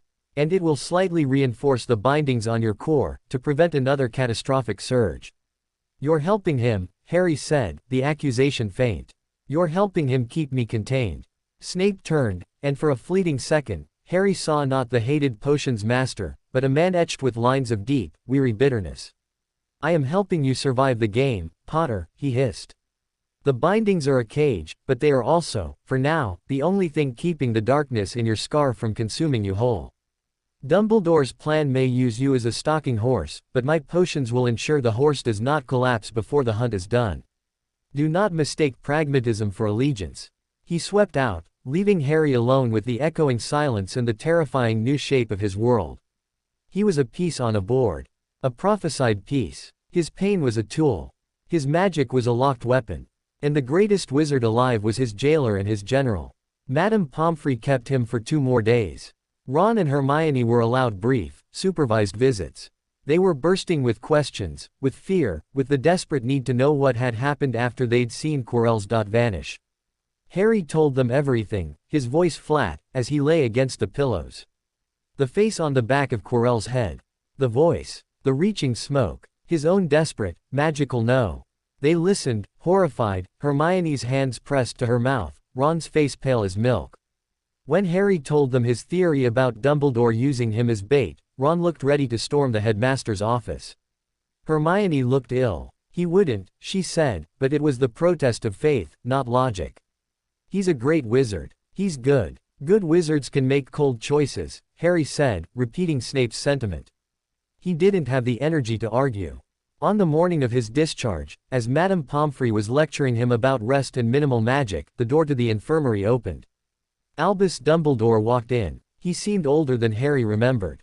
The twinkle in his blue eyes was still there, but it was subdued, overlaid with a gravity that filled the room. He thanked Madame Pomfrey, who left with a last, worried look at Harry. Dumbledore conjured a comfortable chintz armchair, with a flick of his wand, and sat down beside the bed. He didn't speak for a moment, his gaze taking in Harry's pale face, the shadows under his eyes, the way his hand instinctively rose to touch his scar. "I owe you an explanation, Harry," Dumbledore said finally. His voice was gentle, but it held no apology. "Several, in fact. And you owe me nothing but your attention, if you can bear to give it." Harry said nothing. He just watched the old wizard, this architect of his misery. "The binds on your core," Dumbledore began, steepling his fingers. "I did not place them. But I have known of their existence since the night I left you with your aunt and uncle." The admission was a blow. "You knew." Harry's voice was a rasp. "All this time. And you did nothing." "I did what I believed was necessary," Dumbledore said, and for the first time, Harry heard a thread of true fatigue in his voice. "The magic used is of a nature so dark, so intricately woven into your very magical signature, that any attempt to remove it by force would have had a high probability of killing you, or leaving you a squib. The caster designed them to be nearly irrevocable." "Who?" The single word was a plea and a demand. Dumbledore's eyes grew distant. "I have my suspicions. But suspicion is not proof. The spellwork bears the hallmark of a brilliance turned to terrible purpose. It required not just power, but an intimate knowledge of your infant magical core, knowledge gained only through sustained, close proximity before the age of 1. The list of suspects shrank to a horrifying few. People who had been around him as a baby. People who had access. People who might have wanted him alive, but powerless. The seals serve a dual purpose, as I believe you have begun to deduce, Dumbledore continued. They suppress your native magic, yes. But they also act as a filter and a stabilizer for the piece of Voldemort's soul that resides in your scar. So they're helping it? Harry asked, disgusted. They are containing it, Dumbledore corrected. Without them, the fragment's influence would be unchecked. It would have slowly corrupted you, consumed your personality from within. The binds force it into a dormant state, though one that can be agitated by proximity to other dark magic or to its master's will, as you have experienced. They are a prison for your magic, Harry, but they are also a quarantine for the parasite you carry. It was a monstrous paradox. To save him from one horror, someone had condemned him to another. And the stone? Harry asked, turning to the other burning question. You brought it here. You knew he'd come for it. I suspected an attempt would be made, Dumbledore acknowledged. The stone represents immortality. For a creature clinging to a half-life, as Lord Voldemort is, it is the ultimate prize. Hogwarts is the most heavily warded location in Britain outside of Gringotts. It is also a place where help, should it be needed, is close at hand. And yes, he added, his gaze unwavering, it is a place where you are. You used me as bait, Harry said, the anger giving his voice strength. You knew my scar would react. You knew I'd be drawn into it. I knew you would be a factor, Dumbledore said softly. The connection between you and Tom Riddle is unique. It is a vulnerability, but it is also a window. I hoped, I believed that your presence, your innate goodness, would be a disruptor to his plans. And it was. You saved the unicorn. You exposed Quirrell. You have, for now, safeguarded the stone. I almost died. You were protected, Dumbledore said, and for a second, the twinkle returned, hard and flinty. By more than you know. By Hagrid's loyalty, by Severus's potions, by your own mother's sacrifice living on in your blood, and by the very binds. You curse. They held, Harry. When the direct will of Voldemort pressed upon you, your sealed core did not rupture. It held firm, and in holding, it gave your own spirit the chance to rebel. He leaned forward. You are not a pawn, Harry. You are a player. A young and unfairly burdened one, but a player nonetheless. The game is larger than a stone, or a single servant. Voldemort will return. He will seek you out. The prophecy ensures it. Tell me, Harry demanded, sitting up straighter, ignoring the ache. Tell me the prophecy. Dumbledore studied him for a long moment. Then he sighed, a sound like wind through ancient trees. Very well. The prophecy, made before your birth, states that the one with the power to vanquish the Dark Lord approaches, born to those who have thrice defied him, born as the 7th month dies, and the Dark Lord will mark him as his equal, but he will have power the Dark Lord knows not. The words hung in the air, ancient and heavy. Mark him as his equal. The scar. Power the Dark Lord knows not. What power? His bound, starving magic. His ability to say no. It could have referred to another boy, Dumbledore said. But Voldemort chose you. He marked you. And in doing so, he bound your fate to his. You are the one with the power to vanquish him, Harry. Not because of the prophecy, but because he himself set the wheels in motion. The weight of it was crushing. He was 11 years old. He could barely manage a levitation charm without his magic sputtering. He was supposed to vanquish the most powerful dark wizard in a century. How? The word was a whisper of despair. That, Dumbledore said, rising from his chair, is a question for the years to come. For now, your task is to learn. To grow. To understand your enemy, and to understand yourself. The binds on your core are a tragedy, but they are not the end of your story. Indeed, they may have given you a unique perspective. You have felt the touch of dark magic from within and without. You know the cost of power unchecked. He moved to the door, then paused. The stone will be moved. Its time here is done. Quirrell's failure will give us a respite. Use it, Harry. Learn. Lean on your friends. And, he added, his eyes serious, continue taking Professor Snape's potions.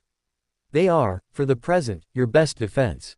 He left. Harry lay back, his mind reeling. The cage of known things had just become vastly larger, and he was still trapped inside it, but now he could see the bars more clearly. He knew the name of his jailer, not Dumbledore, but the unknown caster of the seals. He knew the name of the beast outside the bars, Voldemort. He knew the shape of the war he was destined to fight. He was a player. A piece with a prophesied path. A boy with a bleeding soul and a locked power. Madame Pomfrey returned to officially release him. As he changed back into his school robes, he found the 3 familiar files in the pocket.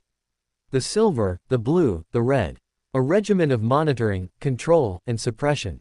His chemical cage. He met Ron and Hermione in the corridor. They fell into step beside him, a silent, united front. They didn't ask about Dumbledore. They could see it on his face, the dazed, overwhelmed look of someone who had seen the blueprint of their own life and found it written in a language of pain and destiny. As they walked, they passed a group of Slytherins. Draco Malfoy was among them.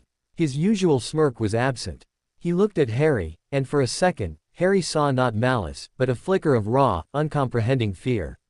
He knew something had happened. He knew his father's associate, Quirrell, was gone. The safe, smug world of pure blood privilege had been cracked, and something darker had seeped in. Harry held his gaze until Malfoy looked away, his pale face flushed. They climbed the stairs to Gryffindor Tower. The common room was warm, buzzing with afternoon activity.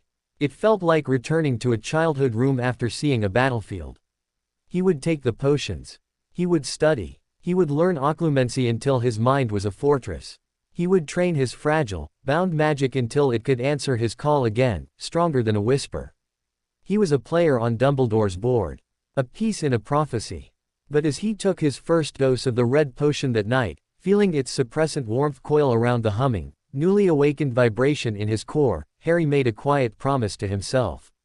He would learn the rules of the game. And then, he would find a way to break them. For the first time, the locked doors inside him didn't just feel like a prison. They felt like a challenge. And deep in the castle, in a stone chamber far below the moved Philosopher's Stone, the fragment of a soul trapped in a forgotten, pain-racked body stirred in its own, much darker cage. It had felt the boy's defiance. It had tasted his protected blood. The game was indeed afoot. And the next move, it vowed, would be its own.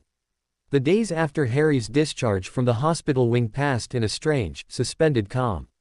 It was the quiet after a storm, but the air still smelled of ozone, and the ground felt unstable.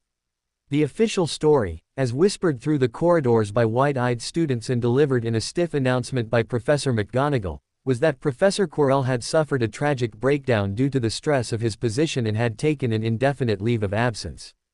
A temporary replacement from the ministry would cover defense against the dark arts until the end of term. No one mentioned a parasitic Dark Lord. No one spoke of three-headed dogs or poisoned unicorns.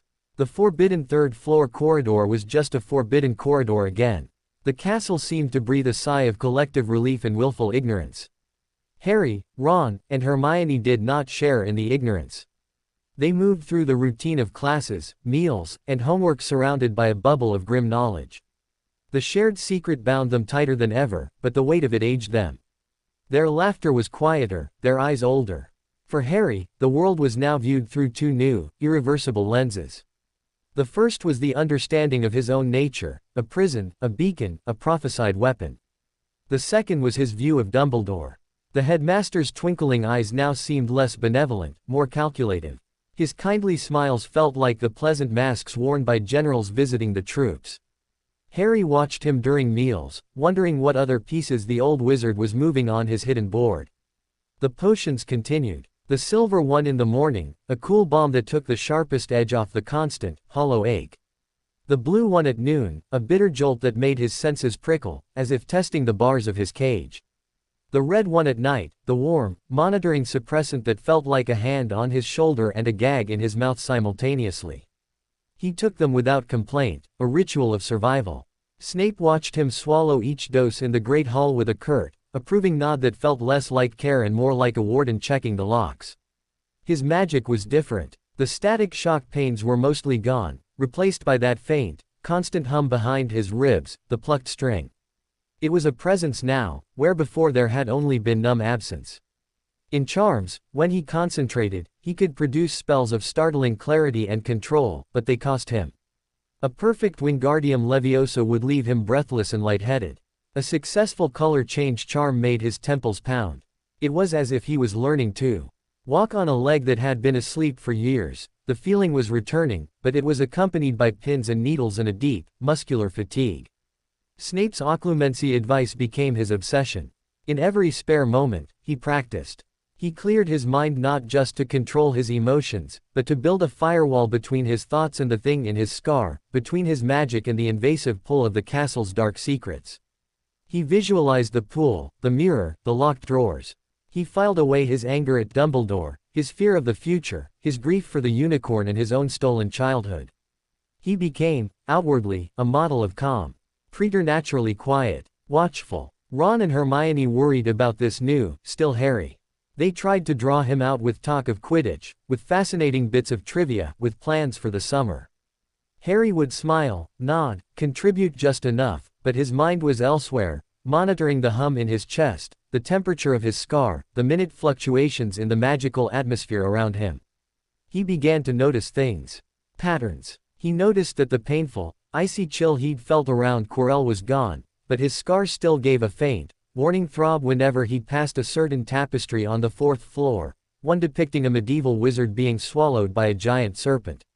It throbbed, too, in the far corner of the library near the magical maladies section, not where the hidden journal had been, but where a particularly dark treatise on soul magic was kept under a glass case.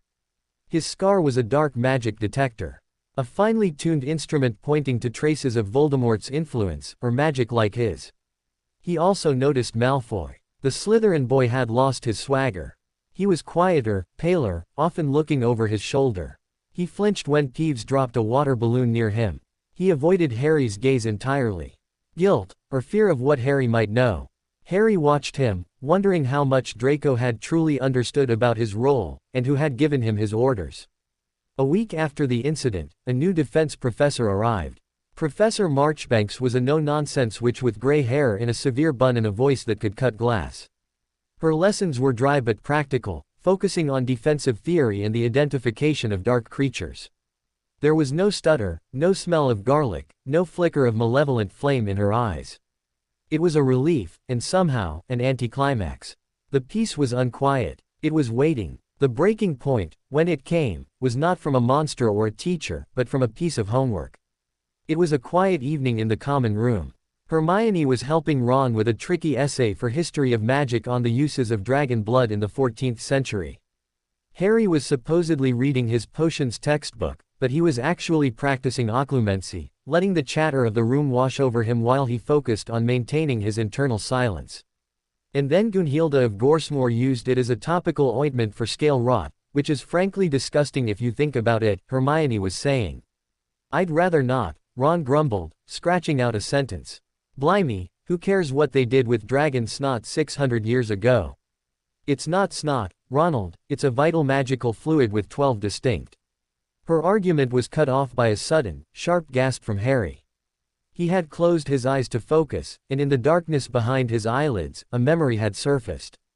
Not his own. A fragment, sharp and clear, triggered by the mention of magical fluid and ointment. A cold room, stone walls, the smell of herbs and something metallic, blood. A woman's voice, strained with pain and fear, singing a lullaby. A man's voice, furious, desperate, it's the only way, Lily. It will bind it to him, keep it stable. It's that, or he bleeds out through his magic. The woman sobbing. Not like this, Sev, please, not like this, a sense of overwhelming, crushing love, and beneath it, a current of terrible, wrenching sorrow. Then a flash of green light, and a high, cold laugh. Harry's eyes flew open. He was gripping the arms of his chair, his knuckles white. His scar was blazing with pain, but it was entangled with a new, different ache, a deep, resonant sorrow that felt decades old. Harry. Hermione was at his side in an instant. What's wrong? Is it your scar? He couldn't speak. The emotions from the memory fragment were swamping him. The woman's love, his mother's love, the man's desperate fury, the overwhelming sense of a choice made in terror. Sev. The name echoed. A childhood nickname. Short for Snape, he breathed. Ron and Hermione stared at him.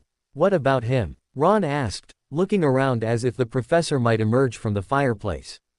The memory, I think it was his. Or my mum's. Harry's mind was reeling, trying to piece it together.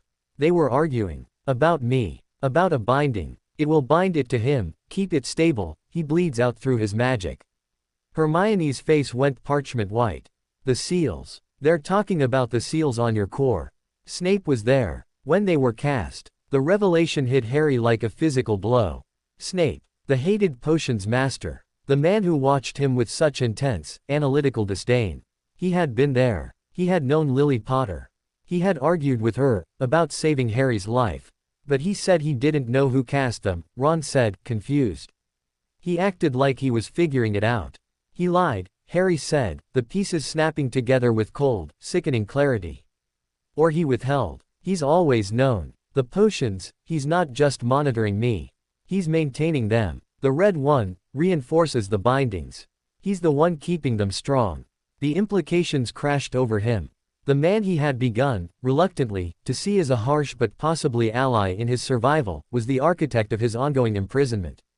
Every dose of the red potion was another brick in the wall around his magic. Snape wasn't helping him survive despite the binds, he was ensuring the binds survived. The fragile trust he'd placed in the regiment, in Snape's gruff, pragmatic care, shattered.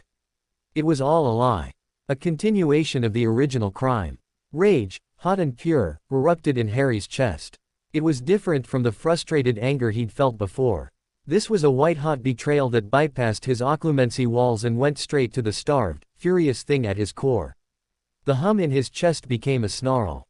The 7 locks rattled, not with strain, but with a violent, resonating fury that matched his own. The glass of pumpkin juice on the table beside him cracked with a sound like a gunshot. Harry, calm down. Hermione whispered urgently, grabbing his arm. You're losing control. But he didn't want control. He wanted to break something. He wanted to confront Snape. He wanted to scream at the unfairness of it all, trapped by the very person who claimed to be mitigating the trap. He stood up, his chair scraping loudly. The few other students in the common room looked over, startled by the noise. Where are you going? Ron asked, standing too. To see Snape, Harry said, his voice trembling with fury. You can't. It's after curfew. And you're in no state. Hermione pleaded. I don't care. He strode towards the portrait hole. The fat lady, half asleep, grumbled as he gave the password, Fortuna Major, but swung open. Harry, wait. Ron called, but Harry was already in the corridor, moving with a single-minded purpose that overrode the dizziness and the sudden, sharp pain now lancing through his head from his scar. He didn't have a plan. He just had the need to look the man in the eye and demand the truth. To make him admit it. He descended through the castle, his footsteps echoing in the silent stone passages. The torches seemed to burn lower as he entered the dungeon domain. The air grew cold and damp. His scar was a band of ice around his forehead, but the fire in his chest burned hotter. He reached Snape's office door. Without knocking, he turned the handle. It was locked. He pounded on it with his fist. The sound was shockingly loud in the silence. No answer. He pounded again. Snape, open the door. From within, he heard a faint, shuffling sound. Then the lock clicked, and the door opened a few inches. Snape stood there, dressed not in his teaching robes but in a black, high-necked tunic. He looked tired, and for a fraction of a second, unguarded, his usual mask of contempt was absent, replaced by a weary wariness. Then he saw Harry, saw the fury on his face, the chaotic magical energy crackling around him like a storm, and his expression shuttered closed. "Potter," he said, his voice dangerously soft. "It is past curfew. Return to your dormitory at once." "You were there," Harry spat, shoving against the door. Snape didn't yield, but his eyes widened slightly. "You were there when they put the binds on me. You and my mother. You argued about it. You knew. You've always known." Something flickered in the depths of Snape's black eyes, pain, long buried and instantly suppressed. He grabbed Harry's arm and yanked him into the office, slamming the door shut behind him and casting a silencing charm with a sharp flick of his wand. The office was as Harry remembered, but a work table was strewn with not just potions ingredients, but with complex arithmetic diagrams and sheets of parchment covered in dense, spidery writing. At the center of the table lay a large, glass orb filled with a swirling, smoky substance that pulsed with a faint, sickly light. It looked like a captured piece of the forest shadow. "You will lower your voice," Snape hissed, releasing him. "And you will explain this outburst." "I remembered," Harry said, his chest heaving. The hum was a drumbeat of outrage. "I heard you arguing with my mum about binding my magic to save me from bleeding out. You did this. You're not helping me. You're maintaining the prison." Snape stared at him. The silence in the office was absolute, broken only by the faint hiss of the preservative flames under the pickling jars. He walked slowly to his desk, his back to Harry, and stood there for a long moment, his shoulders tense. "Sit down, Potter," he said finally, his voice devoid of all emotion. "I don't want to sit down. I want answers. Sit down." The command was whipped with a power that wasn't magical, but absolute. Harry, trembling, sank into the hard chair in front of the desk. Snape turned. He leaned against the desk, his arms crossed, looking down at Harry. The weary wariness was back. "What, precisely, did you remember?" Harry recounted the fragment, the cold room, the smells, the voices, the words. When he finished, Snape closed his eyes for a second. When he opened them, they were bleak. A memory echo. Triggered by emotional resonance and your unstable psychic connection to the scar. Not uncommon in cases of severe early magical trauma. "Is it true?" Harry demanded. Snape didn't answer directly. He looked past Harry, at the dark stone wall. "Your magical core was damaged the night the Dark Lord tried to kill you. Not by the killing curse, but by the backlash of your mother's sacrifice and the fragment of soul that latched onto you. It was leaking, unraveling. You would have died within days, your magical essence dissipating. A conventional magical healing was impossible, the wound was intertwined with the soul fragment." He spoke as if giving a clinical report, but each word was etched with old, cold grief. There was a ritual. A dark, ancient anchoring ritual. It could use the existing connection of the soul fragment to create a lattice, a scaffold, to hold your core together. It would stop the bleed. But it would also, permanently, restrict the core's growth and expression. It was a choice between a life with crippled magic, or no life at all. "And you chose for me," Harry whispered, the fury cooling into something harder, more desolate. "I did not choose," Snape said, and for the first time, real emotion, raw and angry, flashed in his eyes. "Your mother chose. She begged for any alternative. There was none. I provided the ritual. I had researched such things. In my earlier pursuits." The admission was dragged from him, full of shame. "She held you. I performed the incantations. It was the worst night of my life. The confession hung in the air. Harry saw it then, not the hated teacher, but a young, terrified man, trying to save the child of the woman he, loved, cared for. The memory fragment held his mother's voice saying, Sev. A nickname, a familiarity. You loved her, Harry said, the realization dawning with a strange, detached clarity. Snape flinched as if struck. Do not, he said, his voice a deadly whisper, presume to speak of things you cannot understand. But you did. And you hated my father. And now you hate me. Snape's face was a mask of stone again. My feelings are irrelevant. The binds are a fact. They saved your life. They continue to do so by containing the parasitic soul fragment. My potions reinforce them because, as you have just dramatically proven, your emotional state and your growing magical awareness put them under immense strain. If they fail, the fragment's influence becomes direct, and your core, still damaged at its foundation, could rupture. You would not survive it. So I'm just supposed to live like this. Half a wizard. A locked-up thing. You are supposed to live, Snape snarled, leaning forward. Which is more than you would have done. You think I enjoy this? Watching you struggle. Brewing the potions that keep you in a cage I helped design. Every dose is a reminder of my failure to find a better way. But it is the only way that exists. His outburst stunned Harry into silence.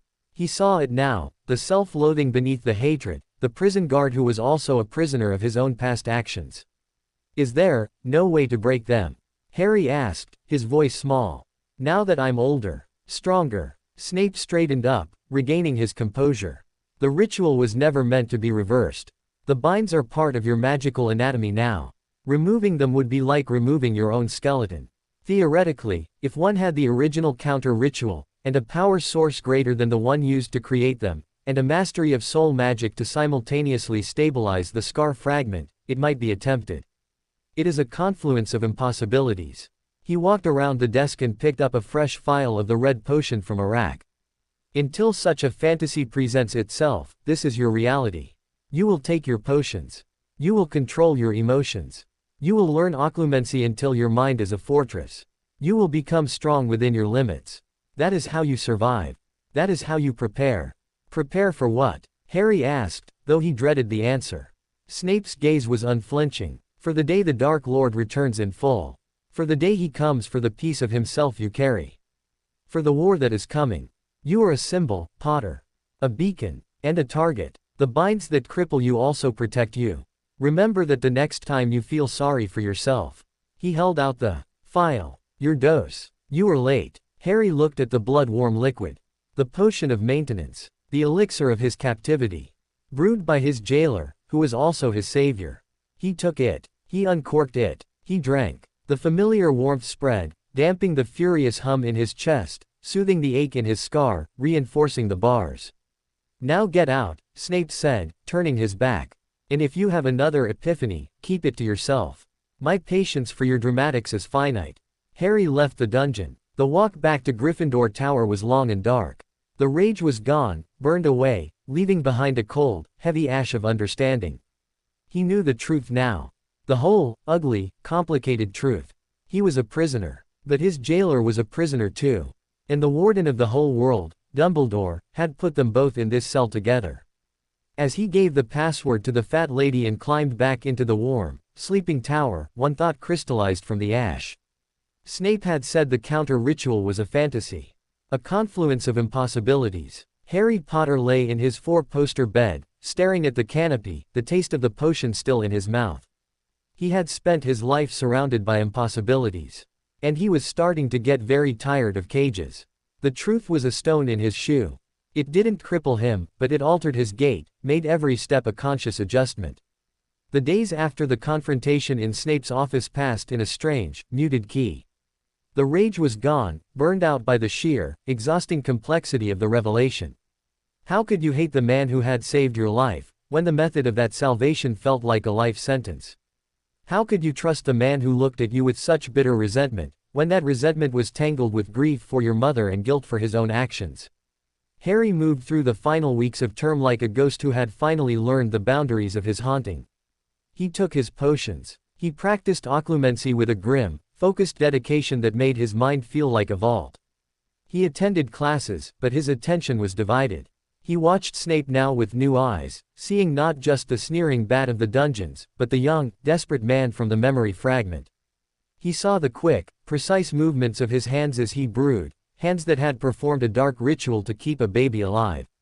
He heard the biting sarcasm and wondered how much of it was a shield against the sight of Lily Evans's son, trapped in a magic cage of his own making. The dynamic with Ron and Hermione shifted too. He had told them everything Snape had revealed.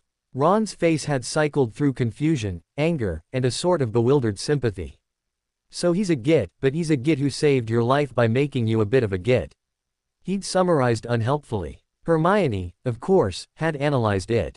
He provided a medical solution to an immediate, fatal magical injury. Ethically, it's monstrous to impose such a permanent handicap without consent, but as an infant, you couldn't consent. He and your mother chose survival. Now, he's managing the long-term condition. It's awful, Harry. But it's also not simple villainy. It's a terrible choice with ongoing consequences. Harry knew she was right. That was the worst part. There was no clean enemy to fight. The enemy was his own salvation.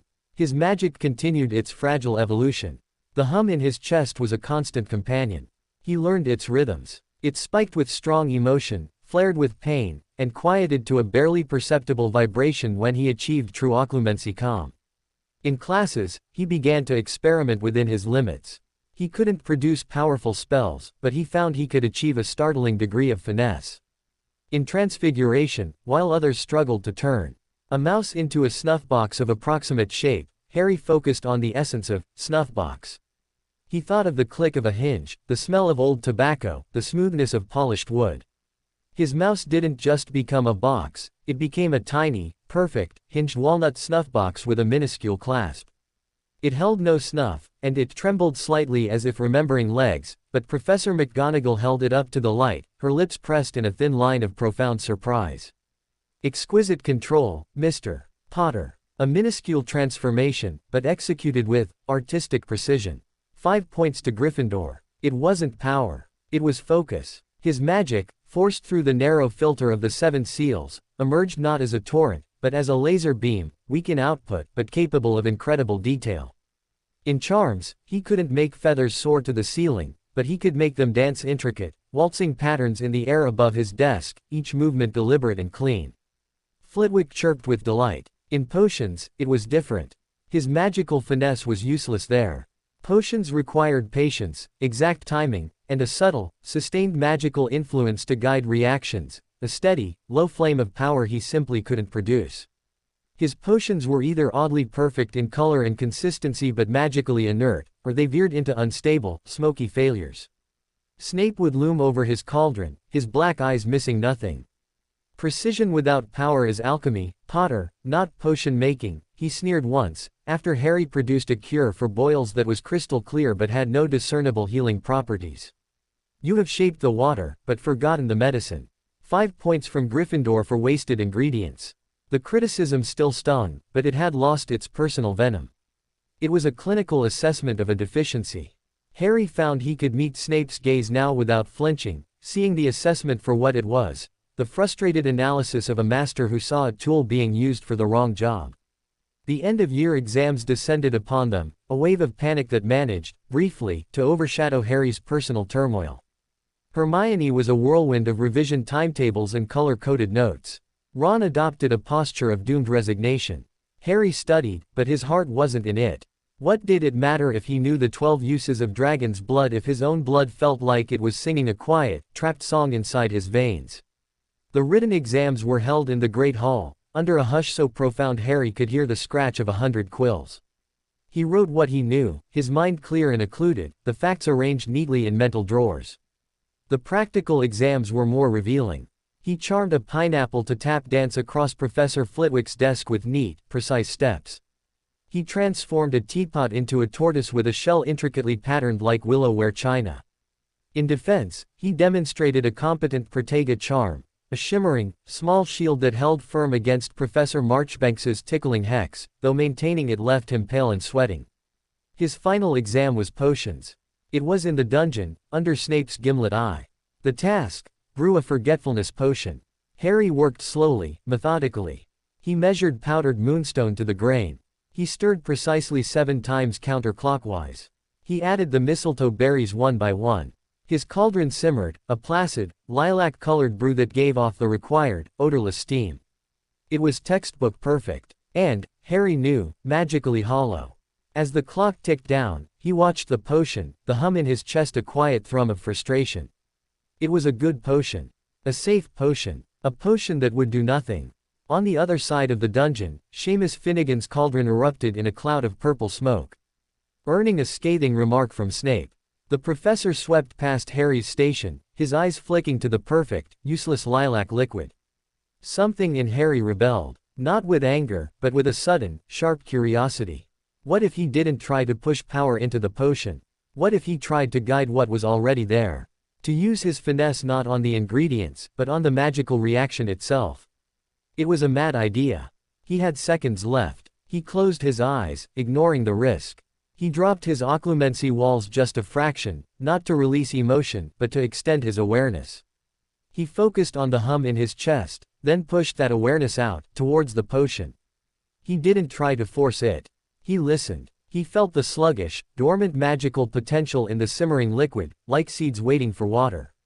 His own magic, the thin, filtered trickle that escaped the seals, was the wrong kind of water. But what if he could persuade? He imagined the potion's purpose. Not the steps, but the feeling, a gentle, cloud-like confusion. A soft erasure. He poured that intention, not as magical force, but as a concept, through the narrow channel of his focus, directly into the heart of the brew. The lilac potion shimmered. It didn't change color. It didn't bubble. But the steam rising from it shifted, forming faint, whimsical shapes, a question mark, a fading star, a clock with no hands, before dissipating.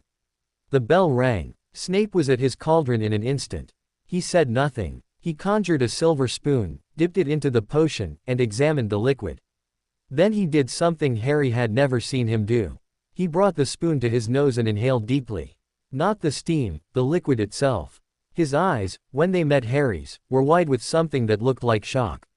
Without a word, he took a clean vial, filled it with the potion, and corked it. He turned to his desk, scribbled a note, attached it to the vial, and sent it zooming away through the dungeon door with a flick of his wand. He turned back to Harry. "Clean your station. You are dismissed." His voice gave nothing away. But as Harry packed his things, his hands trembling with spent effort and nervous energy, he felt Snape's gaze on him, heavy and unreadable. The exams were over. A weight lifted from the student body, replaced by the giddy anticipation of summer and the end-of-term feast. The castle buzzed with speculation about House Cup standings.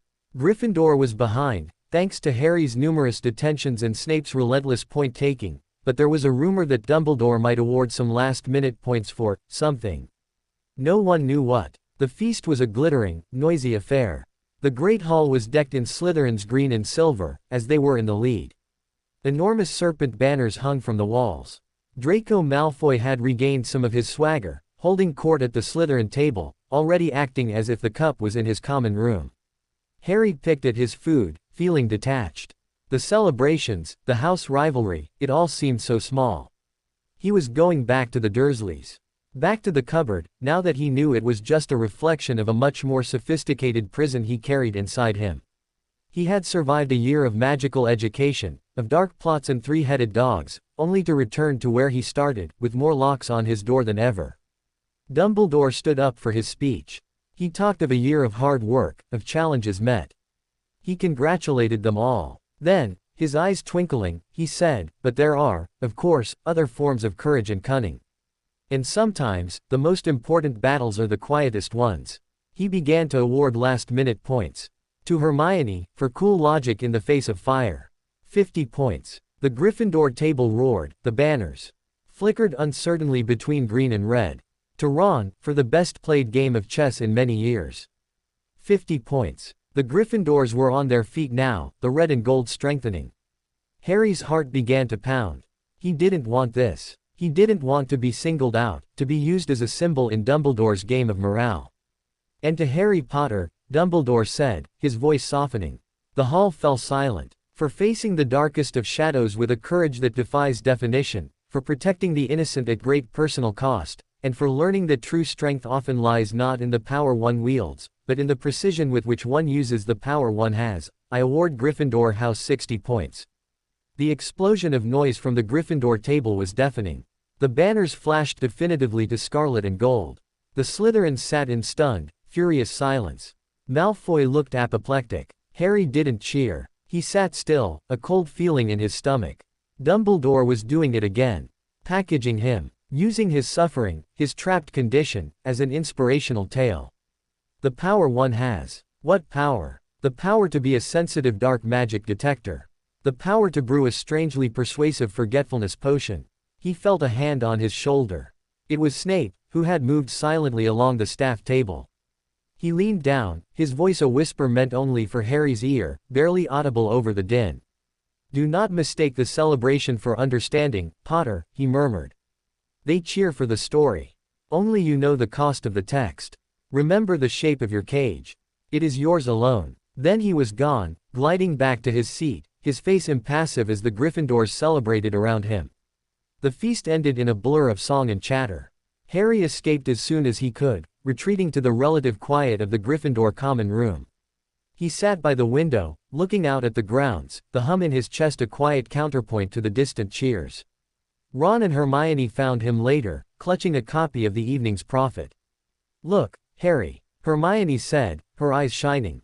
"There's a small mention. Hogwarts security incident resolved. Ministry officials praise school vigilance. They don't name names, but it's something." Harry took the paper. The article was bland, full of ministry speak. It meant nothing. The real story, the face on the back of Quirrell's head, the unicorn's poisoned blood, the philosopher's stone, his own sealed core, was buried, as it always would be. The last night passed. Trunks were packed. In the morning, they boarded the Hogwarts Express. The journey back to London was a reverse of the first, but Harry was not the same boy. He looked out at the streaming countryside, not with numb wonder, but with a grim sense of farewell. He was leaving the one place where his condition was known, where magic was real, even if it was mostly denied to him. As the train chugged south, Hermione finally broached the subject they'd all been avoiding. "What will you do, Harry? Over the summer?" He thought of Privet Drive. Of the darkness of his cupboard, which would now feel even smaller. "Practice," he said simply. "Occlumency. Control. All right to you. Both of you." Ron nodded, uncharacteristically serious. "Send word if those muggles give you any trouble. I'll tell Fred and George. They've got a new idea involving toilet seats and portable swamps." Harry managed a smile. They pulled into King's Cross. The platform was a chaos of reuniting families. Harry saw the Dursleys immediately, a lumpy, unpleasant island in the magical sea. Uncle Vernon's face was purple with the effort of holding in his disgust at the owls and the odd robes. "Well," Hermione said, biting her lip. "Have a good summer, Harry." "Yeah," Ron said, clapping him on the back. "Don't do anything we wouldn't do. Which is nothing, so, have fun." They hugged him quickly, awkwardly, and were swept away by their own families. Harry wheeled his trunk and Hedwig's cage towards the Dursleys. Vernon snatched the handle of the trunk from him. "Hurry up, boy," he grunted. "We want to get away from this freak show." As they pushed through the barrier back into the mundane world, the sounds of the magical families faded, replaced by the roar of London traffic. The numbness of the stasis charm, which had become a background constant, now felt like a shroud settling back into place. In the car, Dudley whined about the smell of owl. Aunt Petunia sniffed, her lips pinched. Vernon ranted about the inconvenience. Harry tuned them out. He closed his eyes, retreating inward. He found his occlumency pool, its surface calm. He felt the hum in his chest, the shape of the 7 locks. He thought of Snape's words, "Remember the shape of your cage." He did. He knew every bar, every contour of the lock. As the car pulled into the driveway of 4 Privet Drive, a house that had never been a home, Harry opened his eyes. He wasn't just a prisoner anymore. He was a cartographer of his own imprisonment.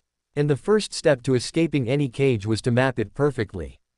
He got out of the car, his head held higher than it had been when he left. The Dursleys bustled inside, complaining. Harry stood on the pristine driveway for a moment, looking up at the sterile, symmetrical house. Then he followed them in, a plan already forming in the quiet, fortified spaces of his mind. The summer stretched before him, long and empty. It was the perfect time to study the locks. Privet Drive was a photograph that had faded in the sun. The neat lawns, the identical houses, the silent, simmering disapproval, it was all exactly as Harry had left it, but now it felt smaller, flatter, like a stage set for a play he'd outgrown. The magic of Hogwarts, even the painful, filtered trickle of his own, had permanently altered his vision. He saw the cracks in the Dursleys' perfect world, the desperate way Aunt Petunia polished surfaces that were already gleaming, the forced heartiness in Uncle Vernon's voice when he talked about his drill sales, the sheer, vacant greed in Dudley's small eyes. They did not put him back in the cupboard under the stairs. This was the first surprise. Aunt Petunia, her lips a bloodless line, had pointed a bony finger at the smallest bedroom upstairs, formerly Dudley's second bedroom, stuffed with broken toys. "You'll sleep there," she said, as if conferring a great and terrible honor. "And you'll keep your unnaturalness to yourself. No funny business. We are normal people." The room was a tomb of discarded plastic and dust. Harry didn't care. It had a door. It had a window. It was a kingdom compared to the cupboard. He spent his first afternoon magically, not with his wand, which he kept hidden, but with his hands, clearing a space. He didn't ask for help. He moved broken race tracks and headless action figures with a quiet, methodical efficiency that seemed to unnerve his aunt when she peered in. The Dursleys' strategy was one of aggressive normalcy. They pretended Hogwarts had never happened. They spoke in loud voices about golf handicaps and neighborhood watch meetings, drowning out any possible mention of spells or broomsticks. They watched him constantly, waiting for him to slip up, to produce a frog from his pocket or make the toast levitate. Harry gave them nothing. He had become an occlumency disciple. He woke at dawn, sat on the thin mattress, and began his exercises. He visualized the still pool. He sorted his thoughts, the Dursleys, fear. The hollow ache of the stasis charm. The 7 locks he had started visualizing. Them as 7 different types of lock. A heavy padlock, a delicate silver clasp, a rusted bolt, a combination dial, a keyhole shrouded in shadow, a knot of thorny vines, a seal of wax imprinted with a skull.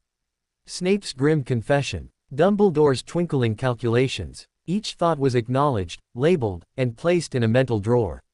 The drawer was shut. By the time Dudley was pounding on his door for breakfast, Harry's mind was a calm, ordered fortress. The emotions were still there, but they were locked away, their noise muted. This mental discipline was the only magic he could practice freely, and he wielded it like a weapon against the dreariness of Privet Drive. His physical magic was another matter. The stasis charm from Gringotts was still in effect, muting the magical world around him to a dull murmur. Trying to use his wand was like trying to shout through a pillow. He could feel the holly wand's loyal pulse against his chest where he kept it in an inside pocket of his oversized Dudley castoffs, but reaching for its power was an exercise in frustration. A whispered lumos might produce a faint glow at the tip for a second before sputtering out, costing him a wave of dizziness and a sharp cramp in his core. He didn't try often. Instead, he experimented with what he'd learned at Hogwarts about finesse. One rainy afternoon, locked in his room while the Dursleys watched a loud game show downstairs, he took a dead fly from the windowsill. He placed it on the desk, cleared his mind to his now customary stillness, and focused not on transfiguration but on persuasion. He imagined the fly's wings, not as parts of a dead insect, but as delicate, translucent sheets of mica. He poured that single, precise image down the narrow channel of his intention. He didn't say a word. He didn't wave his wand. Slowly, over the course of an hour, the fly's crumpled wings straightened. They didn't change color or shape, but they took on a faint, brittle sheen, like dried leaves coated in ice. It wasn't magic as the wizarding world knew it. It was an act of profound, silent suggestion, a negotiation with reality that cost him a headache that pulsed in time with his scar for the rest of the day. But it had worked. In a tiny, useless way, it had worked. He was learning the language of his constraints. The letters from Ron and Hermione were his lifeline, delivered by a long-suffering Hedwig who had to hunt in the nearby park to avoid alarming the neighbors. Ron's were full of cheerful gossip about his family's holiday to Egypt to visit Bill, and complaints about how Fred and George had turned his teddy bear into a giant spider. Hermione's were densely packed with research. She had convinced her parents to take her to the magical quarter of Paris, and she was sending him translated excerpts from French magical theory texts about le magique and core stabilization. The prevailing theory of flammel pre-stone, of course, she wrote in her neat script, suggests that a magical core is not a static organ, but a symbiotic relationship between the wizard's soul and the ambient magic of the world. Damage to one affects the other. Your binds, Harry, are like a splint on a broken leg. They hold the pieces together to heal, but if left on too long, the muscles atrophy. The problem is, no one knows how to remove the splint without re-breaking the bone. Snape's potions are essentially magical calcium supplements. They keep the splint strong and the bone from dissolving, but they don't encourage new growth. Her analysis was clinical and devastating. He was being kept in stasis, not healed. The why of it was the unanswerable question.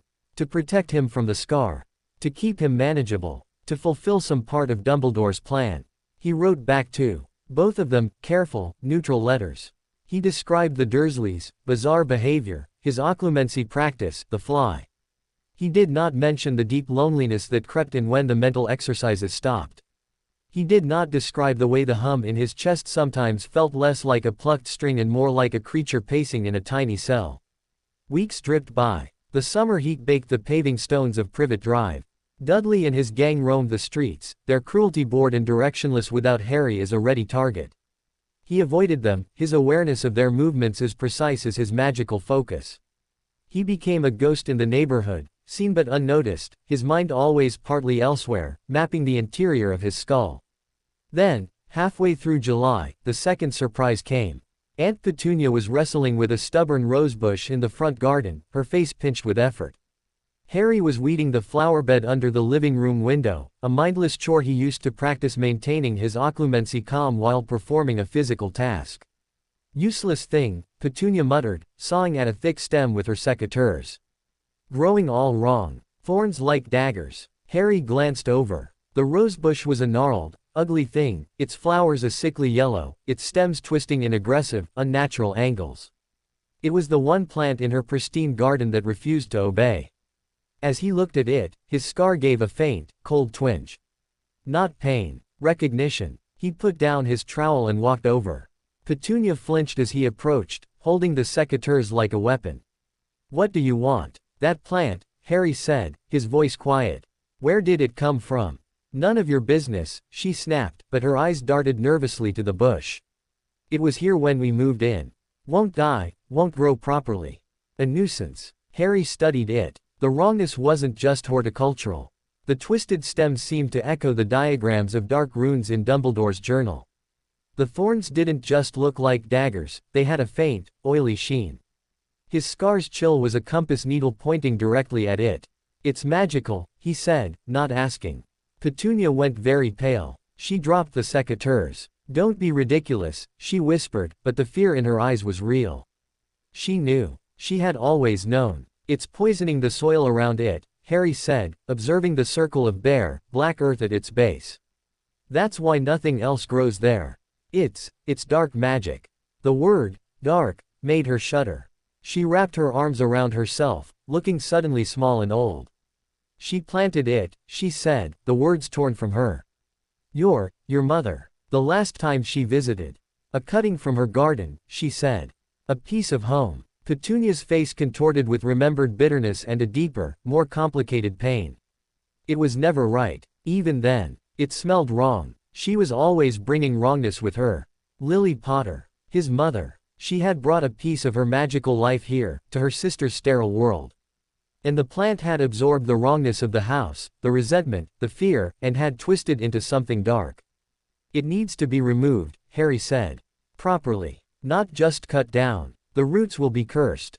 I don't want to hear another word about it.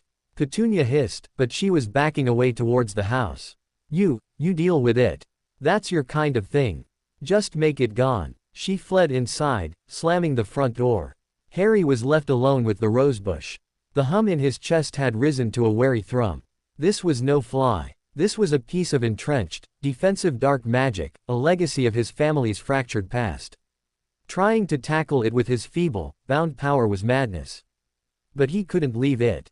It was a piece of his mother, corrupted. A symbol of everything that had gone wrong. And his scar knew it.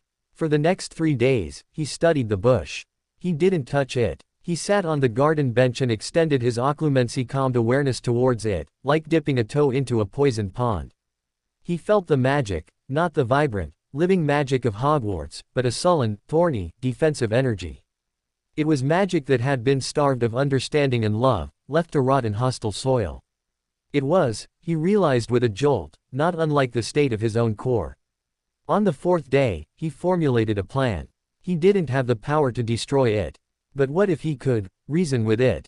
What if he could use his finesse, his ability to persuade reality, not to transfigure the bush, but to convince it to stop? It was the most insane thing he'd ever contemplated. That night, when the Dursleys were asleep and the moon was high, he went into the garden. He wore his holly wand in his pocket but didn't draw it. He stood before the rose bush, its thorns gleaming in the silver light. He closed his eyes. He found his mental pool, made it glassy smooth. Then, slowly, carefully, he opened the drawer labeled Mother. He let the feeling of the memory fragment wash over him, not the pain, but the love. The overwhelming, sacrificial love that had saved him. He focused on that feeling, pure and hot and bright.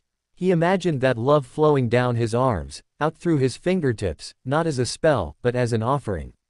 A story. He sent the image of a young woman with red hair in his eyes, laughing, planting a healthy, beautiful rose. He sent the feeling of a garden that welcomed magic, of soil that was rich and kind. He poured this silent narrative into the thorny, resentful energy of the bush.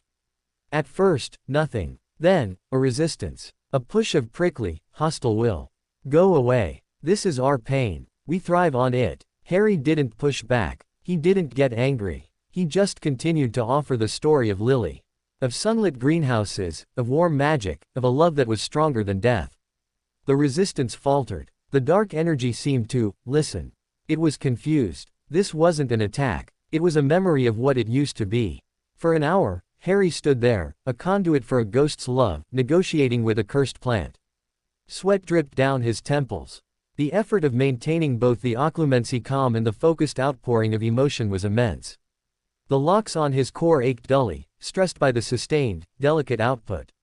Slowly, the oily sheen on the thrones began to fade. The twisted stems seemed to relax, just a fraction. The sickly yellow of the flowers lightened, blushing towards a pale peach. Then, with a sound like a sigh, the central, thickest stem, the original cutting, split open. Not with violence, but like a seed pod. Inside was not wood, but a small, glowing object. It rolled onto the black earth. The glow died, revealing a simple, wooden hairpin, carved like a lily. The rosebush sagged. It wasn't a beautiful plant, but the aggressive wrongness was gone. It was just a sad, neglected bush. Harry, trembling with exhaustion, picked up the hairpin. It was warm. It hummed with a gentle, protective magic that felt like a mother's hand on his cheek. It felt like home. He looked at the bush. "Thank you," he whispered. He went back inside, clutching the hairpin. He didn't sleep. He sat on his bed, turning the simple object over in his hands. He had done it, not with power, but with understanding. With a magic of connection that had bypassed his binds entirely. The next morning, Aunt Petunia came outside to hang washing. She stopped dead, staring at the rosebush. The circle of black earth was already fading, green shoots pushing through. The thorns looked normal. The flowers, while still pale, were no longer poisonous looking.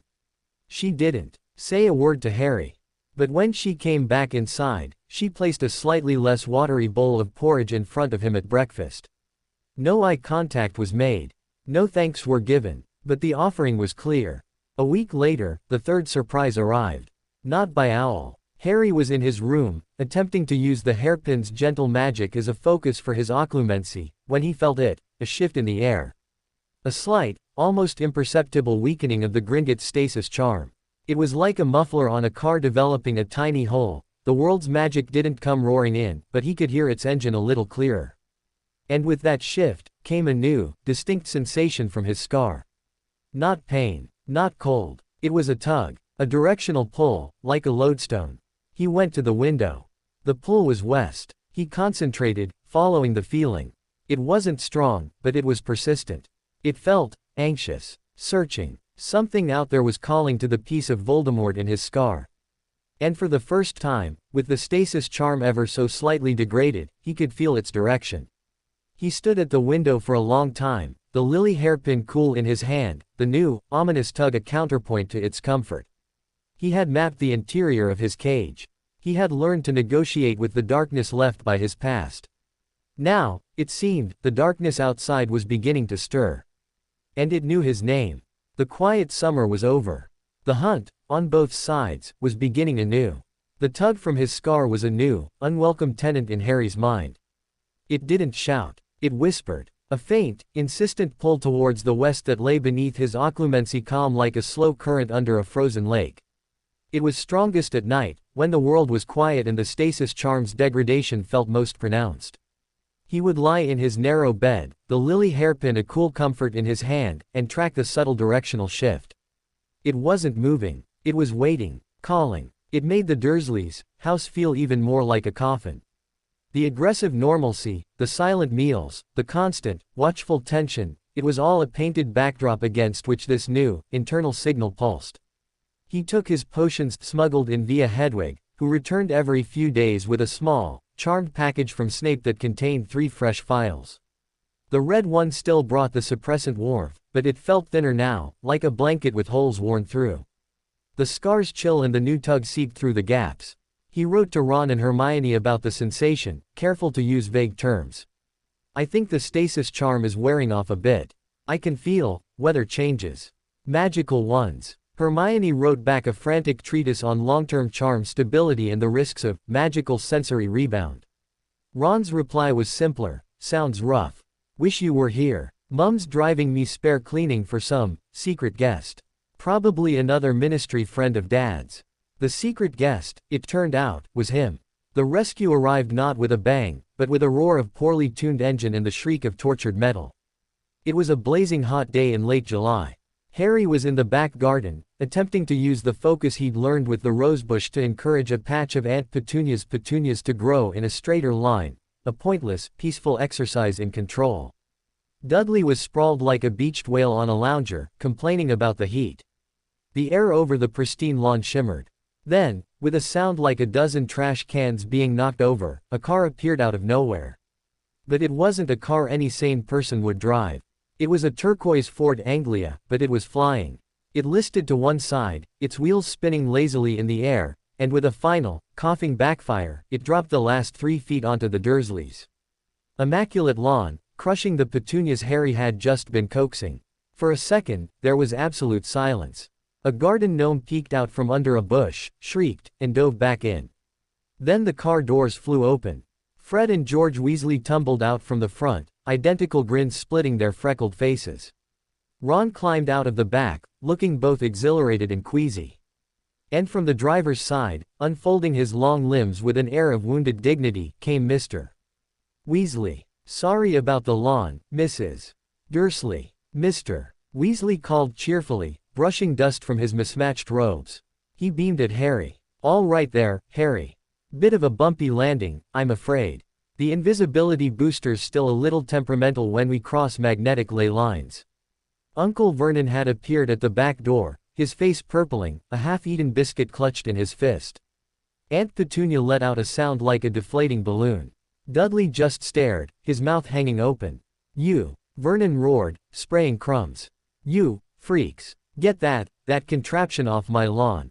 Now, no need for that tone, Mr. Weasley said, his smile faltering only slightly as he took in Vernon's apoplectic expression. Just here to collect Harry for a bit of a holiday. All cleared with the authorities, of course. Well, sort of cleared. In a manner of speaking. He's not going anywhere. Petunia shrieked, finding her voice. This is his home. He'll stay here and be normal. Ron snorted. Fred and George exchanged delighted looks. Normal. George whispered, loud enough for everyone to hear. Blimey, and we've been doing it wrong all these years. Harry didn't hesitate. He walked towards the car, his trunk, already packed and hidden under his bed in anticipation of some form of escape, seemed to float of its own accord into the enlarged boot as Mr. Weasley gave it a tap with his wand. You can't take him, Vernon bellowed, taking a threatening step forward. I forbid it. Mr. Weasley's kindly face hardened. He drew himself up. Mr. Dursley, he said, and his voice held a note of steel Harry had never heard before. You have housed this boy under your roof, but you have never made him a home. I am aware of the conditions. The cupboard. He said the word with such distilled contempt that Vernon actually took a step back. Harry is coming with us. If you attempt to stop us, I will be forced to explain to several rather serious departments at the ministry exactly how you have treated a magical child in your care. The laws on the mistreatment of underage wizards are stringent. It was a bluff, Harry sensed. Or at least, an exaggeration. But the confidence with which Mr. Weasley delivered it was magnificent. Vernon deflated, his bluster turning to impotent rage. Petunia clutched at her throat, looking from Mr.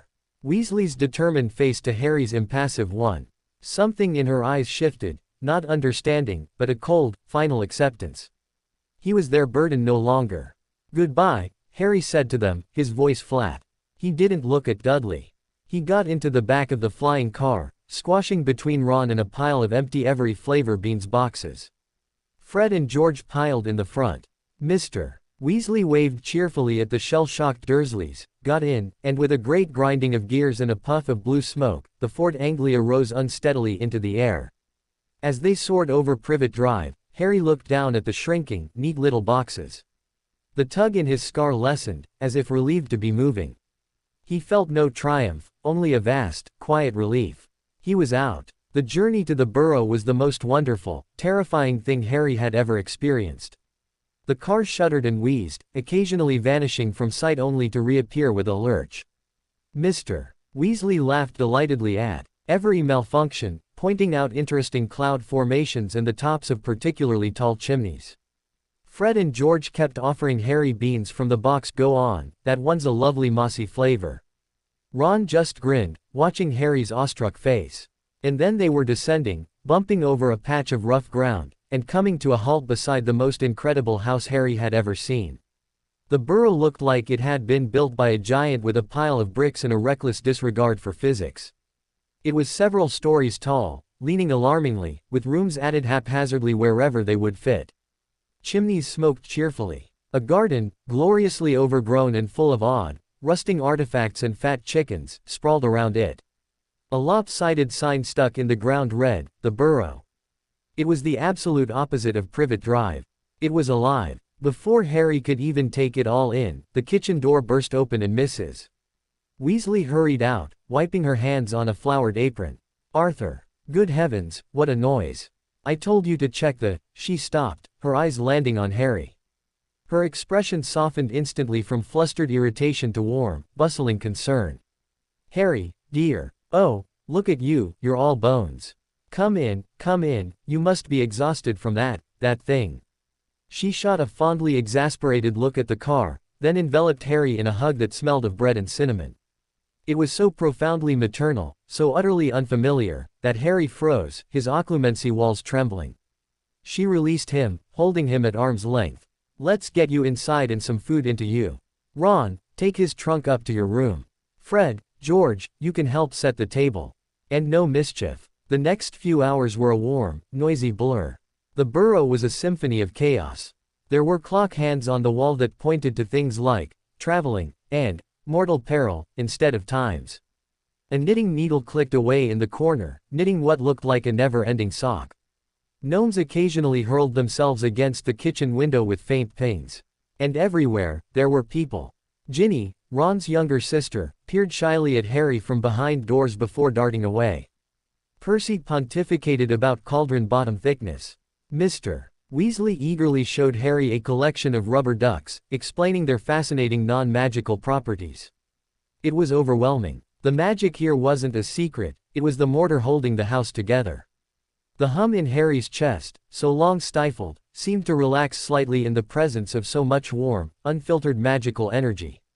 The stasis charm's muffling effect was still there, but it was like listening to a glorious, raucous orchestra from behind a thick curtain. He couldn't feel the full force, but he could appreciate the vibrant noise. That first night, lying in a camp bed in Ron's cluttered, orange room, listening to Ron's soft snores and the distant hoot of an owl, Harry felt something he hadn't felt in years, maybe ever. He felt safe. The tug in his scar was still there, a silent, distant thread, but it was outweighed by the solid, creaking reality of the burrow around him. The feeling lasted until the next morning, when Hermione arrived via flow powder, coughing and covered in soot, her arms full of books. Her hug was fierce. "I've been so worried. Your letters were so vague. Now, we have to talk. I've cross-referenced 6 different theories on core symbiosis, and I think there might be a parallel to magical photosynthesis, if we consider the binds as a kind of." Ron groaned into his cornflakes. Life at the burrow settled into a strange, wonderful rhythm. Harry helped the gnome the garden, which involved swinging them by their ankles and throwing them over the hedge, a surprisingly satisfying activity. He watched, fascinated, as Mrs. Weasley directed washing, cooking, and cleaning with flicks of her wand. He listened to Mr. Weasley and the older brothers argue passionately about Quidditch and ministry politics. And he talked. For the first time, he didn't have to hide. He told Ron and Hermione everything he'd left out of the letters, the full, chilling memory of Snape's confession, the rosebush and the hairpin, the degrading stasis charm, the constant, whispering tug in his scar. Hermione's eyes grew wider with each revelation. The hairpin is a familial focus object. It could be a key, Harry. Not to break the binds, but to communicate with your own magical heritage, bypassing the filters.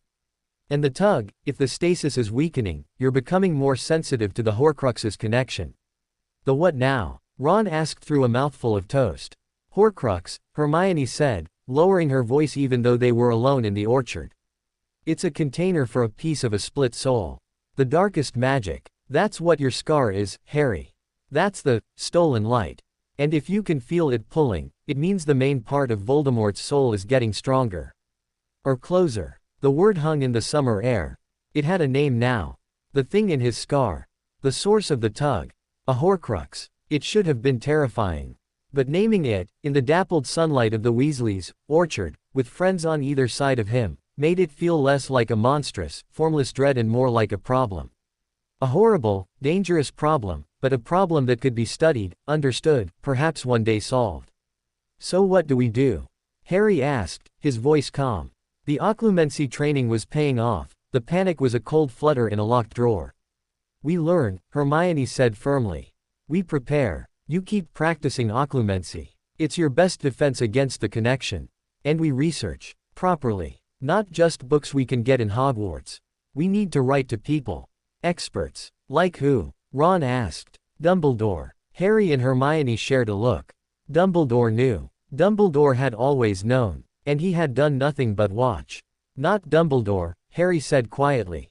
Not yet. A few days later, an opportunity presented itself. Mr. Weasley returned from work looking excited.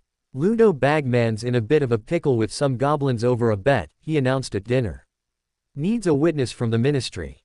I've volunteered. Meetings at the leaky cauldron tomorrow. Thought I'd take this lot, he gestured at Harry, Ron, and Hermione, into Diagon Alley afterwards. Get your school supplies early, beat the rush. Diagon Alley. The place where his world had fractured a year ago. Harry felt a jolt of anxiety, but also a grim determination. He needed to see Healer's sharp claw. He needed to know how much the stasis charm had degraded, and what, if anything, could be done. The next day, they flowed to the leaky cauldron. The pub was bustling. Mr. Weasley got swept into a conversation with a harassed-looking ministry wizard. I'll meet you at Flourish and Blots in an hour. He called over the noise. The moment they stepped out into the sunlit cobbles of Diagon Alley, Harry's senses were assaulted. The muted world of Privet Drive and the warm, muffled blanket of the burrow fell away. The magic here was a concentrated, commercial roar, spells flashing in shop windows, the crackle of enchantments, the sheer density of magical beings. The stasis charm strained, its muffling effect now full of holes. The hum in his chest spiked into an agitated buzz. His scar, for the first time in weeks, gave a sharp, decisive throb of ice-cold pain. And the tug became a hook. It yanked, not west anymore, but downwards. Towards the ground. Towards the end of the alley. Towards Gringotts. Harry, you all right? Ron asked, grabbing his elbow as he stumbled. The bank, Harry gasped, his hand pressed to his forehead. It's coming from the bank. Hermione's face paled. The goblins. But why would, unless? Not the goblins, Harry said through gritted teeth, the pain clarifying his thoughts with terrible lucidity. Under it. Last year, the break-in attempt. The papers said nothing was taken. But what if they weren't trying to take something? What if they were checking? Seeing if something was still there. The prophecy echoed in his mind. The Dark Lord will mark him as his equal. What if Voldemort hadn't just left a piece of his soul in Harry? What if he'd hidden other pieces? Other Horcruxes. And one of them was buried in the deepest, most secure vault in Gringotts. The hook in his scar pulled, insistent, greedy. It felt like a thread connecting him to a deep, dark well under the marble floors of the Wizarding Bank. He looked at his friends, their faces etched with fear and resolve. The peaceful interlude at the burrow was over. The hunt wasn't just about survival anymore, or understanding his cage. Somewhere in the darkness below Diagon Alley, a piece of Voldemort's soul lay hidden. And the piece in Harry's head was calling out to it. He took a deep, shuddering breath, smoothed the ripples in his occlumency pool, and let the cold, clear purpose settle over him. "We need to get our supplies," he said, his voice surprisingly steady. "And then we need to find a way to get into Gringotts." The idea hung between them in the dusty, book-scented air of flourish and blots, as dangerous and fragile as a soap bubble. A Horcrux. In Gringotts. The very thought seemed to suck the warmth from the sunlit alley outside the shop window. "We can't just break into Gringotts," Hermione whispered, her voice hushed with a terror that was half horror, half awe. "It's impossible. It's the most secure place in the magical world. There are dragons, and curses, and the goblins." "We're not breaking in," Harry said, his eyes scanning the crowded shop without really seeing the piles of the standard book of spells, grade 2. The icy hook in his scar was a constant, low-grade distraction, a compass needle vibrating towards the distant white marble building. "We're going to ask for a withdrawal." Ron choked on a floating feather from a display of auto-answer quills. "Ask. Harry, you've gone mental.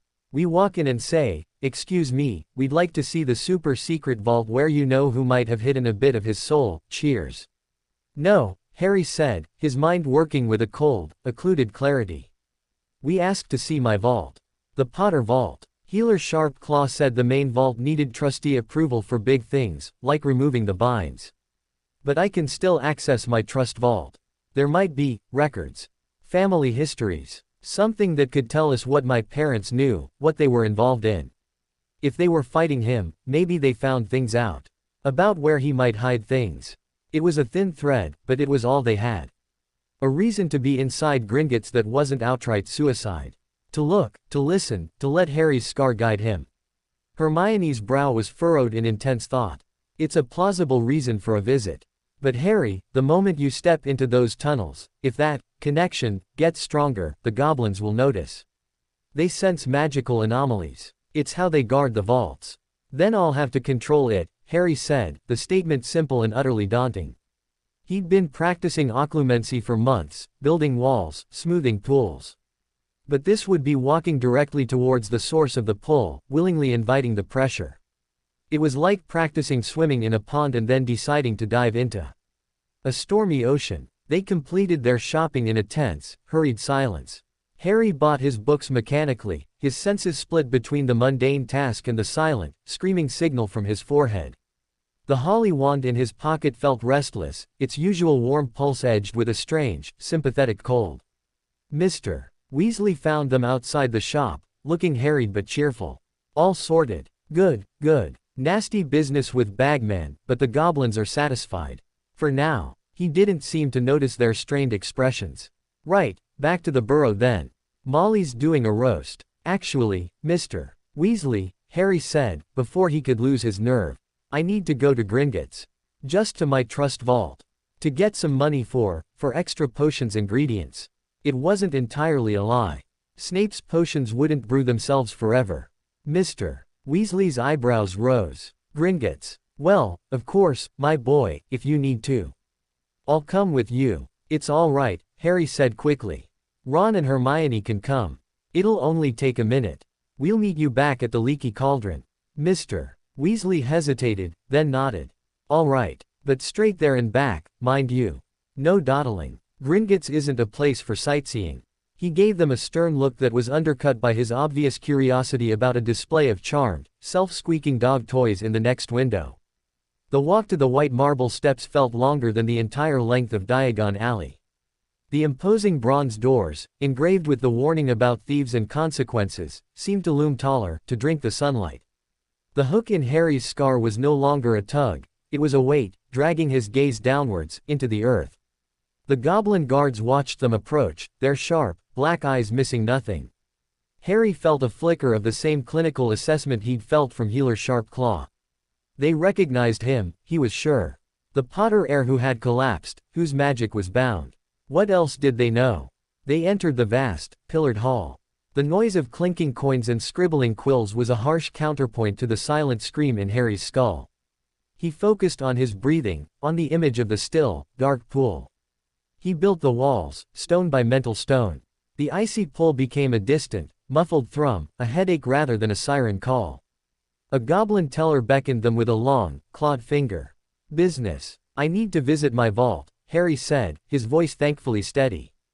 "The Potter Trust Vault." The goblin's eyes gleamed. "Key." Harry produced the small, golden key Hagrid had given him a lifetime ago.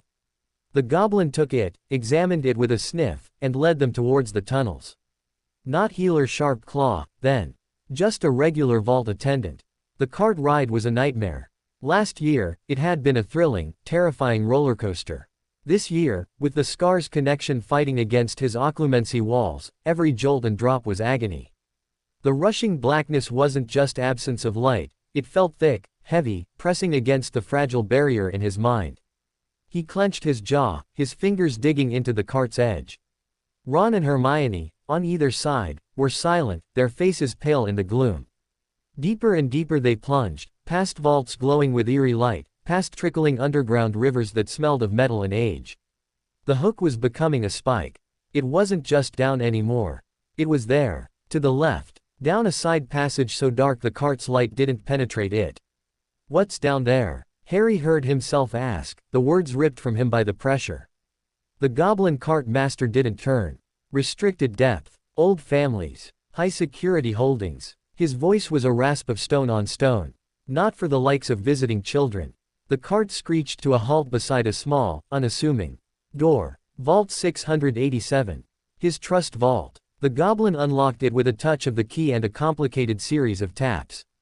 The door melted away. The sight of the small mountain of gold, silver, and bronze should have been dazzling. It was just a pile of colored metal.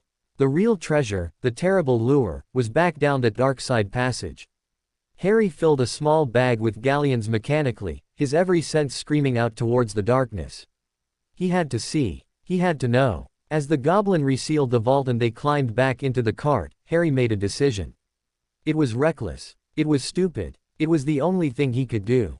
As the cart began to move back up through the labyrinth, he let his occlumency walls crumble, just for a second.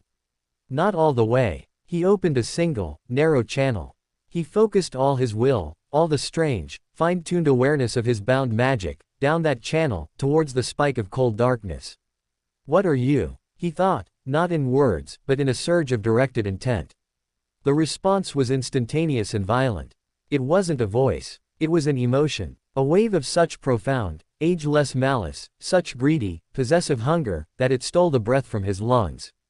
It was the same essence as the face on Quirrell's head, but purer, colder, preserved in a state of perfect, waiting hatred. It recognized him, not Harry Potter, but the piece of itself. It reached for him with a psychic claw, eager to reunite, to consume. Harry slammed his mental walls shut, gasping. His nose was bleeding, a warm trickle down his lip. The world swam. "Harry!" Hermione cried. The goblin cart master turned, his eyes narrowing to slits. He had felt it. The magical anomaly. His hand went to a small, sharp device at his belt. "He has a condition," Hermione said quickly, her voice high with panic. "A magical sensitivity. The descent, it's too much for him." The goblin stared at Harry, at the blood, at his pale, sweating face. The suspicion in his gaze was palpable. But they were already ascending, rocketing back towards the light. After a long, tense moment, he turned back around, his posture rigid. No one spoke until they were standing back in the sun-dappled alley, the great bronze doors at their backs. The sounds of normal life felt like a mockery. "It's there," Harry said, wiping his nose with a trembling hand. The blood was bright red against his skin. I felt it. It's alive. And it knows me. They found Mr. Weasley at the leaky cauldron, and the journey back to the burrow was a blur. Harry was silent, locked inside his own head, rebuilding the walls that had been cracked by the Horcrux's assault. The warmth of the burrow, when they stumbled out of the fireplace, felt like a lie. Mrs. Weasley fussed over his paleness, insisting he lie down.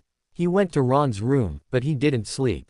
He stared at the ceiling, the lily hairpin cool in his hand, its gentle warmth a tiny defiance against the memory of that bottomless cold.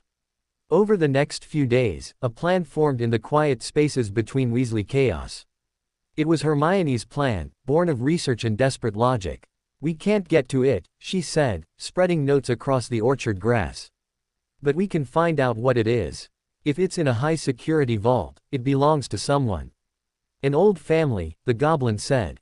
"We need to find out which old family vault is down that specific passage." "How?" Ron asked, throwing an apple core at a gnome. "Records," Hermione said. "Not in Gringotts. But the Ministry must have some oversight. Magical inheritances, vault bequests, your dad, Ron. He works in misuse of Muggle artifacts, but he has access to the Ministry. Could he look something up? Discreetly. It was a risk, involving an adult. But Mr. Weasley was not Dumbledore, and he was not Snape. He was kind, and he was on their side, even if he didn't know the full battle. They cornered him one evening in his shed, surrounded by his collection of plug sockets and batteries. He listened, his expression growing more and more grave as Hermione, in a rushed, hushed voice, outlined a carefully edited version. They didn't say, Horcrux. They said they had reason to believe, from things Harry had felt, due to his sensitive magic, that a powerful dark object was hidden in a specific, deep part of Gringotts. That it might be connected to the events of last year. That knowing which family vault was there might help Dumbledore understand what Voldemort was after. Mr. Weasley's face was pale. "This is highly serious, children. Highly irregular. Ministry protocols, poking into private vault assignments. Please, Dad," Ron said, his voice uncharacteristically solemn. "It's important. For Harry. For everyone." Mr. Weasley looked at Harry, seeing not just a famous boy, but a tired, pale child with shadows under his eyes that spoke of pain no 12-year-old should carry. He sighed, running a hand through his thinning hair. "I can't promise anything, and I won't break any serious laws. But there are archival logs. Cross-referenced by vault depth and security grade. If you can describe the location, I might be able to make an inquiry. For security purposes." A vague, security-related inquiry. It was enough. A week later, Mr. Weasley returned from work later than usual. He called Harry, Ron, and Hermione into the sitting room, his face unusually stern. The rest of the family was busy elsewhere. "I looked," he said quietly, without preamble. "It wasn't easy. Had to call in a favor from a friend in the Goblin Liaison office." He took a deep breath. "The high-security vaults in the deepest sub-level, off the main left-hand spur, there are only 3. One belongs to the Black family. One is a secured Ministry evidence hold. And the third," he met Harry's eyes, his own full of a confused dread.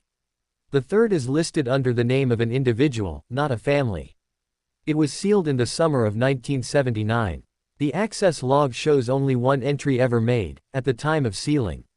No withdrawals. Ever." "Whose name?" Harry asked, his throat tight.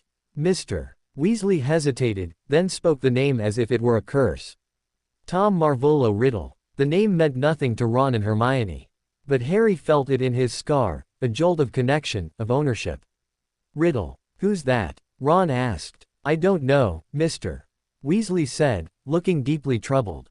"There's no Ministry record of a wizard by that name. No family registry. It's a ghost. A name on a vault that should not exist." He leaned forward. "Harry, you must tell Dumbledore about this. Immediately. A vault under a false name, sealed just before the height of the war, it's exactly the sort of thing he who must not be named would do." Harry nodded, his mind racing. Tom Marvolo Riddle. The name was a key of its own. He would tell Dumbledore. But not everything. Not about the Horcrux, not about the soul fragment. Not yet. Dumbledore had kept too many secrets. Harry would keep this one. That night, a new kind of restlessness took hold of him. The Horcrux was named. It had a location. It was real, tangible. And it was calling to him. He stood at the window of Ron's room, looking out at the dark, hulking shape of the orchard. The tug was a constant now, a thread of ice woven into his being. But alongside the dread was something else, a fierce, burning resolve. He was not just a victim. He was not just a beacon. He was a hunter. And he had just found his quarry's lair. He took the lily hairpin from his pocket, holding it up so it caught a sliver of moonlight. His mother's magic, gentle and bright. The opposite of the thing in the vault. He had a piece of her. And he had a piece of him. The war was no longer a story, or a prophecy. It was a vault deep under London, and a scar on his forehead, and a choice. He could feel the walls of his magical cage around him, as real as the wooden walls of the burrow. But for the first time, he wasn't just mapping them. He was looking for the weak point. The peace of the summer was officially over. The quiet at the burrow was now the quiet of a camp on the eve of battle. Laughter was a little too loud, smiles a little too quick. Mrs. Weasley baked with a frantic energy, as if storing up warmth against a coming winter. Fred and George's mischief took on a sharper, more testing edge, like they were honing tools. Mr. Weasley watched the skies more often, his expression thoughtful and worried. And Harry Potter stood at the window, a hairpin in one hand and a terrible secret in his heart, waiting for the next move in a game that was older than he was, and more deadly than he could imagine. The hook in his scar pulled, relentless. He pulled back, with all the silent, focused will of a boy who had learned to live in a cage, and was now determined to break out. Sleep was a battleground that night. Every time Harry drifted towards the quiet shores of unconsciousness, the hook in his scar would tug, dragging him back into a wakeful, icy awareness. It wasn't a vision, not like the memory fragment of Snape and his mother. It was a presence, a cold, patient weight at the edge of his mind, like a great, slumbering beast whose breath he could feel on the back of his neck. Tom Marvolo Riddle. The name was a silent chant, a dark mantra that resonated with the frozen splinter in his forehead. He lay in the camp bed in Ron's room, listening to the gentle creaks and sighs of the burrow. Each sound, the distant hoot of an owl, the rustle of the ghoul in the attic, Ron's rhythmic snoring, was a note in a song of normalcy that he could no longer hear properly. The Horcrux's signal was a discordant frequency, jamming the signal of his own life. He focused on occlumency. He rebuilt the walls, stone by mental stone. He smoothed the pool until its surface was black glass. He locked the drawer labeled Horcrux with 7 separate mental keys. But the lock itself was cold to the touch. The thing on the other side of the door was leaning against it. Dawn came, a gradual leaching of gray into the room. Harry got up, moving silently so as not to wake Ron. He dressed and slipped downstairs. The kitchen was empty, warm from the banked fire in the grate. He sat at the scrubbed wooden table, the lily hairpin cool in his palm. He focused on its gentle pulse, using it as an anchor against the scar's chill.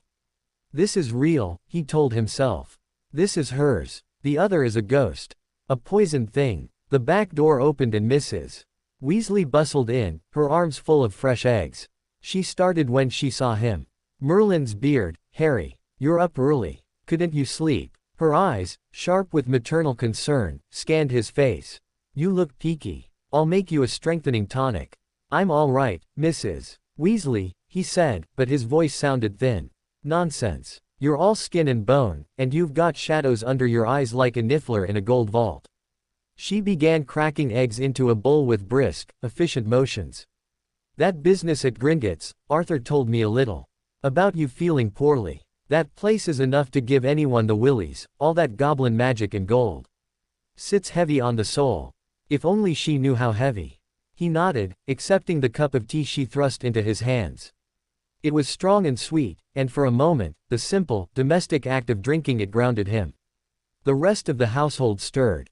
The kitchen became a vortex of noise and movement, Fred and George arguing over the last sausage, Ginny silently sliding into a chair, Percy holding forth on the correct cauldron thickness for a standard sleeping potion. Ron stumbled down, yawning, and gave Harry a worried look. Hermione arrived, her hair even bushier than usual, clutching a book titled Magical Signatures and Their Resonance. The normality was a performance, and Harry was a bad actor in it.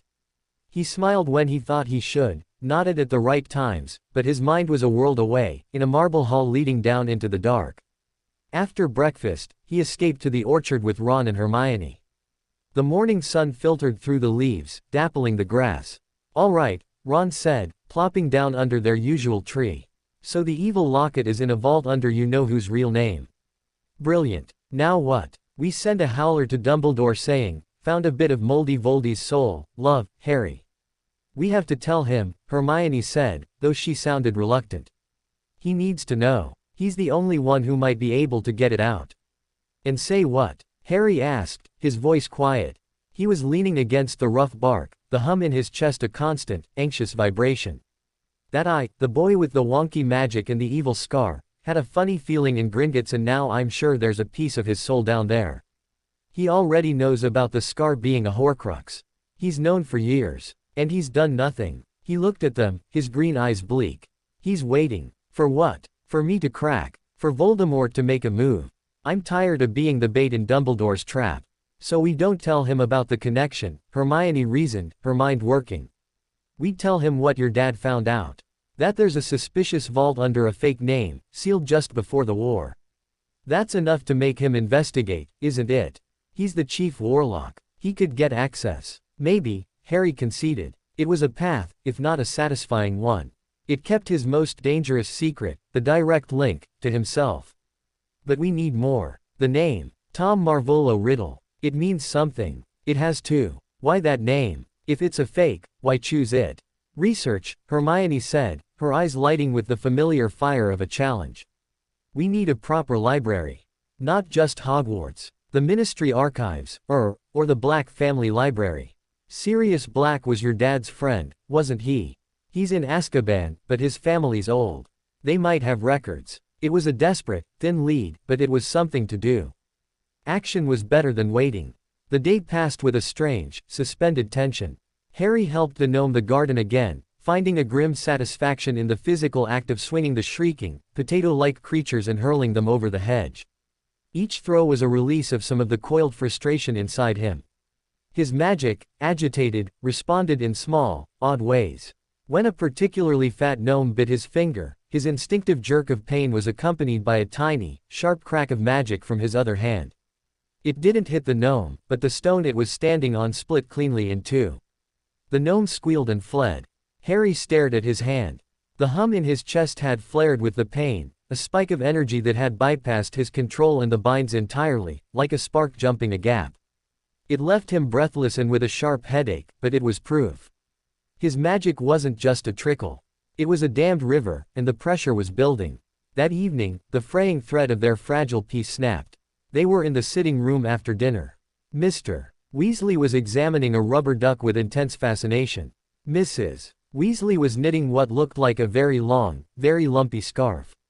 Fred and George were in a corner, whispering over what looked like a sketch of the Hogwarts plumbing system. Harry was trying to read a Quidditch magazine Ron had given him, but the word swam. The hook in his scar had been growing steadily more insistent as the day wore on, a cold knot of anticipation. Something was happening. Something was changing. Then, it hit. It wasn't a vision. It was an assault. A wave of pure, freezing hatred, so vast it felt like the sky falling, slammed into his mind. It was the same essence from the vault, but magnified 1,000-fold, fueled by a new, frantic purpose. Images, jagged and terrible, ripped through his occlumency walls like they were made of tissue paper. A stone shack, rotting and dark. A wraith-like figure, more smoke than substance, coiled on a dusty floor. The high, cold voice, shrieking in agony and triumph. The blood, the traitor's blood, it calls, the link is strong, the servant must act, now. The face of a man, rodent-like and terrified, swam into view. Wormtail. The name came with the image, along with a gut-deep loathing. The man was sobbing, holding a bleeding arm over a stone bowl. "Master, please." A different scene, a sprawling, gloomy manor house. A blond man with a cruel, pointed face, Lucius Malfoy, handing a small, black diary to a house elf. A command, hissed. "Keep it safe. Do not open it. Its time will come." The diary. It pulsed with the same dark, familiar poison. Another piece. Another Horcrux. The connection was a blazing line of ice from his scar to the thing in the shack, and branching out from it, fainter threads to the vault, and to the diary. A network. A constellation of evil. Harry cried out, doubling over, his hands clawing at his forehead. The magazine fell to the floor. The pain was unimaginable, a white-hot drill boring into his skull, synced with the violent, screaming pressure in his sealed core. The 7 locks felt like they were glowing red-hot, straining to contain the backlash. Harry. Voices, distant and distorted. Mrs. Weasley's shriek. Mr. Weasley's shocked shout. Ron and Hermione were at his side, their hands on his shoulders, but he couldn't feel them. He was being pulled apart, molecule by molecule, by the force of the connection. Potter. A new voice, sharp and familiar, cut through the psychic storm. Not in the room. In his head. A voice of oil and silk, laced with a power that was not kindness but absolute, ruthless control. Foolish boy. You are broadcasting to the entire astral plane. Shield your mind. Now. Snape. The command was a lifeline, a technique. Harry, drowning in the torrent, grasped at it. He didn't try to rebuild his crumbled walls. He did what Snape had taught him in a different context. He folded. He imagined his consciousness not as a fortress to be defended, but as a piece of origami. He folded it in, layer upon layer, compressing it down to a single, dense, invisible point. He hid it behind the pain, behind the cold, in the smallest, darkest corner of his own skull. The torrent of images cut off. The shrieking voice vanished. The connection was still there, the hook, the icy line, but he was no longer a wide-open channel. He was a sealed capsule on a dark current. The physical pain remained, a deep, throbbing agony in his head and chest. He was on the floor, he realized. He was shaking, drenched in cold sweat. Ron and Hermione were holding him up. Mrs. Weasley was weeping. Mr. Weasley looked terrified. Fred and George stood frozen, all humor gone from their faces. What in the name of Merlin was that? Mr. Weasley breathed. Harry couldn't speak. He gasped for air, his vision swimming. Then, with a soft pop, a house elf appeared in the middle of the Weasleys' sitting room. It was not Dobby. This one was older, its skin more wrinkled, dressed in a clean tea towel stamped with a faded crest. Its large, bat-like ears trembled. It ignored everyone else. Its bulbous eyes fixed on Harry, full of a terrible, ancient sadness. Master Harry Potter, it squeaked, its voice like dry leaves. Creature is coming, as the bad master once ordered Creature to do, should the Dark Lord's mark burn again in the old magic stir. It bowed its head, a gesture of profound misery. The mistress of the House of Black is wanting to see you. She is knowing you have touched the darkness. She is knowing you seek the name of Tom Riddle. The silence in the room was absolute. Even the ghoul in the attic seemed to have stopped banging. Hermione found her voice first.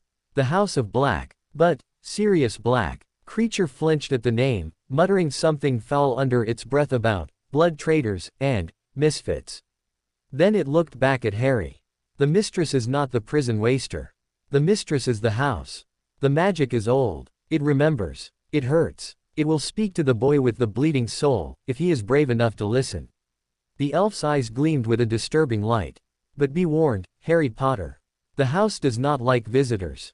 And the secrets bite. Before anyone could react, Creature reached out a long, knobbly finger and touched Harry's trembling hand. There was another pop, and the sitting room vanished. Harry's stomach lurched. He was falling, or spinning, compressed through a tube too small for him. The pain in his scar was a guiding star of agony. Then his feet hit solid ground, uneven and dusty. He stumbled, retching, into darkness. The air was thick with the smell of dust, mildew, and something else, the faint, sweet decay of old magic and forgotten madness. He was not at the burrow. He stood in a narrow, dark hallway. Faded, peeling wallpaper showed scenes of grotesque violence, elves being beheaded by knights, serpents eating their own tails. The heads of house elves, mounted as trophies, lined the walls, their glass eyes glinting in the dim light filtering from a grimy window at the end of the hall. A heavy, oppressive silence pressed down on him, broken only by the sound of his own ragged breathing and a faint, mad whispering that seemed to come from the walls themselves. Half-blood, filthy little half-blood, in my noble house, defiling the sanctity. The voice was a dry hiss, ancient and female, dripping with hatred. It was coming from a portrait at the end of the hall, hidden by moth-eaten velvet curtains. The curtains twitched. Creature shuffled past him, his head bowed. This way, Master Potter. The mistress awaits in the drawing room. Do not touch anything. The house is hungry. Harry, alone, weaponless, his magic a throbbing, battered thing inside him, looked down the dark throat of the hallway. The hook in his scar pulled him forward, deeper into the gloom. He had wanted answers. He had wanted to stop being passive. The House of Black, it seemed, was more than willing to oblige. The darkness in the hallway was not an absence of light, but a presence. It was thick, velvety, and clung to Harry's skin like cobwebs. The air was cold enough to see his breath, yet it smelled of closed-up attics and dried roses, a funereal perfume. The mad whispering from the walls was a constant, sibilant chorus, stain, muddying the blood, thief of light in a house of shadows. Creature shuffled ahead, his back bent in a permanent cringe. He led Harry past the line of house elf heads, their dead eyes seeming to track his progress. The portrait at the end of the hall continued its low, venomous monologue behind its curtain. "Where are we?" Harry asked, his own voice sounding too loud, too young, in the oppressive silence. "The noble and most ancient House of Black," Creature intoned, with a mixture of pride and profound grief. "Number 12, Grimmauld Place. It has been sleeping, but the magic is waking. It smells the war coming.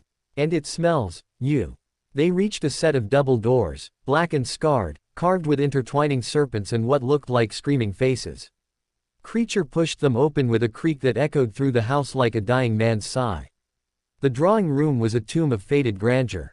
Heavy, dark furniture was shrouded in dusty white sheets. A chandelier hung from the ceiling, its crystals black with grime. The only source of light was a feeble fire struggling in a gigantic marble fireplace, beneath an immense, empty portrait frame. But the room's focus was on the opposite wall. There, free of curtains, was a portrait of a woman.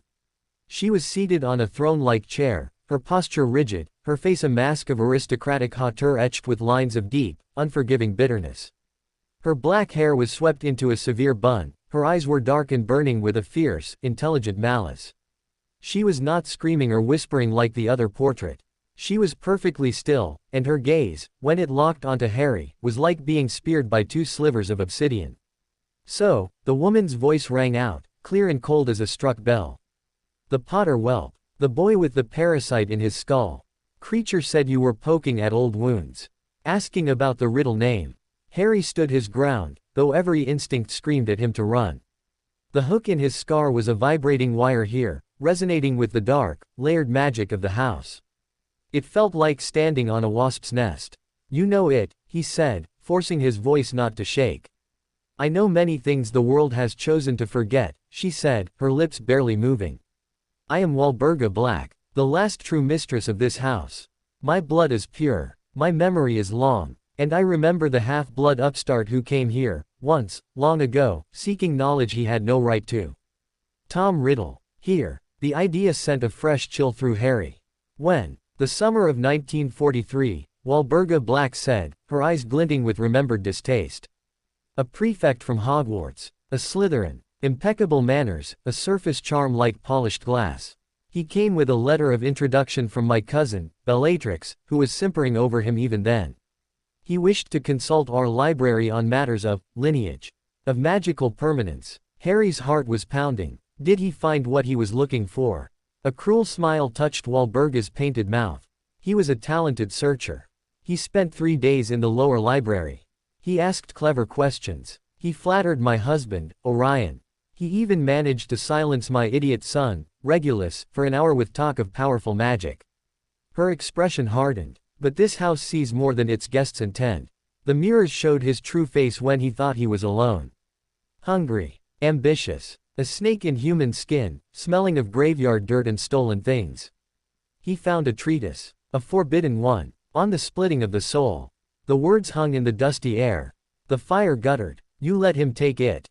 Harry asked. "Let him?" Walburga laughed, a short, sharp sound like breaking ice. "We did not let him do anything. He was a guest. He read, he took notes. The treatise remained. But the knowledge was stolen. And he left something behind." Her painted eyes narrowed. "A scent. A taint. A connection. This house has long memories, boy. It remembers the touch of one who would make himself a god. And it remembers," her gaze drilled into his forehead, "the echo of that touch. You carry it. It festers in you. It calls to the other pieces he hid.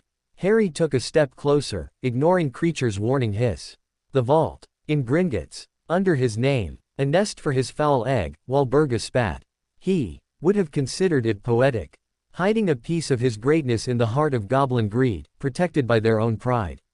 He was always fond of irony, the monster. And the diary. Harry pressed, the image from the vision sharp in his mind.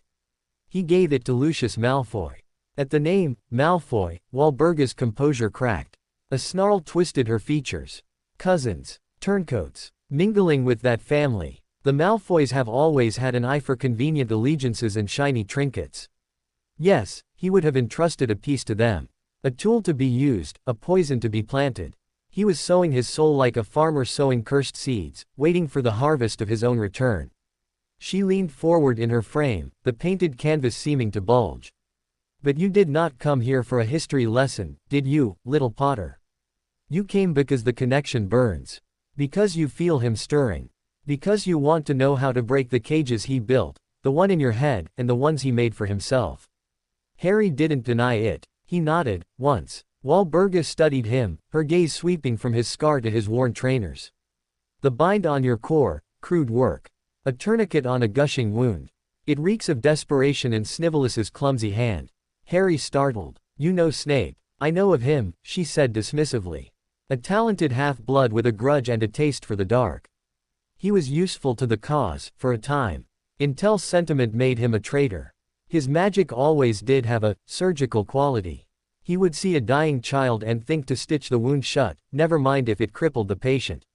She waved a painted hand. That is not your path to freedom. The bindings are part of the wound now. To tear them out is to tear out your own magical heart. Then what is my path? The question was ripped from him, full of a year's worth of frustration and fear. The parasite and the prisoner linked, Walburga said, her voice dropping to a conspiratorial whisper that seemed to slither from the frame. One anchors the other. He split his soul to escape death. Your soul is whole, but it is shackled to his fragment. You cannot destroy his anchor without first reclaiming your own power. And you cannot reclaim your power while his anchor leeches your strength and poisons your magic. It was the same impossible circle Snape and Dumbledore had described. So I'm stuck. Stuck. Walburga's laugh was colder this time. You are at the center. The artifact in the vault is dormant. A locket, if the house's memory serves, Salazar Slytherin's locket. The diary is a weapon, designed to be used. But the piece in you, it is alive. It is a conduit. It is the keystone. He fears its destruction above all others, for it is the one he did not mean to make. The one that ties him to you. She fixed him with her burning gaze. The connection is your weakness. It is also your weapon. You feel his thoughts when he is strong. You can find his treasures. And perhaps, you can influence the prison he built for you. Not break it. Bend it. Bend it how? The magic that binds you is a filter. It keeps his poison in, and your power out. But a filter works both ways. You have learned finesse. You have learned to push a trickle of intent through the cracks. What if you learn to pull? Harry stared at her. Pull what? Magic, you foolish child. She snapped. The world is soaked in it. This house is drowning in centuries of it, most of it dark, tangled, and useless, but magic nonetheless. Your bindings are designed to stop your core from expelling power. They are not designed, not perfectly, to stop you from drawing ambient magic in. To use it as a tool, externally, without it ever touching your sealed core. It was a revolutionary, terrifying thought. To use magic not from within himself, but from around him. To be a conduit, not a source. It was the opposite of everything he'd been taught. It would be wild. Unstable, he murmured, thinking of the split stone in the garden. It would be deadly, Walburga corrected bluntly. To try and channel raw, untamed magical residue, especially the dark essence that permeates this house, would burn your mind to ash. You lack the control. You lack the focus. Then why suggest it? Harry asked, frustration boiling over. Because you have a focus. She hissed, pointing a painted finger at his chest. The wand in your pocket. The brother to his wand. It chose you. It is loyal to you, not to the parasite. It is a lens. A lightning rod. Use it to draw the magic. Use your will, the will that has kept you sane behind your mental walls, to shape it. Not with spells. With intent. With story. You convinced a rosebush to remember its maker. Now convince the random magic in the air to become a shield. A light. A key. It was occlumency turned inside out. Instead of building quiet walls inside, he would be projecting fierce order outside. I don't know how, he admitted. Then you will learn here, Walburga said, settling back in her chair, a cruel smile on her lips. Or you will die here. The house is waking. It is hungry. It is full of old protections and older spite. Consider it, practical tuition. Creature will not help you. He will watch. The house will test you. And I will observe. Your success amuses me. Your failure will be a fitting end for a blood trader's son with a corrupted soul.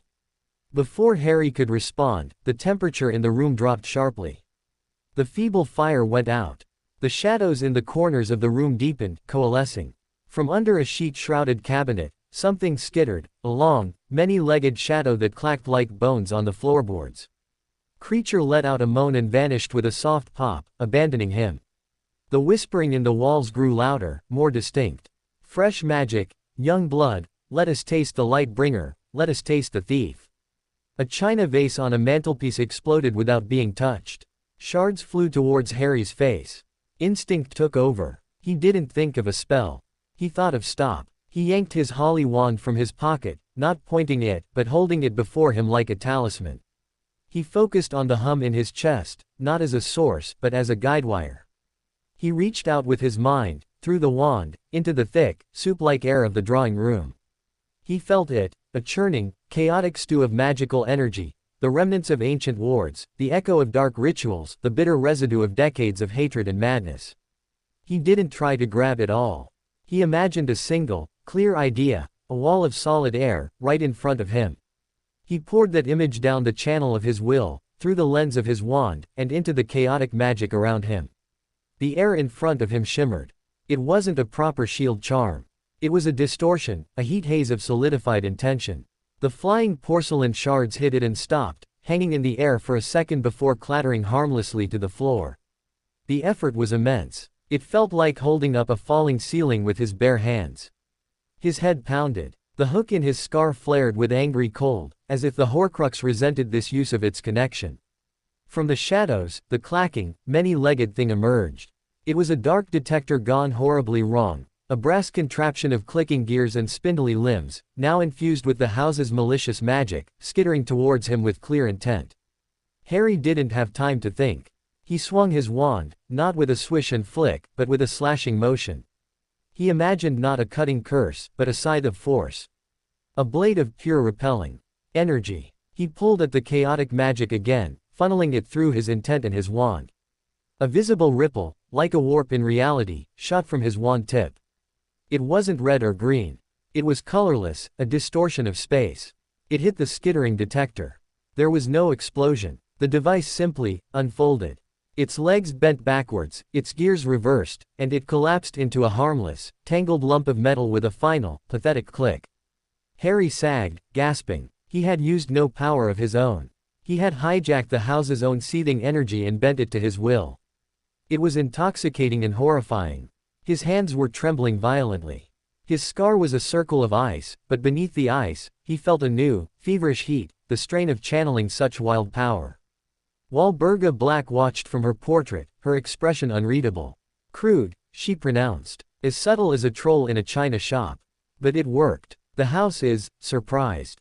The oppressive feeling in the room lessened, just a fraction. The whispering faded to a resentful murmur. The wand is the key, she said. And the will is the hand that turns it. You have taken your first step into a larger world, Potter. A more dangerous one. Every time you do this, you send a ripple.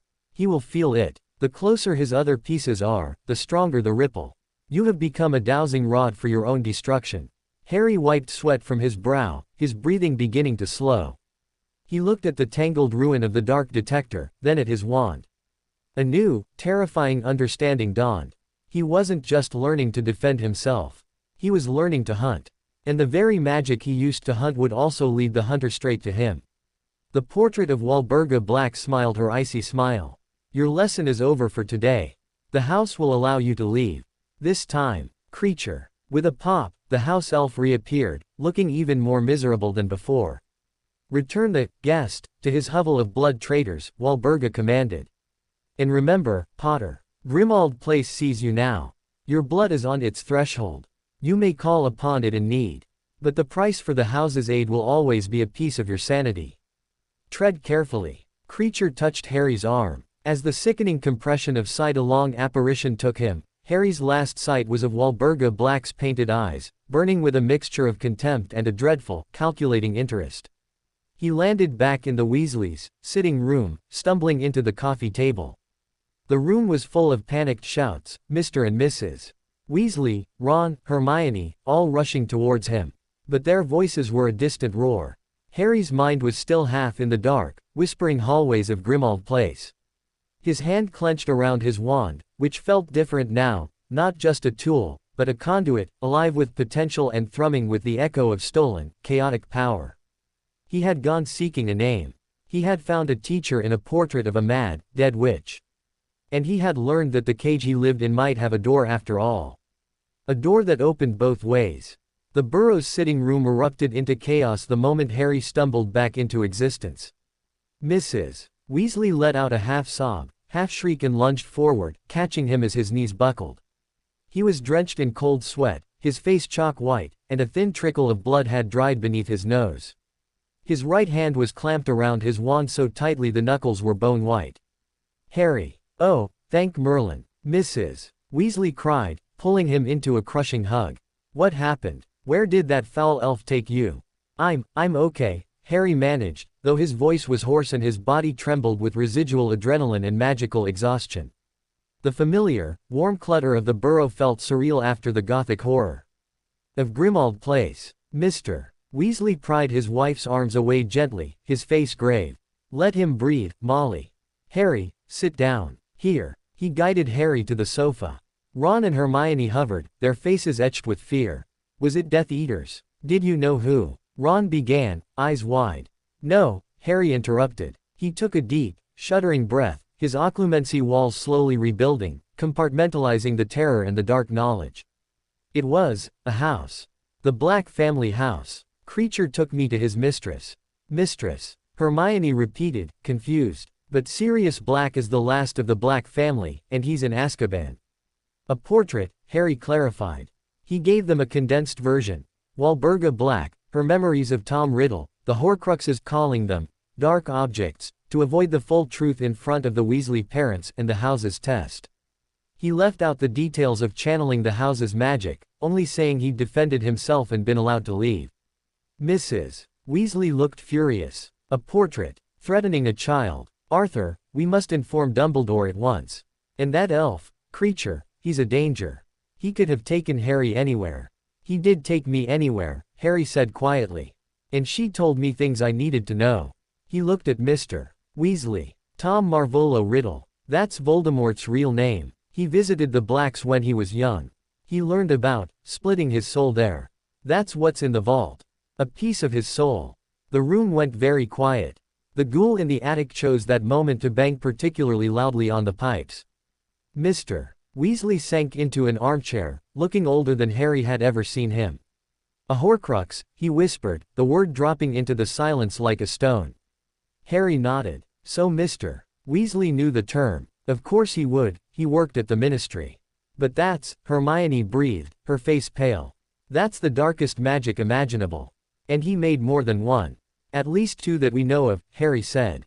The locket in the vault, and the diary he gave to Malfoy. And a third, Mr. Weasley said heavily, his eyes on Harry's scar. He didn't say it aloud, but the meaning was clear. Mrs. Weasley put a hand to her mouth, her eyes filling with tears. That thing in your head, it's one of them. It's why I can feel the others, Harry said, the admission both a relief and a shame. It's why my scar hurts. They're connected. For a long moment, no one spoke. The weight of it pressed down on them all. Then Ron straightened up, his jaw set. So we have to find them. Destroy them. It's not that simple, Ron, Mr. Weasley said, though he looked at his son with a mixture of pride and sorrow. Horcruxes are protected by powerful, terrible magic. And the act of destroying one, it's not for children. It's not for anyone. He turned to Harry. You must tell Dumbledore everything, Harry. Now. I will, Harry promised. And he meant it, mostly. But he would not tell Dumbledore about the channeling. That was his secret, his new, dangerous weapon. A weapon Walburga Black had given him, for reasons of her own that were certainly not benign. As if on cue, there was a sharp crack from the fireplace, and a handful of flow powder flared green. A silvery, ghostly Patronus, a phoenix, soared into the room, its voice Dumbledore's, calm but urgent. Arthur, Molly, please bring Harry to Hogwarts at once. There has been a disturbance in the old Black family magic. I believe he may be involved.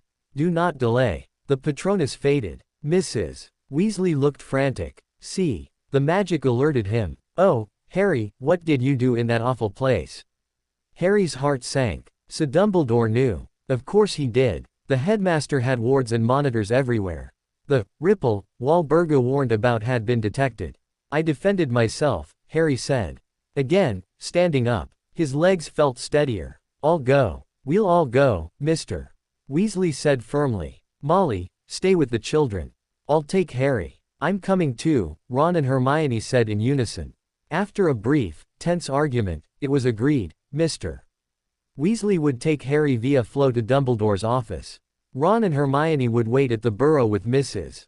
Weasley. The journey was swift. 1 minute Harry was in the Weasleys' cozy living room, the next he was stumbling out of a fireplace into the circular, serene headmaster's office. The room was as he remembered. The cluttered desks, the sleeping portraits, the curious silver instruments whirring and puffing. Dumbledore stood by the window, his back to them, gazing out at the twilight grounds. He turned as they arrived, his face grave. Ah, Harry. Arthur. Thank you for coming so promptly. His blue eyes, usually twinkling, were sharp and assessing as they swept over Harry. I felt a surge of very old, very dark magic from a place I have long monitored, number 12, Grimmauld Place. And it was channeled. In a most unusual way. Would you care to explain? Harry took a deep breath. He told Dumbledore everything, from Creature's arrival to Walburga's revelations about Riddle and the Horcruxes. He even confessed, haltingly, to channeling the house's magic to defend himself. Dumbledore listened in silence, his fingers steepled.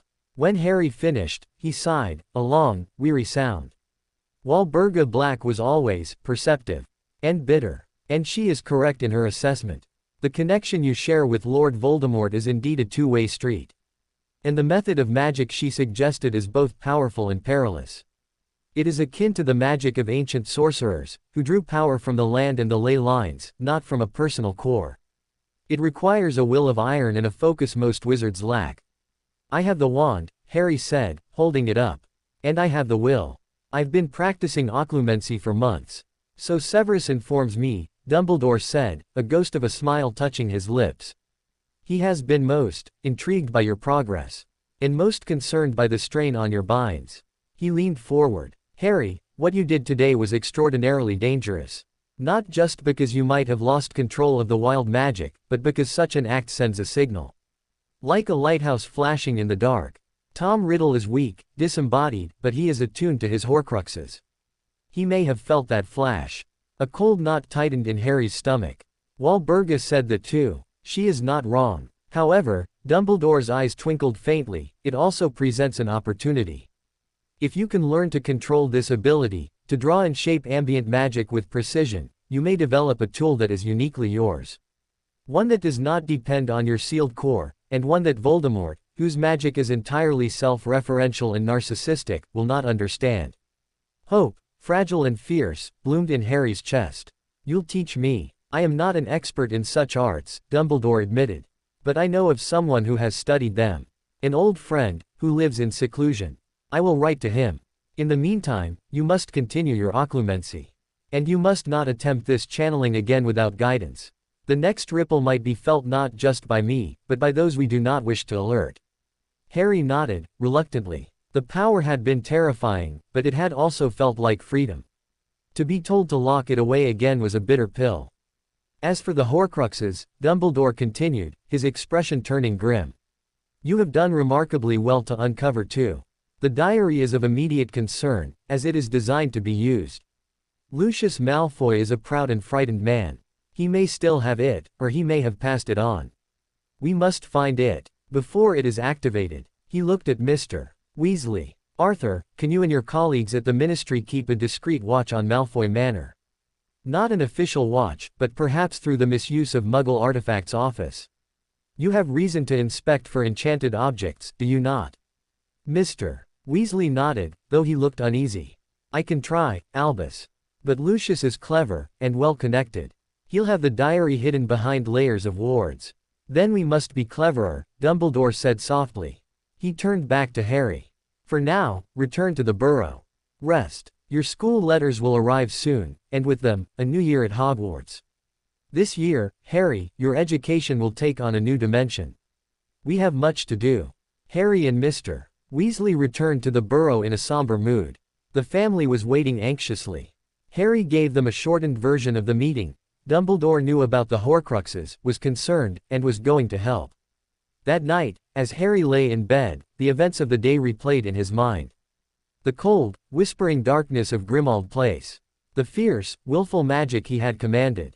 The grave concern in Dumbledore's eyes.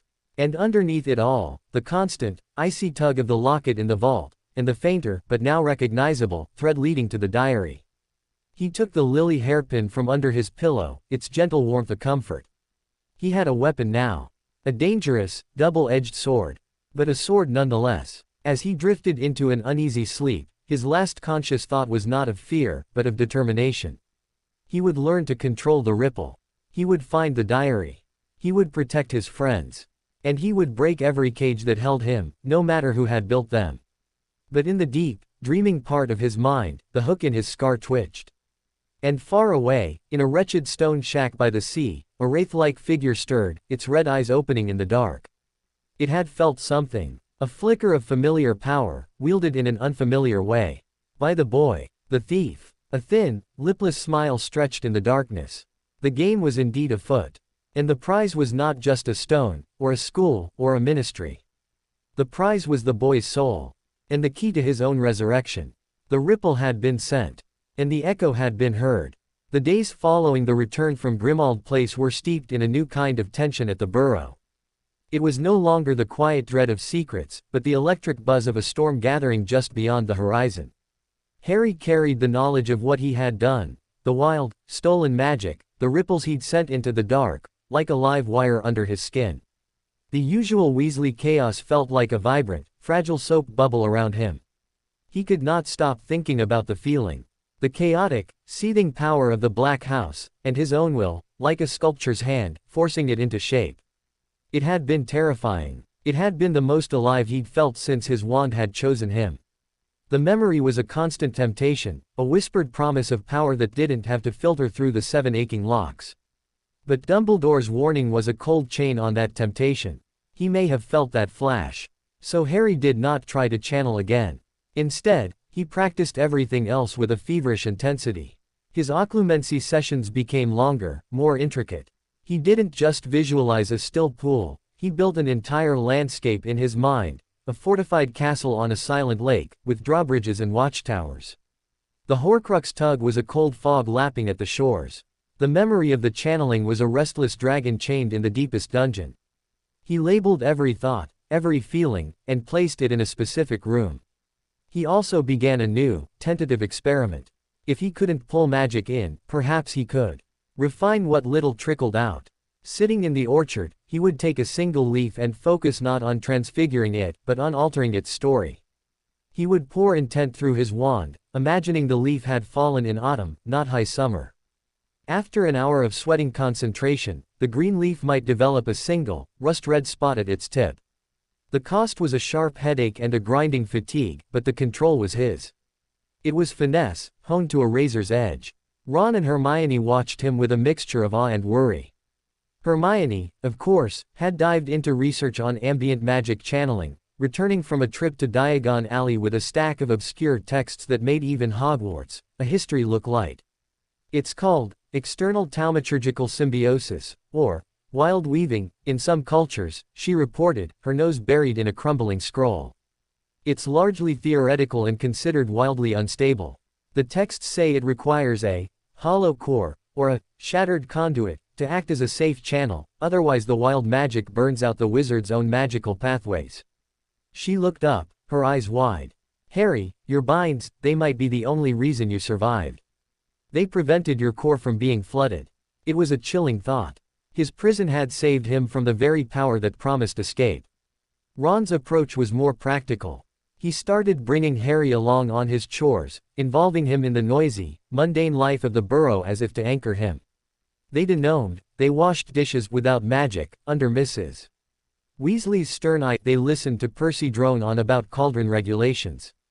It helped. The simple, physical reality of scrubbing a pot or the satisfying thwack of a gnome hitting the hedge grounded him when his mind threatened to spiral into the dark currents of Horcruxes and stolen power. One afternoon, a week before their Hogwarts letters were due, the storm finally showed its first true lightning strike. Harry was in the orchard, attempting to persuade a wilting daisy to stand up straight by convincing it was being watered. He had his wand out, but it was just a focus point. His will did the work. The daisy's stem stiffened, just a little. A wave of dizziness hit him, sudden and profound. It wasn't the usual fatigue. This was different. A hollow, sucking sensation behind his navel, as if a trapdoor had opened inside his magic. The hum in his chest didn't flare, it stuttered, like a guttering candle. At the same moment, the icy hook in his scar didn't just pull, it yanked. A jolt of pure, undiluted malice, sharp as a shard of glass, lanced through his forehead. He cried out, dropping his wand and clutching his head. The pain was brief, but it left a phantom ache deep in the bone.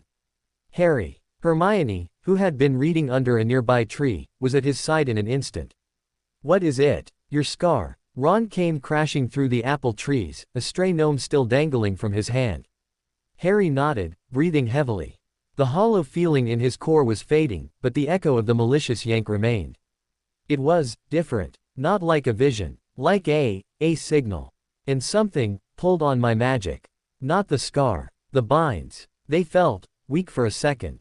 Hermione's face paled. A sympathetic reaction. If the main soul fragment exerted great power elsewhere, the connection through the Horcruxes could cause a feedback surge, stressing the containers. Your binds are a container. And if he was doing something that required immense power. Her theory was cut off by a shrill scream from the direction of the house. It was Ginny. They sprinted back to the burrow. In the kitchen, a scene of chaos greeted them. Ginny was backed against the stove, her face white with terror, pointing a trembling finger at the kitchen table. On the scrubbed wooden surface, surrounded by the debris of a half-prepared supper, sat a large, glossy, black rat. But it wasn't a rat. Not anymore. It was writhing, its body contorting in impossible ways. As they watched, horrified, its fur seemed to melt into scales. Its snout elongated, its beady eyes flashing a sickly, intelligent yellow. It let out a hiss that was far too loud for its size, a sound full of hatred and a terrifying, familiar cadence. Scabbers. Ron whispered, incredulous and horrified. The rat that was not a rat fixed its yellow eyes on Harry. Its mouth opened, and a voice emerged, a distorted, high-pitched parody of the cold tone from his nightmares, filtered through tiny rodent lungs. The thief echoes our power, the thread is pulled, we see you now, little beacon. With a final, violent shudder, the transformation reversed. The scales vanished, the snout shrank, and Scabbers collapsed onto the table, a perfectly ordinary, tired-looking old rat, asleep or unconscious. For a full 10 seconds, no one moved. The only sound was the frantic ticking of the Weasley family clock, where all the hands had suddenly swung to mortal peril. Then Mrs. Weasley burst into the room, wand drawn.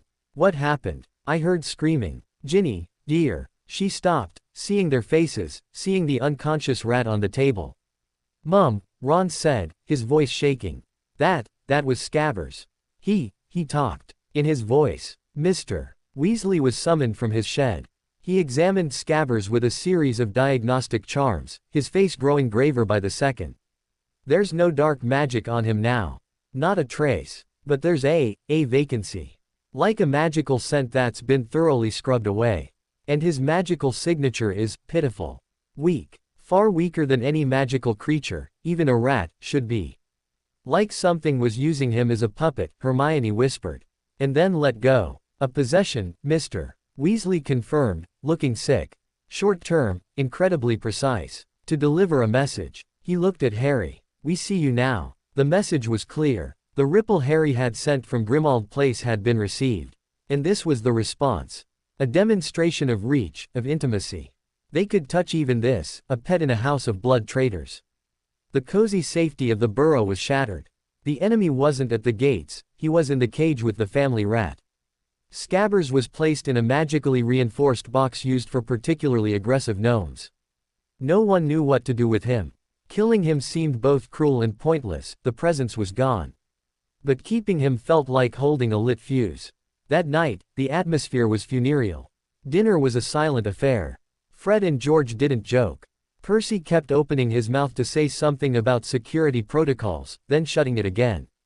Ginny pushed her food around her plate, her eyes huge. Harry felt responsible. The ripple had been his. He had drawn this attention to them, to this warm, cluttered house full of people he loved. The guilt was a cold stone in his gut, heavier than the ache in his core. After everyone had gone to bed, Harry lay awake, staring at the ceiling of Ron's room. Ron himself was snoring softly, but it was the sleep of exhaustion, not peace. The hollow feeling from the orchard returned, not as a sensation, but as a thought. The binds had weakened, just for a second, when Voldemort had exerted power through the connection. What if? It was a mad, dangerous thought. But it wouldn't leave him. Walburga Black had said the parasite and the prison were linked. That one anchored the other. What if the opposite was also true? What if a massive surge of power through the Horcrux connection could shake the locks? Not break them, but stress them. Create a fracture. He had told Dumbledore he wouldn't. Channel again. But what if he didn't have to?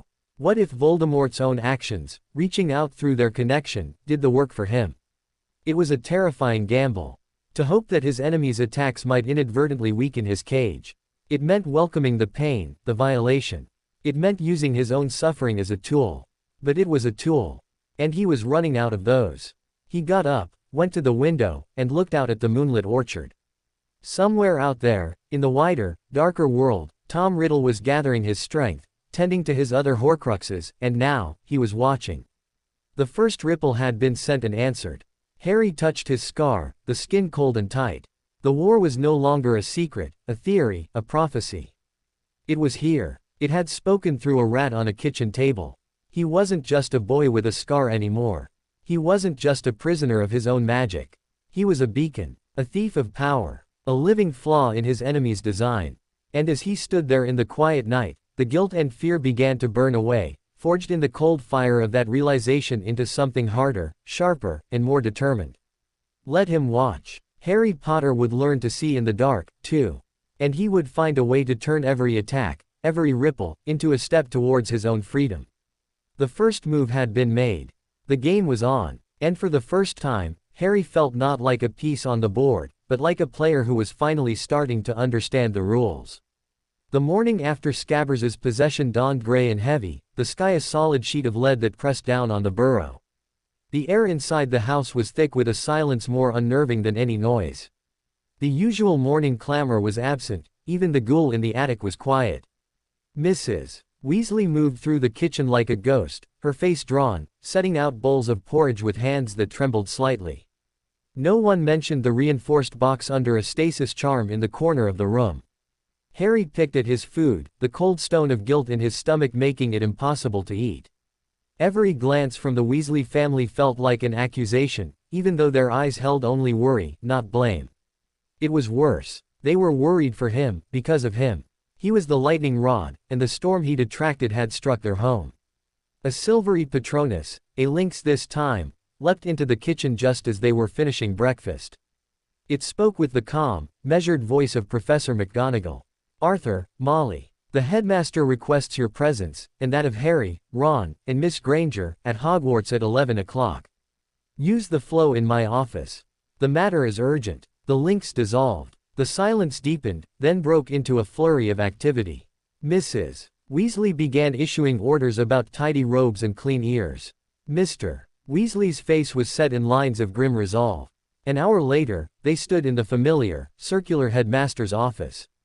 Dumbledore was not alone. Severus Snape stood by the bookcases, his arms crossed, his face a mask of impassivity that did nothing to hide the sharp intensity of his gaze as it swept over Harry.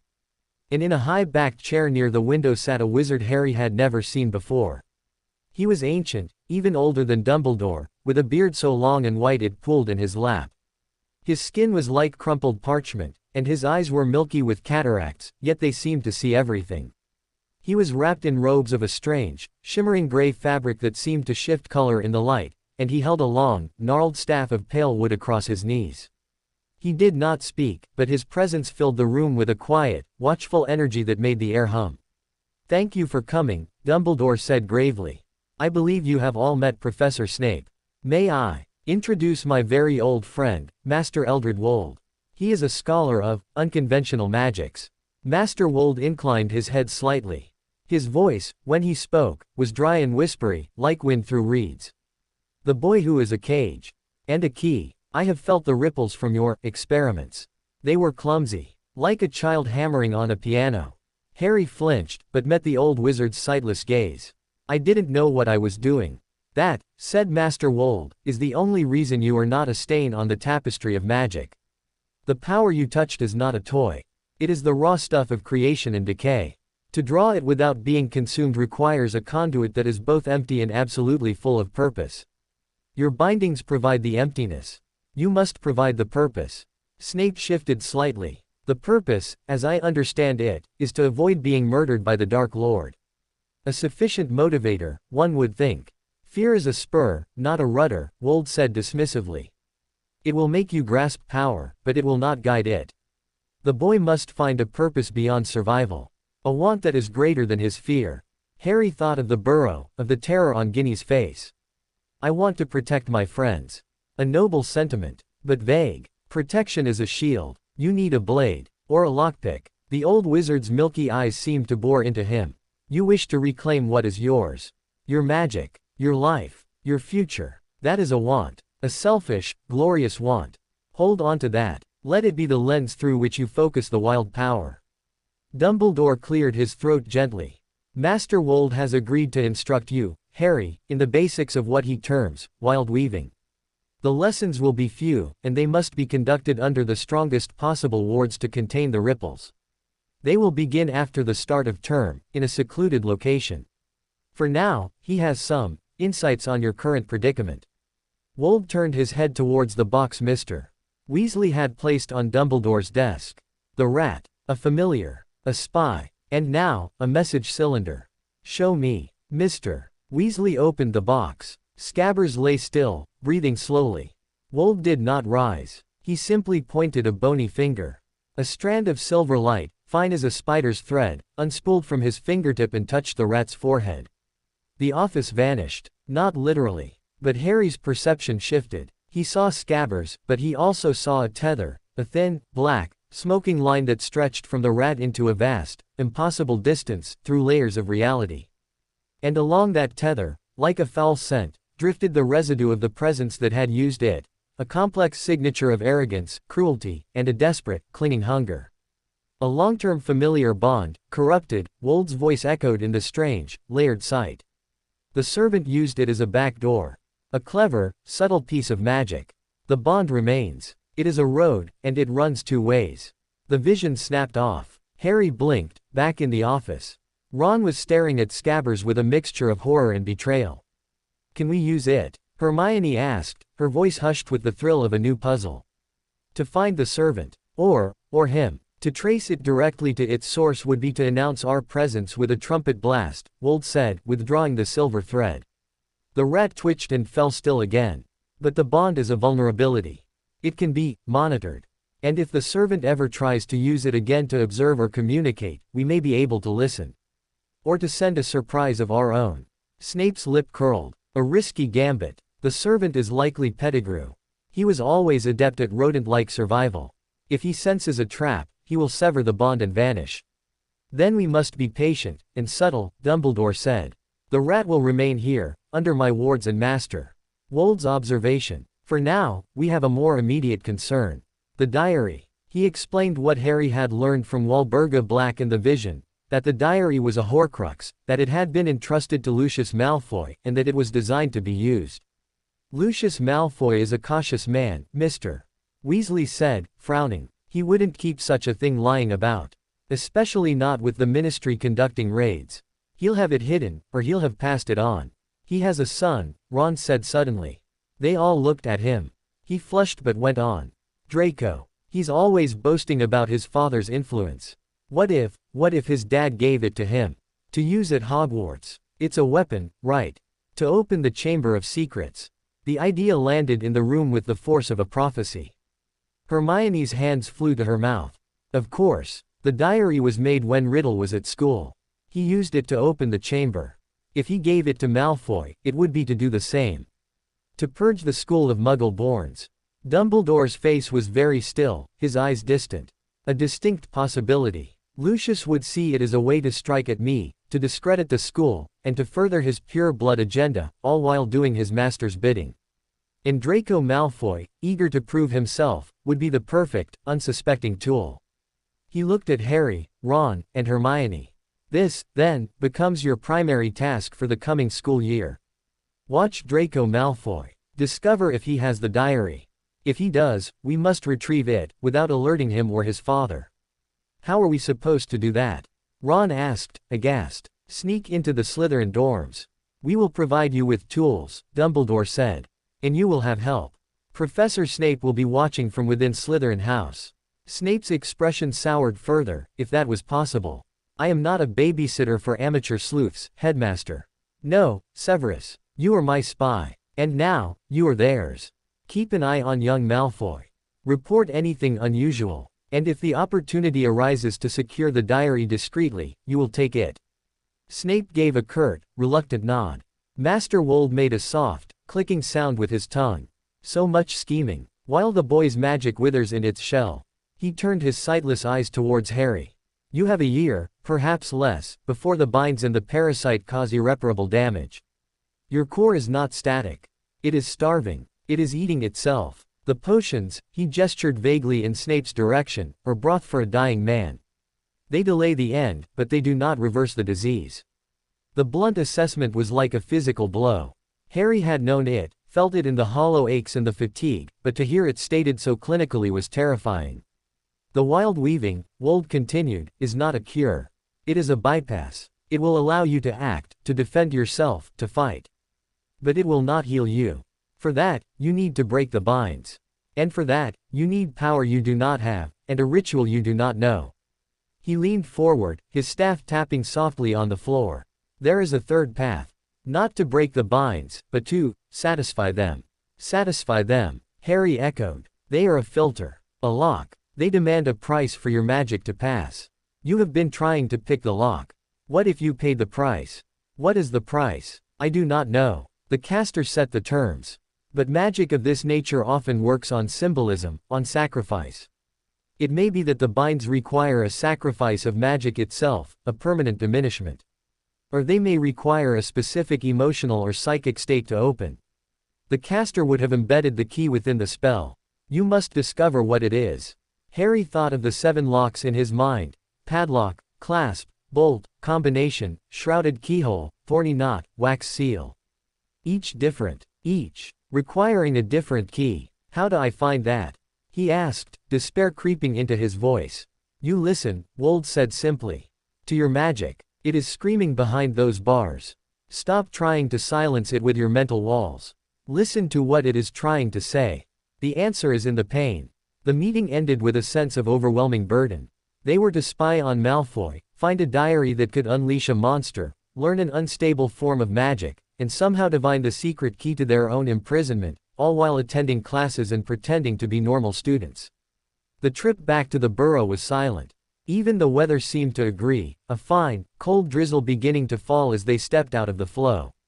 The next week was a blur of grim preparation. Hogwarts letters arrived, with the usual book lists. This year, Gilderoy Lockhart's smiling face beamed from the required texts for defense against the dark arts. Magical me, Ron read with disgust. We have to buy 7 of this Burke's books. Is he setting himself? The scheduled trip to Diagon Alley was now fraught with new significance. It would be their last chance before school to possibly catch a glimpse of Lucius or Draco Malfoy, to glean any hint about the diary. The day of the trip arrived, gray and drizzly. Diagon Alley was as crowded and vibrant as ever, but Harry moved through it like a soldier in a minefield. His senses were hyper-alert, the stasis charm's muffling effect now so threadbare he could feel the ebb and flow of magical signatures around him. The hook of the locket in Gringotts was a constant, low throb, a north star of dark magic. They did their shopping. At Flourish and Blots, the queue for Gilderoy Lockhart's signing wound out the door.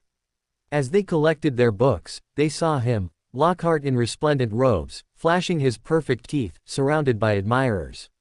And right at the front of the queue, receiving a signed book with a smirk, was Draco Malfoy, flanked by his father. Lucius Malfoy was tall, pale, and contemptuous, his white blonde hair sleek, his walking stick looking more like a scepter. His eyes, cold and gray, swept over the crowd and paused for a fraction of a second on Harry. There was no recognition, only a distant, icy disdain, as if viewing an unpleasant insect. But Harry's scar gave no special throb. The diary, if it was near, was not radiating the same intense evil as the locket. It was designed to be hidden, dormant until used. As they left the shop, they saw Lucius Malfoy in a heated, whispered argument with Mr. Weasley near a stack of cauldrons. Harry caught only a few hissed words. "The company you keep, Weasley, a disgrace to the name of wizard." Mr. Weasley's ears were red, but he stood his ground. Then, as Lucius turned to leave, he shoved a ragged-looking book into Ginny's cauldron, sneering. "Here, girl. Take your father's worthless charity." It happened so fast. Lucius strode away, Draco in tow. Ginny looked down at the battered, black diary in her cauldron, its cover blank. She made a face, as if to throw it away. "Wait," Harry said softly. He felt it. Not a hook. A whisper. A faint, cold breath on the back of his neck, emanating from the diary. It was subtle, almost gentle. A lure. Tom Marvolo Riddle. The name whispered in his mind. He looked at Ginny, at her confused, slightly disgusted expression. She had no idea what she held. It was a weapon, wrapped in innocence, delivered right into the hands of an innocent. "Don't touch it," Harry said, more sharply than he intended. He took the diary from her cauldron using the edge of his own book to lift it, not letting his skin make contact. It felt inert, but the whisper was there. "A sleeping poison. What is it?" Ron asked. "I think," Harry said, his heart pounding, "we just found the diary." The hunt was over before it had truly begun. The enemy had delivered the weapon right to them. But as Harry carefully wrapped the diary in his cloak, avoiding direct contact, a new, more terrible thought occurred. It had been too easy. Lucius Malfoy was many things, but he was not careless. He had shoved the diary at Ginny in plain sight, during an argument. Almost as if he wanted to be rid of it. As if he knew it was being watched for, and this was the perfect way to pass the cursed object to an unsuspecting victim, far from his own hands. They had the diary. But they had also just taken responsibility for a Horcrux designed to possess and destroy. And they had done exactly what Lucius Malfoy, and the master he served, might have wanted. As they walked away from Diagon Alley, the diary a hidden, malignant weight in Harry's bag, the drizzle turned to a steady, cold rain.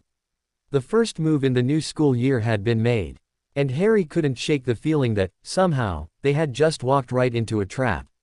The diary lay on the worn rug in Ron's room, a square of darkness against the faded orange. They had placed it inside a circle of salt pilfered from the kitchen, a rudimentary containment Hermione insisted upon after reading Common Household Wards. It didn't look like much.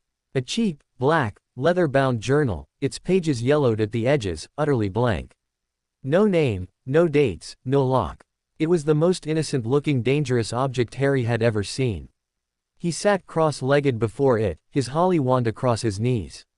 Ron and Hermione flanked him, their faces tense in the late afternoon light filtering through the dusty window. The burrow creaked around them, but here, the silence was absolute, focused on the book.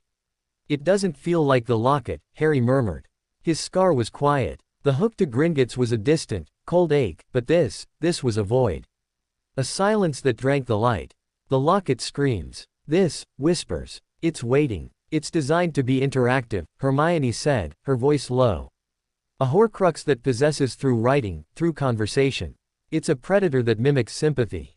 We can't open it. We can't write in it. So what do we do with it? Ron asked, eyeing the diary with deep mistrust. Chuck it in the lake. Bury it. We protect it, Harry said, surprising himself. The words came with a cold certainty. If we destroy it or lose it, he knows. It might alert him. Or worse, someone else might find it. Ginny, he thought of her puzzled face as she looked at it. An innocent conduit. We keep it safe. And we learn from it. Without touching it. How? Hermione asked. Harry didn't answer with words. He closed his eyes. He found his occlumency landscape, the castle on the silent lake. The dragon of channeled magic was chained below. The fog of the Horcrux link lapped at the shore. He built a new tower, a high, isolated spire with a single window. In his mind, he placed the idea of the diary inside that tower. Contained. Observed. Then, carefully, he lowered his mental shields just a fraction, not to reach out, but to extend his senses. He focused on the hum in his chest, the faint, plucked string vibration of his own constrained magic. He used it as a tuning fork. He directed his awareness, not at the diary's magic, but at the absence around it. At the silence it created. And he listened. At first, nothing. Then, a sensation. Not a sound, but a pull. A gentle, psychic suction, like the vacuum left behind by a vanished breath. The diary was hungry. It wanted a voice. A soul. It wanted to be filled. But beneath that hunger, Harry sensed something else. A pattern. A faint, rhythmic echo, like a heartbeat slowed to once per century. It was the residual signature of the soul. Fragment within, a signature that felt younger than the locket's ancient malice. More arrogant, more theatrical. This was Voldemort as a teenager, brilliant, cold, and full of a performative darkness. Harry opened his eyes. It's vain. The piece in here. It wants to be admired. To explain itself. The locket just wants to be. This wants an audience. Hermione shuddered. That makes it more dangerous. It can manipulate. But it also makes it proud, Harry said, a plan forming, icy and clear. And pride can make mistakes. If we can't write in it, maybe we can get it to write to us. To reveal itself. Without anyone touching it. How's it going to do that if no one opens it? Ron asked. Harry looked at his wand. He thought of Master Wold's words. A conduit that is both empty and absolutely full of purpose. Maybe, he said slowly, we don't need to open it. Maybe we can convince the magic around it to reflect it. Like holding up a mirror to a shadow. It was the most delicate, insane application of his fledgling skill yet. Not persuading a leaf or stopping china shards. Persuading the ambient magic to interact with a Horcrux and show him its nature. He raised his wand, not pointing it at the diary, but holding it parallel, a few inches above. He didn't try to pull power in. He emptied his mind, making himself the hollow conduit. He focused his purpose, sharp as a scalpel, reveal. Show me your face. He pushed that single, razor-sharp intent through his wand and into the air directly above the diary. For a long moment, nothing. Then, the air above the black cover shimmered, like heat haze over a road. The shimmer coalesced, not into an image, but into a faint, silvery mist. In the mist, letters began to form, backwards and ghostly, as if seen through water. T.M. Riddle. The name hung in the air for 3 seconds before dissolving. The effort was tremendous. A wave of nausea washed over Harry, and a sharp, stabbing pain lanced behind his eyes, unrelated to his scar. He lowered his wand, panting. Blimey, Ron whispered. You made it manifest its identity, Hermione breathed, her eyes wide with a mix of horror and academic fervor. Without it even being active. That's like magical spectroscopy. It wanted to, Harry gasped, rubbing his temples. It's proud of its name. It couldn't help showing off. The insight was valuable. This fragment's personality was a weakness. They decided their course. The diary would be kept under heavy wards. Harry would practice this new, reflective form of listening to it, building a profile of the soul fragment within, learning its tendencies, its vanity, its potential triggers. It was a dangerous game of psychological profiling, played with a sentient piece of evil. The rest of the summer passed in this tense, double-layered reality. On the surface, there were still chores, meals, Fred and George's explosions from their room. Underneath, there was the constant, silent vigil over the diary, and Harry's grueling, private training. He met twice with Master Wold, not at Hogwarts, but in a hidden, warded stone circle deep in the Scottish Highlands. The lessons were not about casting, but about feeling. About differentiating between the taste of earth magic, sky magic, the lingering magic of emotion in a place, and the poisonous, self-referential magic of a Horcrux. Harry learned to sense magical currents like a blind man learning to read Braille. He learned to dip his will into those currents and stir them, ever so slightly, to create a breeze, a ripple of warmth, a faint chime of sound. It was exhausting, precise work that left him with migraines and a metallic taste in his mouth, but each small success, making a standing stone hum a single, pure note, or causing a patch of fog to swirl into a temporary, intricate knot, felt like a triumph. He was learning the alphabet of a language no one else spoke. His core continued its slow, silent crisis. The hollow aches were more frequent. The red potion from Snape, which now arrived via a grim-faced ministry owl, felt less like a reinforcement and more like a painkiller for a dying man, just as Wold had said. The 7 locks in his mind's eye felt heavier, more intricate. The shrouded keyhole seemed to drip shadow. The thorny knot pulsed with a dull pain. He tried to listen to his magic, as Wold advised. Behind the occlumency walls, in the quiet moments, he would focus on the hum. Not as a symptom, but as a voice. It was hard to understand. It wasn't words. It was a feeling of immense pressure, of yearning, of a song trapped in a sealed throat. It was rage at the bars, and a deep, profound sorrow. He couldn't yet decipher a key, but he began to recognize the tones, the sharp note of the scar's interference, the grinding bass of the binds, the thin, desperate melody of his own magic trying to exist. The day before they were to leave for Hogwarts, the second shoe dropped. They were in the orchard. Harry was trying to convince a fallen apple to believe it was still connected to the tree, to reverse its rot just for a second. He had managed to make the brown bruise on its skin shrink by a millimeter when a wave of dizziness hit him, different from the usual fatigue. This was a sudden, violent lurch, as if the world had dropped a foot. And from the direction of the house, he heard a scream. It was Ginny. They found her in the garden shed, where the gardening tools were kept. She was on her knees, surrounded by scattered packets of seeds and pots. In her hand, she clutched not a trowel, but a blood-red quill. Its feather was unnaturally vivid, and the nib glistened wetly, not with ink, but with something darker. On the dusty wooden floor before her, written in what looked like shimmering, crimson light that sank into the wood grain as they watched, was a single, elegant line of script. The Chamber of Secrets has been opened. Enemies of the air, beware. Ginny was white as milk, her eyes wide with terror and confusion. I didn't. I was just looking for the shears, and this quill was just there. And it jumped into my hand. It made me write that. I didn't mean to. She was sobbing. Harry's scar was ice cold. He knelt, not touching the writing, which was already fading, leaving only a faint, bloody stain in the wood. The magic residue was familiar. Theatrical. Vain. It had the same taste as the diary's manifested name. The diary, he said, his voice hollow. It's not in the wards. It's active. They raced back to Ron's room. The circle of salt was undisturbed. The diary lay exactly where they had left it. But as Harry extended his senses towards it, the silence around it was gone. It thrummed with a subtle, satisfied energy.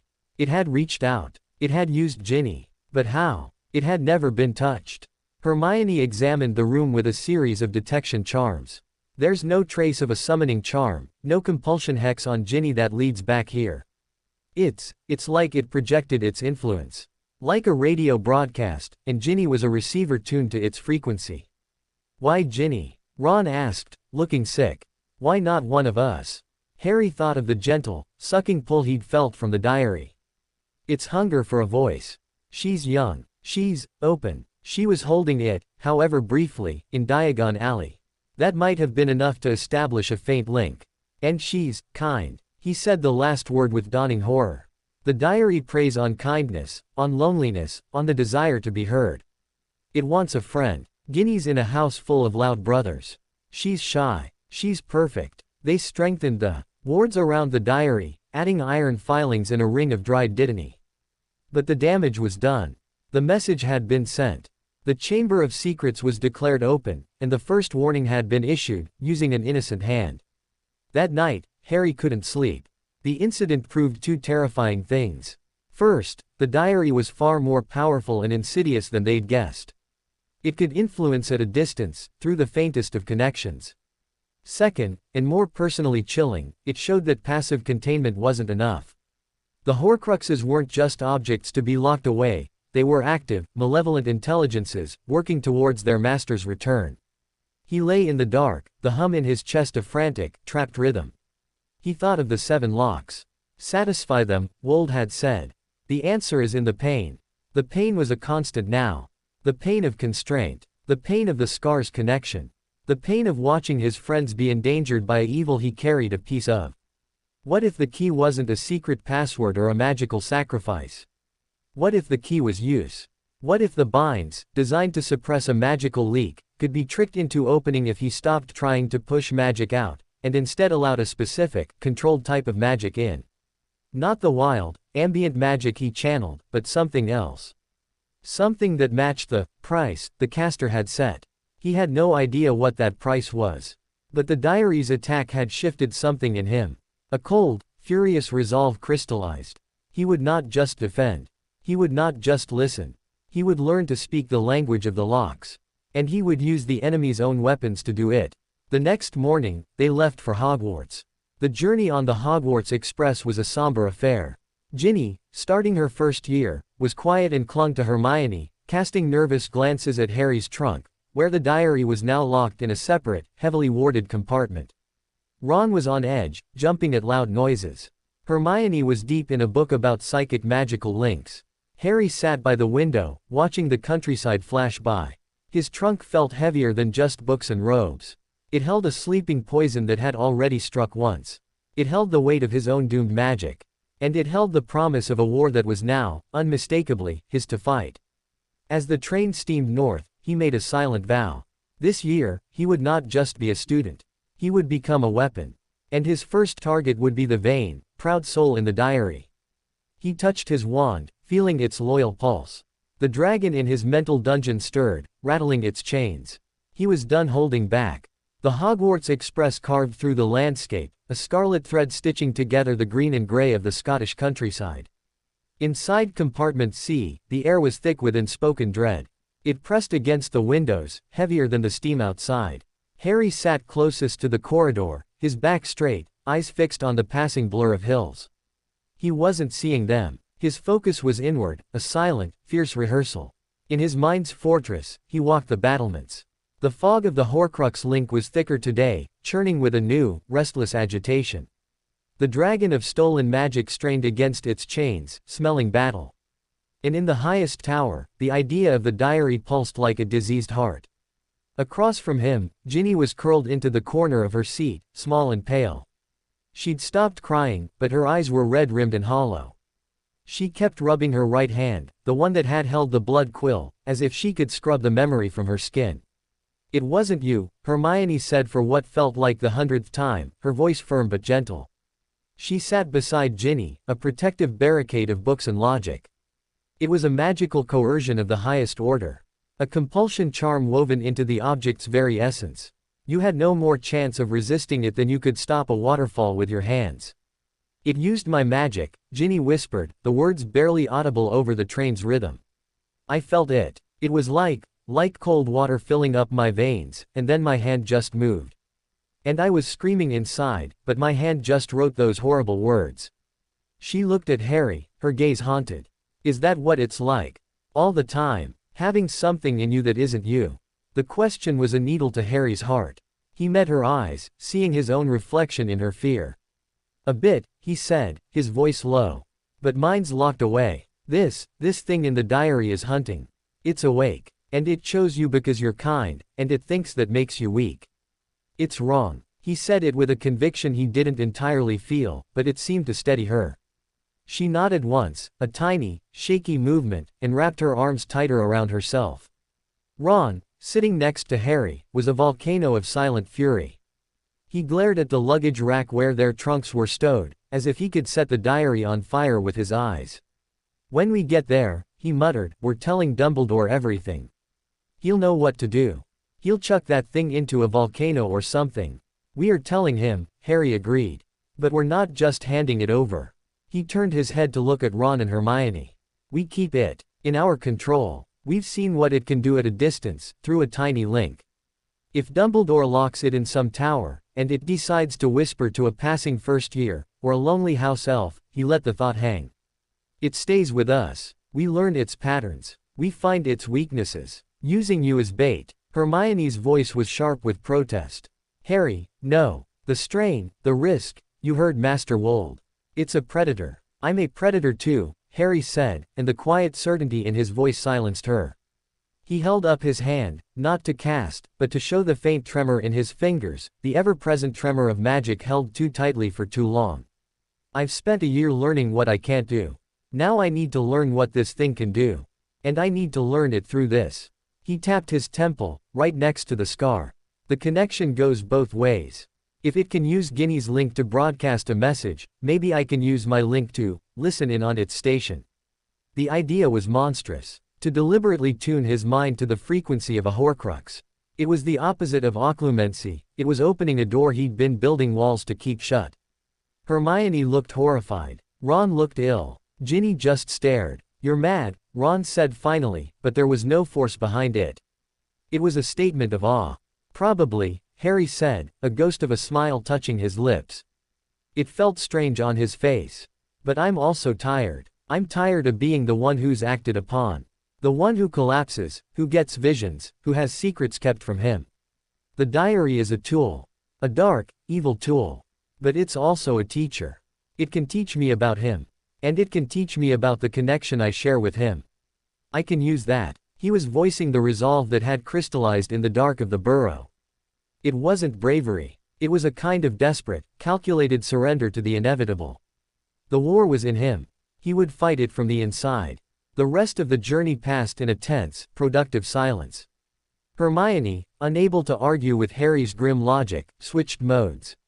She pulled out a fresh parchment and began making a list, her quill flying. Properties observed. 1. Psychic projection via established link, touch. 2. Compulsive writing manifestation. 3. Preference for young, impressionable hosts. 4. Theatricality in message. Hypothesis. Fragment retains adolescent personality traits, narcissism, need for dramatic recognition. Possible exploit, flattery, ego. Asterisk. Ron helped Ginny with her new robes, his clumsiness replaced by a clumsy, brotherly gentleness. He told her terrible jokes about pixies and incompetent ministry officials, trying to coax a smile. It almost worked. Harry retreated into his occlumency landscape. He didn't practice the high walls. Instead, he went to the shore of the Black Lake where the Horcrux fog lapped. He didn't build a barrier. He sat down on the psychic shore and, for the first time, allowed himself to feel the fog. Not the searing cold of a direct connection, but the texture of its presence. It was smug. It was patient. It was endlessly, ravenously hungry for validation. He felt the echo of the diary's satisfaction from the shed, a faint, greasy sensation of accomplishment. You think you're so clever, Harry thought towards the fog, not with words but with a pulse of cold contempt. Writing on floors. Scaring children. You were a prodigy, and now you're a party trick. The fog rippled, agitated. It didn't like that. The fragment, even at a remove, was touchy about its dignity. Good. As the train began to slow, the familiar twilight deepening outside, Harry opened his eyes. A plan, fragile and full of holes, was forming. He couldn't destroy the diary yet. But he could insult it. He could frustrate it. He could study its reactions. And maybe, just maybe, he could lure it into making a mistake. The Hogwarts station was a whirl of noise and movement. The scent of rain on stone and the chatter of hundreds of students should have been a welcome return. To Harry, it felt like walking onto a stage under a blinding spotlight. Every flicker of a dark robe, every pale blonde head in the crowd made his scar prickle. He kept a hand on his trunk, feeling the separate, warded compartment within where the diary lay. They were herded towards the horseless carriages. As Harry climbed into one, he saw, for the first time, what was pulling them. Not nothing. Creatures, fleshless and winged, with reptilian faces and eyes that held a melancholy deeper than any ocean. They stood patiently in the harnesses, invisible to most. What are those? He breathed, unable to look away from the skeletal, leathery creature nearest him. What are what? Ron asked, clambering in beside him. Hermione looked from Harry's face to the empty space he was staring at. Her eyes widened with sudden understanding. Thestrals, she whispered. You can see the Thestrals, Harry. He could. Because he had seen death. Really seen it. Not just the green light and his mother's scream in a dream, but the slow, painful extinguishing of a unicorn's light in a forest clearing. The knowledge was a cold weight. He was marked in more ways than one. The carriage ride was silent. Even Ron, after Hermione's hushed explanation, didn't speak. They rattled up the familiar path, and there it was, Hogwarts, its windows blazing with welcoming light, towers piercing the purple sky. The sight still stole Harry's breath, but the awe was now tinged with a grim sense of homecoming. This was his battlefield. The great hall was a cacophony of warmth and color, the enchanted ceiling a mirror of the stormy sky outside. The Sorting Hat sang a song that seemed, to Harry's tuned ears, to have a new, urgent verse about unity in the face of lurking shadows. He barely heard it. His eyes were on the staff table. Dumbledore sat serene, his eyes twinkling as ever. Next to him, looking profoundly bored and disdainful, was Snape. And in the center, in Lockhart's place, was the new defense professor. Not Lockhart. It was an older witch with a stern, intelligent face and short, iron-gray hair. Professor Marchbanks. Returning for a full year. Harry felt a flicker of relief. No flashy celebrity, then. Someone who might actually teach them to defend themselves. But his gaze kept drifting to the Slytherin table. Draco Malfoy was holding court, his smirk back in full force, no trace of the nervous boy from the summer. Had he ever had the diary? Or had Lucius passed it to another tool entirely? The diary was here now, in Harry's trunk. But the Malfoys didn't know that. What would Draco do when the chamber didn't open? When his father's grand plan seemingly failed?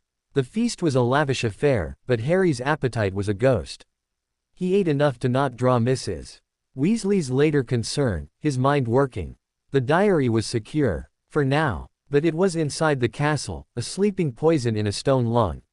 And he was the only one who knew its true voice.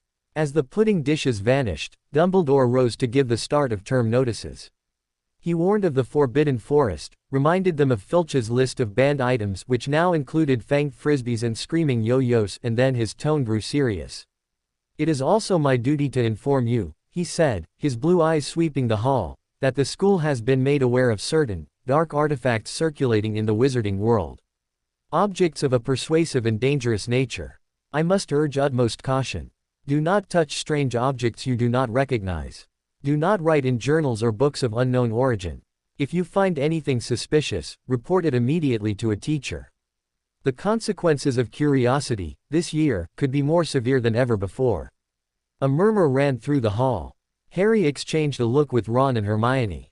The message was clear. Dumbledore knew. He was warning the school, without causing panic. Finally, the prefects led the way to the common rooms. The trek to Gryffindor Tower felt longer, the shifting staircases more mischievous. When they finally gave the password "Pixie Puffs" and tumbled into the warm, red and gold common room, Harry felt a wave of exhaustion so profound it made his bones ache. But there was no rest. He, Ron, and Hermione commandeered a secluded table by a window. Harry levitated his trunk. The spell was shaky but held. And with a tap of his wand and a whispered incantation Hermione had devised, he opened the secret compartment. The diary lay there, inert and black. "All right," Harry said, his voice low. "We know it can project. We know it's vain. Let's see if it's listening." He didn't touch it. He held his wand over it, as he had in the burrow. He emptied his mind, became the hollow conduit. But this time, his purpose was not to reveal. It was to provoke. He focused on the memory of the blood-red writing. He focused on the theatrical warning, the dramatic flourish. And he pushed, through his wand, a single, razor-sharp pulse of intent, laced with the cold contempt he'd practiced on the train. "Enemies of the air, beware." How original. Did you practice that in a mirror, Tom? Or was that the best a 16-year-old could manage? He sent the thought, not in words, but as a payload of derisive emotion. For a long moment, nothing. Then, the air above the diary shimmered violently. The black cover seemed to drink the light from the nearby fire. And in the suddenly darker patch of air, two words formed, not silvery and backwards like before, but in sharp, angry, blood-red script that hovered for all to see. "I am Lord Voldemort." The words hung for a heartbeat, burning with offended pride, before dissolving with a sound like a hiss. Ron jumped back, knocking over his chair. Hermione gasped. Harry just stared, his heart hammering against his ribs, a fierce, cold triumph blazing through him. It had worked. It was listening. And it had a temper. He had made the sleeping poison stir. He had scratched its vanity, and it had snarled its true name. He looked at the diary, no longer just a dark object, but an adversary now engaged. "Hello, Tom," Harry whispered to the silent book. "Let's play." The blood-red words "I am Lord Voldemort" hung in the air of the Gryffindor common room, a declaration of identity that was both a boast and a vulnerability. The silence that followed was broken only by the crackle of the fire and Ron's shaky breath as he righted his chair. "Blimey," he whispered, staring at the space where the words had been. It talked back. It revealed itself, Hermione corrected, her voice hushed with academic awe and deep unease. Harry provoked it into a statement of identity. That's a significant breach in its defensive protocols. It couldn't stand the perceived insult to its younger self's creativity. Harry didn't take his eyes off the diary. The cold triumph was already cooling, replaced by a sharper, more analytical focus. The Horcrux had reacted with emotion. With pride. That was a lever. "It's not just a container," he murmured. "It's a personality. A vain, touchy, 16-year-old Dark Lord in a book. And it's lonely. It wants to talk. It wants to be admired. So we give it a mirror," Hermione said slowly, understanding dawning. "We talk to it. But not through writing. Through ambient suggestion. Your way." Harry nodded. It was a terrifying prospect. To deliberately engage in a conversation with a piece of Voldemort's soul, using a form of magic that was still as stable as a house of cards. But it was also the only way forward. They couldn't destroy it yet. They had to understand it. To manipulate it. "We need rules," Hermione said, pulling out a fresh piece of parchment. "Parameters. Limited engagement. Specific goals." Over the next hour, as the common room slowly emptied around them, they devised a plan. Harry would attempt to interact with the diary once a week, under the strongest wards they could manage in the dormitory. The goals were simple. First, map the extent of the fragment's awareness. Could it sense things outside the diary? Could it feel the other Horcruxes? Second, probe its knowledge. What did it know about the Chamber of Secrets? About the other Horcruxes? About the binds on Harry's core? Third, and most dangerously, test its influence. Could it be tricked into revealing a weakness, or expending its energy uselessly? It was a plan built on sand, but it was a plan. The next morning, the reality of school reasserted itself with the dull thud of timetables. Their schedules were delivered at breakfast by a flock of school owls. Harry scanned his potions with Slytherin transfiguration, charms, herbology, history of magic, defense against the dark arts, and, of course, the new, dreaded edition, Occlumency, listed as a special tutorial with Professor Snape on Tuesday evenings. He looked up to find Snape's gaze already on him from the staff table. It wasn't the usual loathing. It was a cold, clinical assessment, the look of a surgeon evaluating a tricky incision. Harry met it evenly, then looked away. Their relationship had shifted over the summer. Snape was no longer just his tormentor, he was his pharmacist, his occlumency instructor, and the keeper of the dark secret of his salvation. It was a tangle of debt and resentment that left Harry feeling off balance. Their first potions class of the year was a study in that new tension. The dungeon was as cold and gloomy as ever, but Harry felt a strange detachment as he took his seat beside Ron. Snape swept in, his black robes billowing, and began the lesson on the shrinking solution with his customary venom, directed mostly at Neville, whose cauldron melted within 10 minutes. When Snape paused behind Harry's workstation, Harry was carefully crushing his daisy roots with the flat of his knife, his movements precise. His potion simmered, a clear, pale lilac. "Adequate consistency, Potter," Snape said, his voice a low murmur meant only for him. "But color is 2 shades too dark. You are simmering, not boiling. Control the flame. Control is everything." He didn't sound angry. He sounded like a coach correcting form. Harry adjusted the flame beneath his cauldron with a minute turn of the dial. He didn't look up. "Yes, sir." Snape lingered a moment longer. "Your remedial potion. My storeroom. 7 o'clock. Do not be late." He moved on. The remedial potion was the red suppressant. A weekly brewing session under Snape's supervision, to ensure the formula was precisely calibrated to Harry's deteriorating condition. It was a chore, and an intimacy Harry hated. Defense against the dark arts with Professor Marchbanks was a relief. There were no flashing smiles or dramatic stories. Marchbanks was brisk, practical, and terrifyingly knowledgeable. Her first lesson was on recognizing the signs of mild magical possession and psychic infiltration. The mind is not an impregnable fortress, she stated, her sharp eyes scanning the room. It has windows, doors, and often, rather shoddy locks.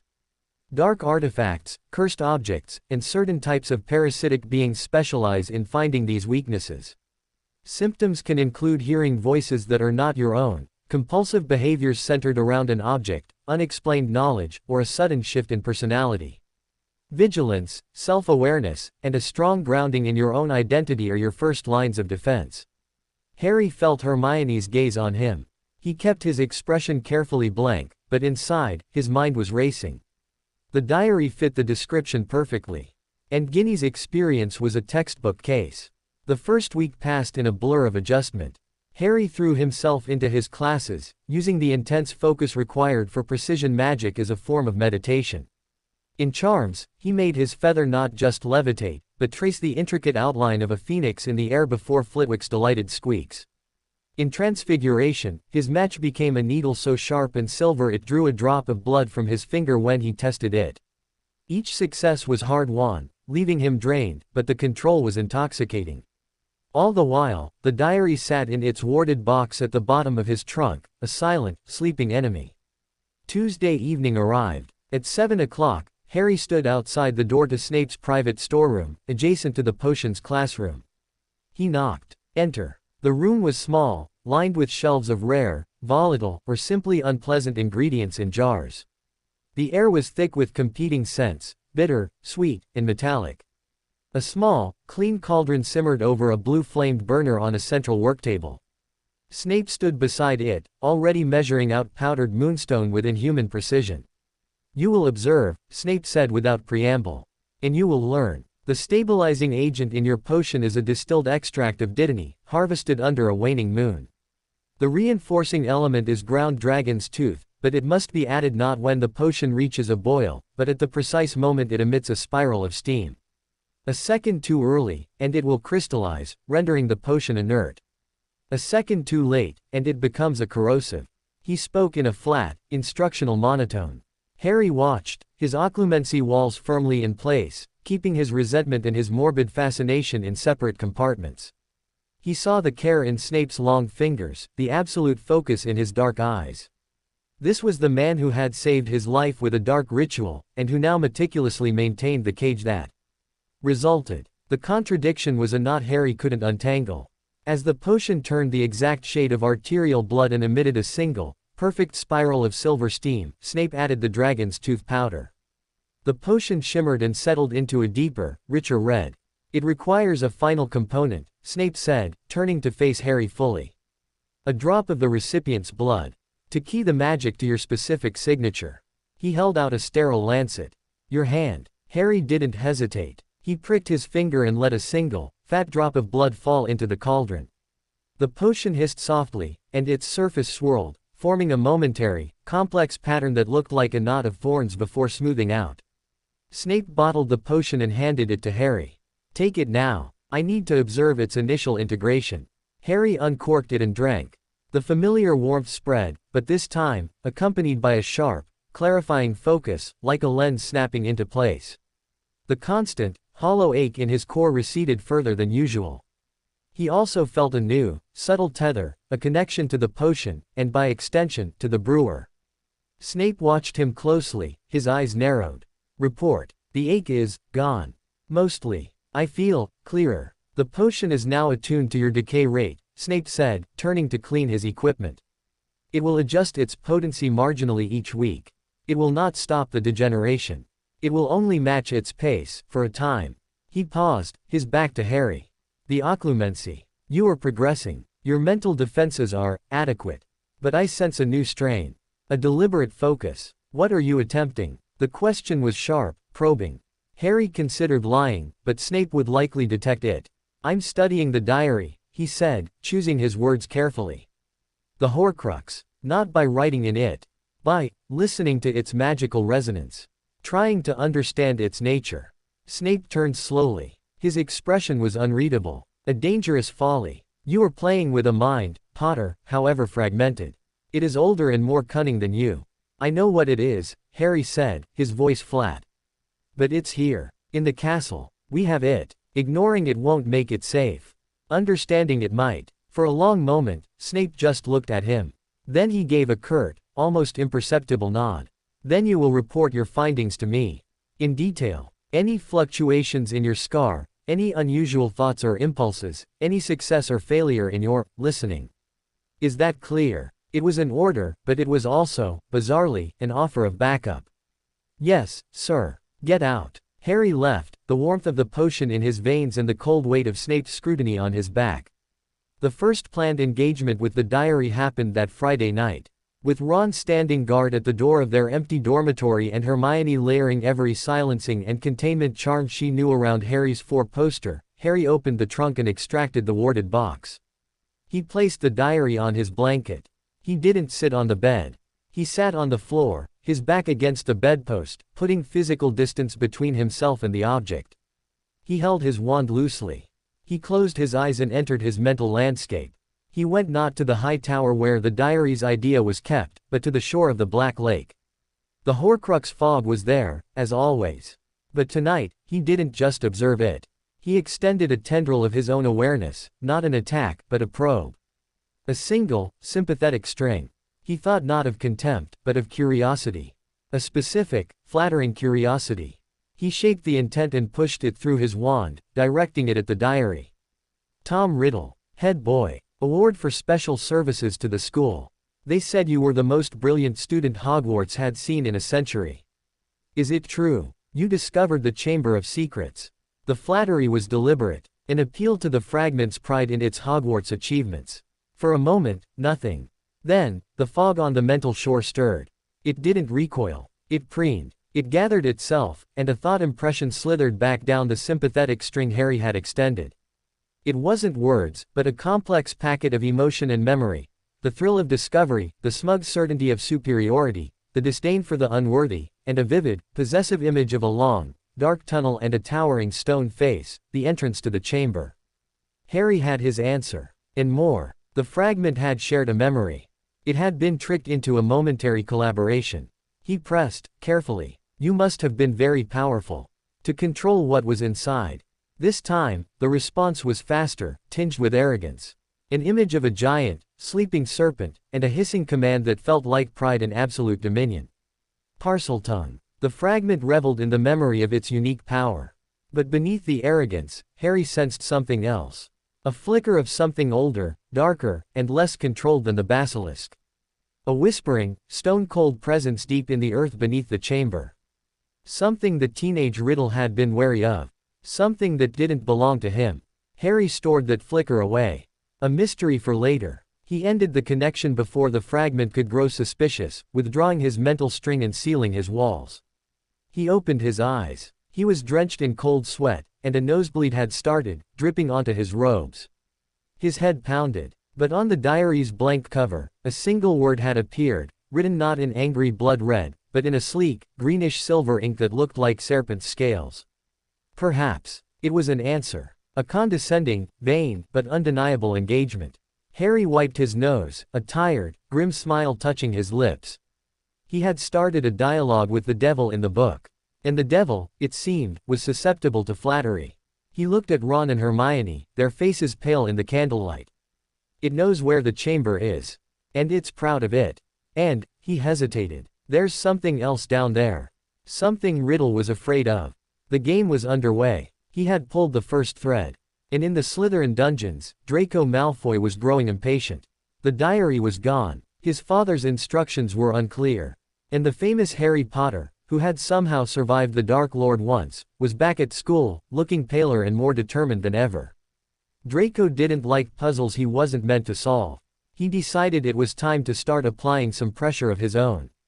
And that is just the beginning of Harry's true destiny. If you want to see how far his power rises, or how the wizarding world reacts next, make sure you like this video and comment if you want part 2.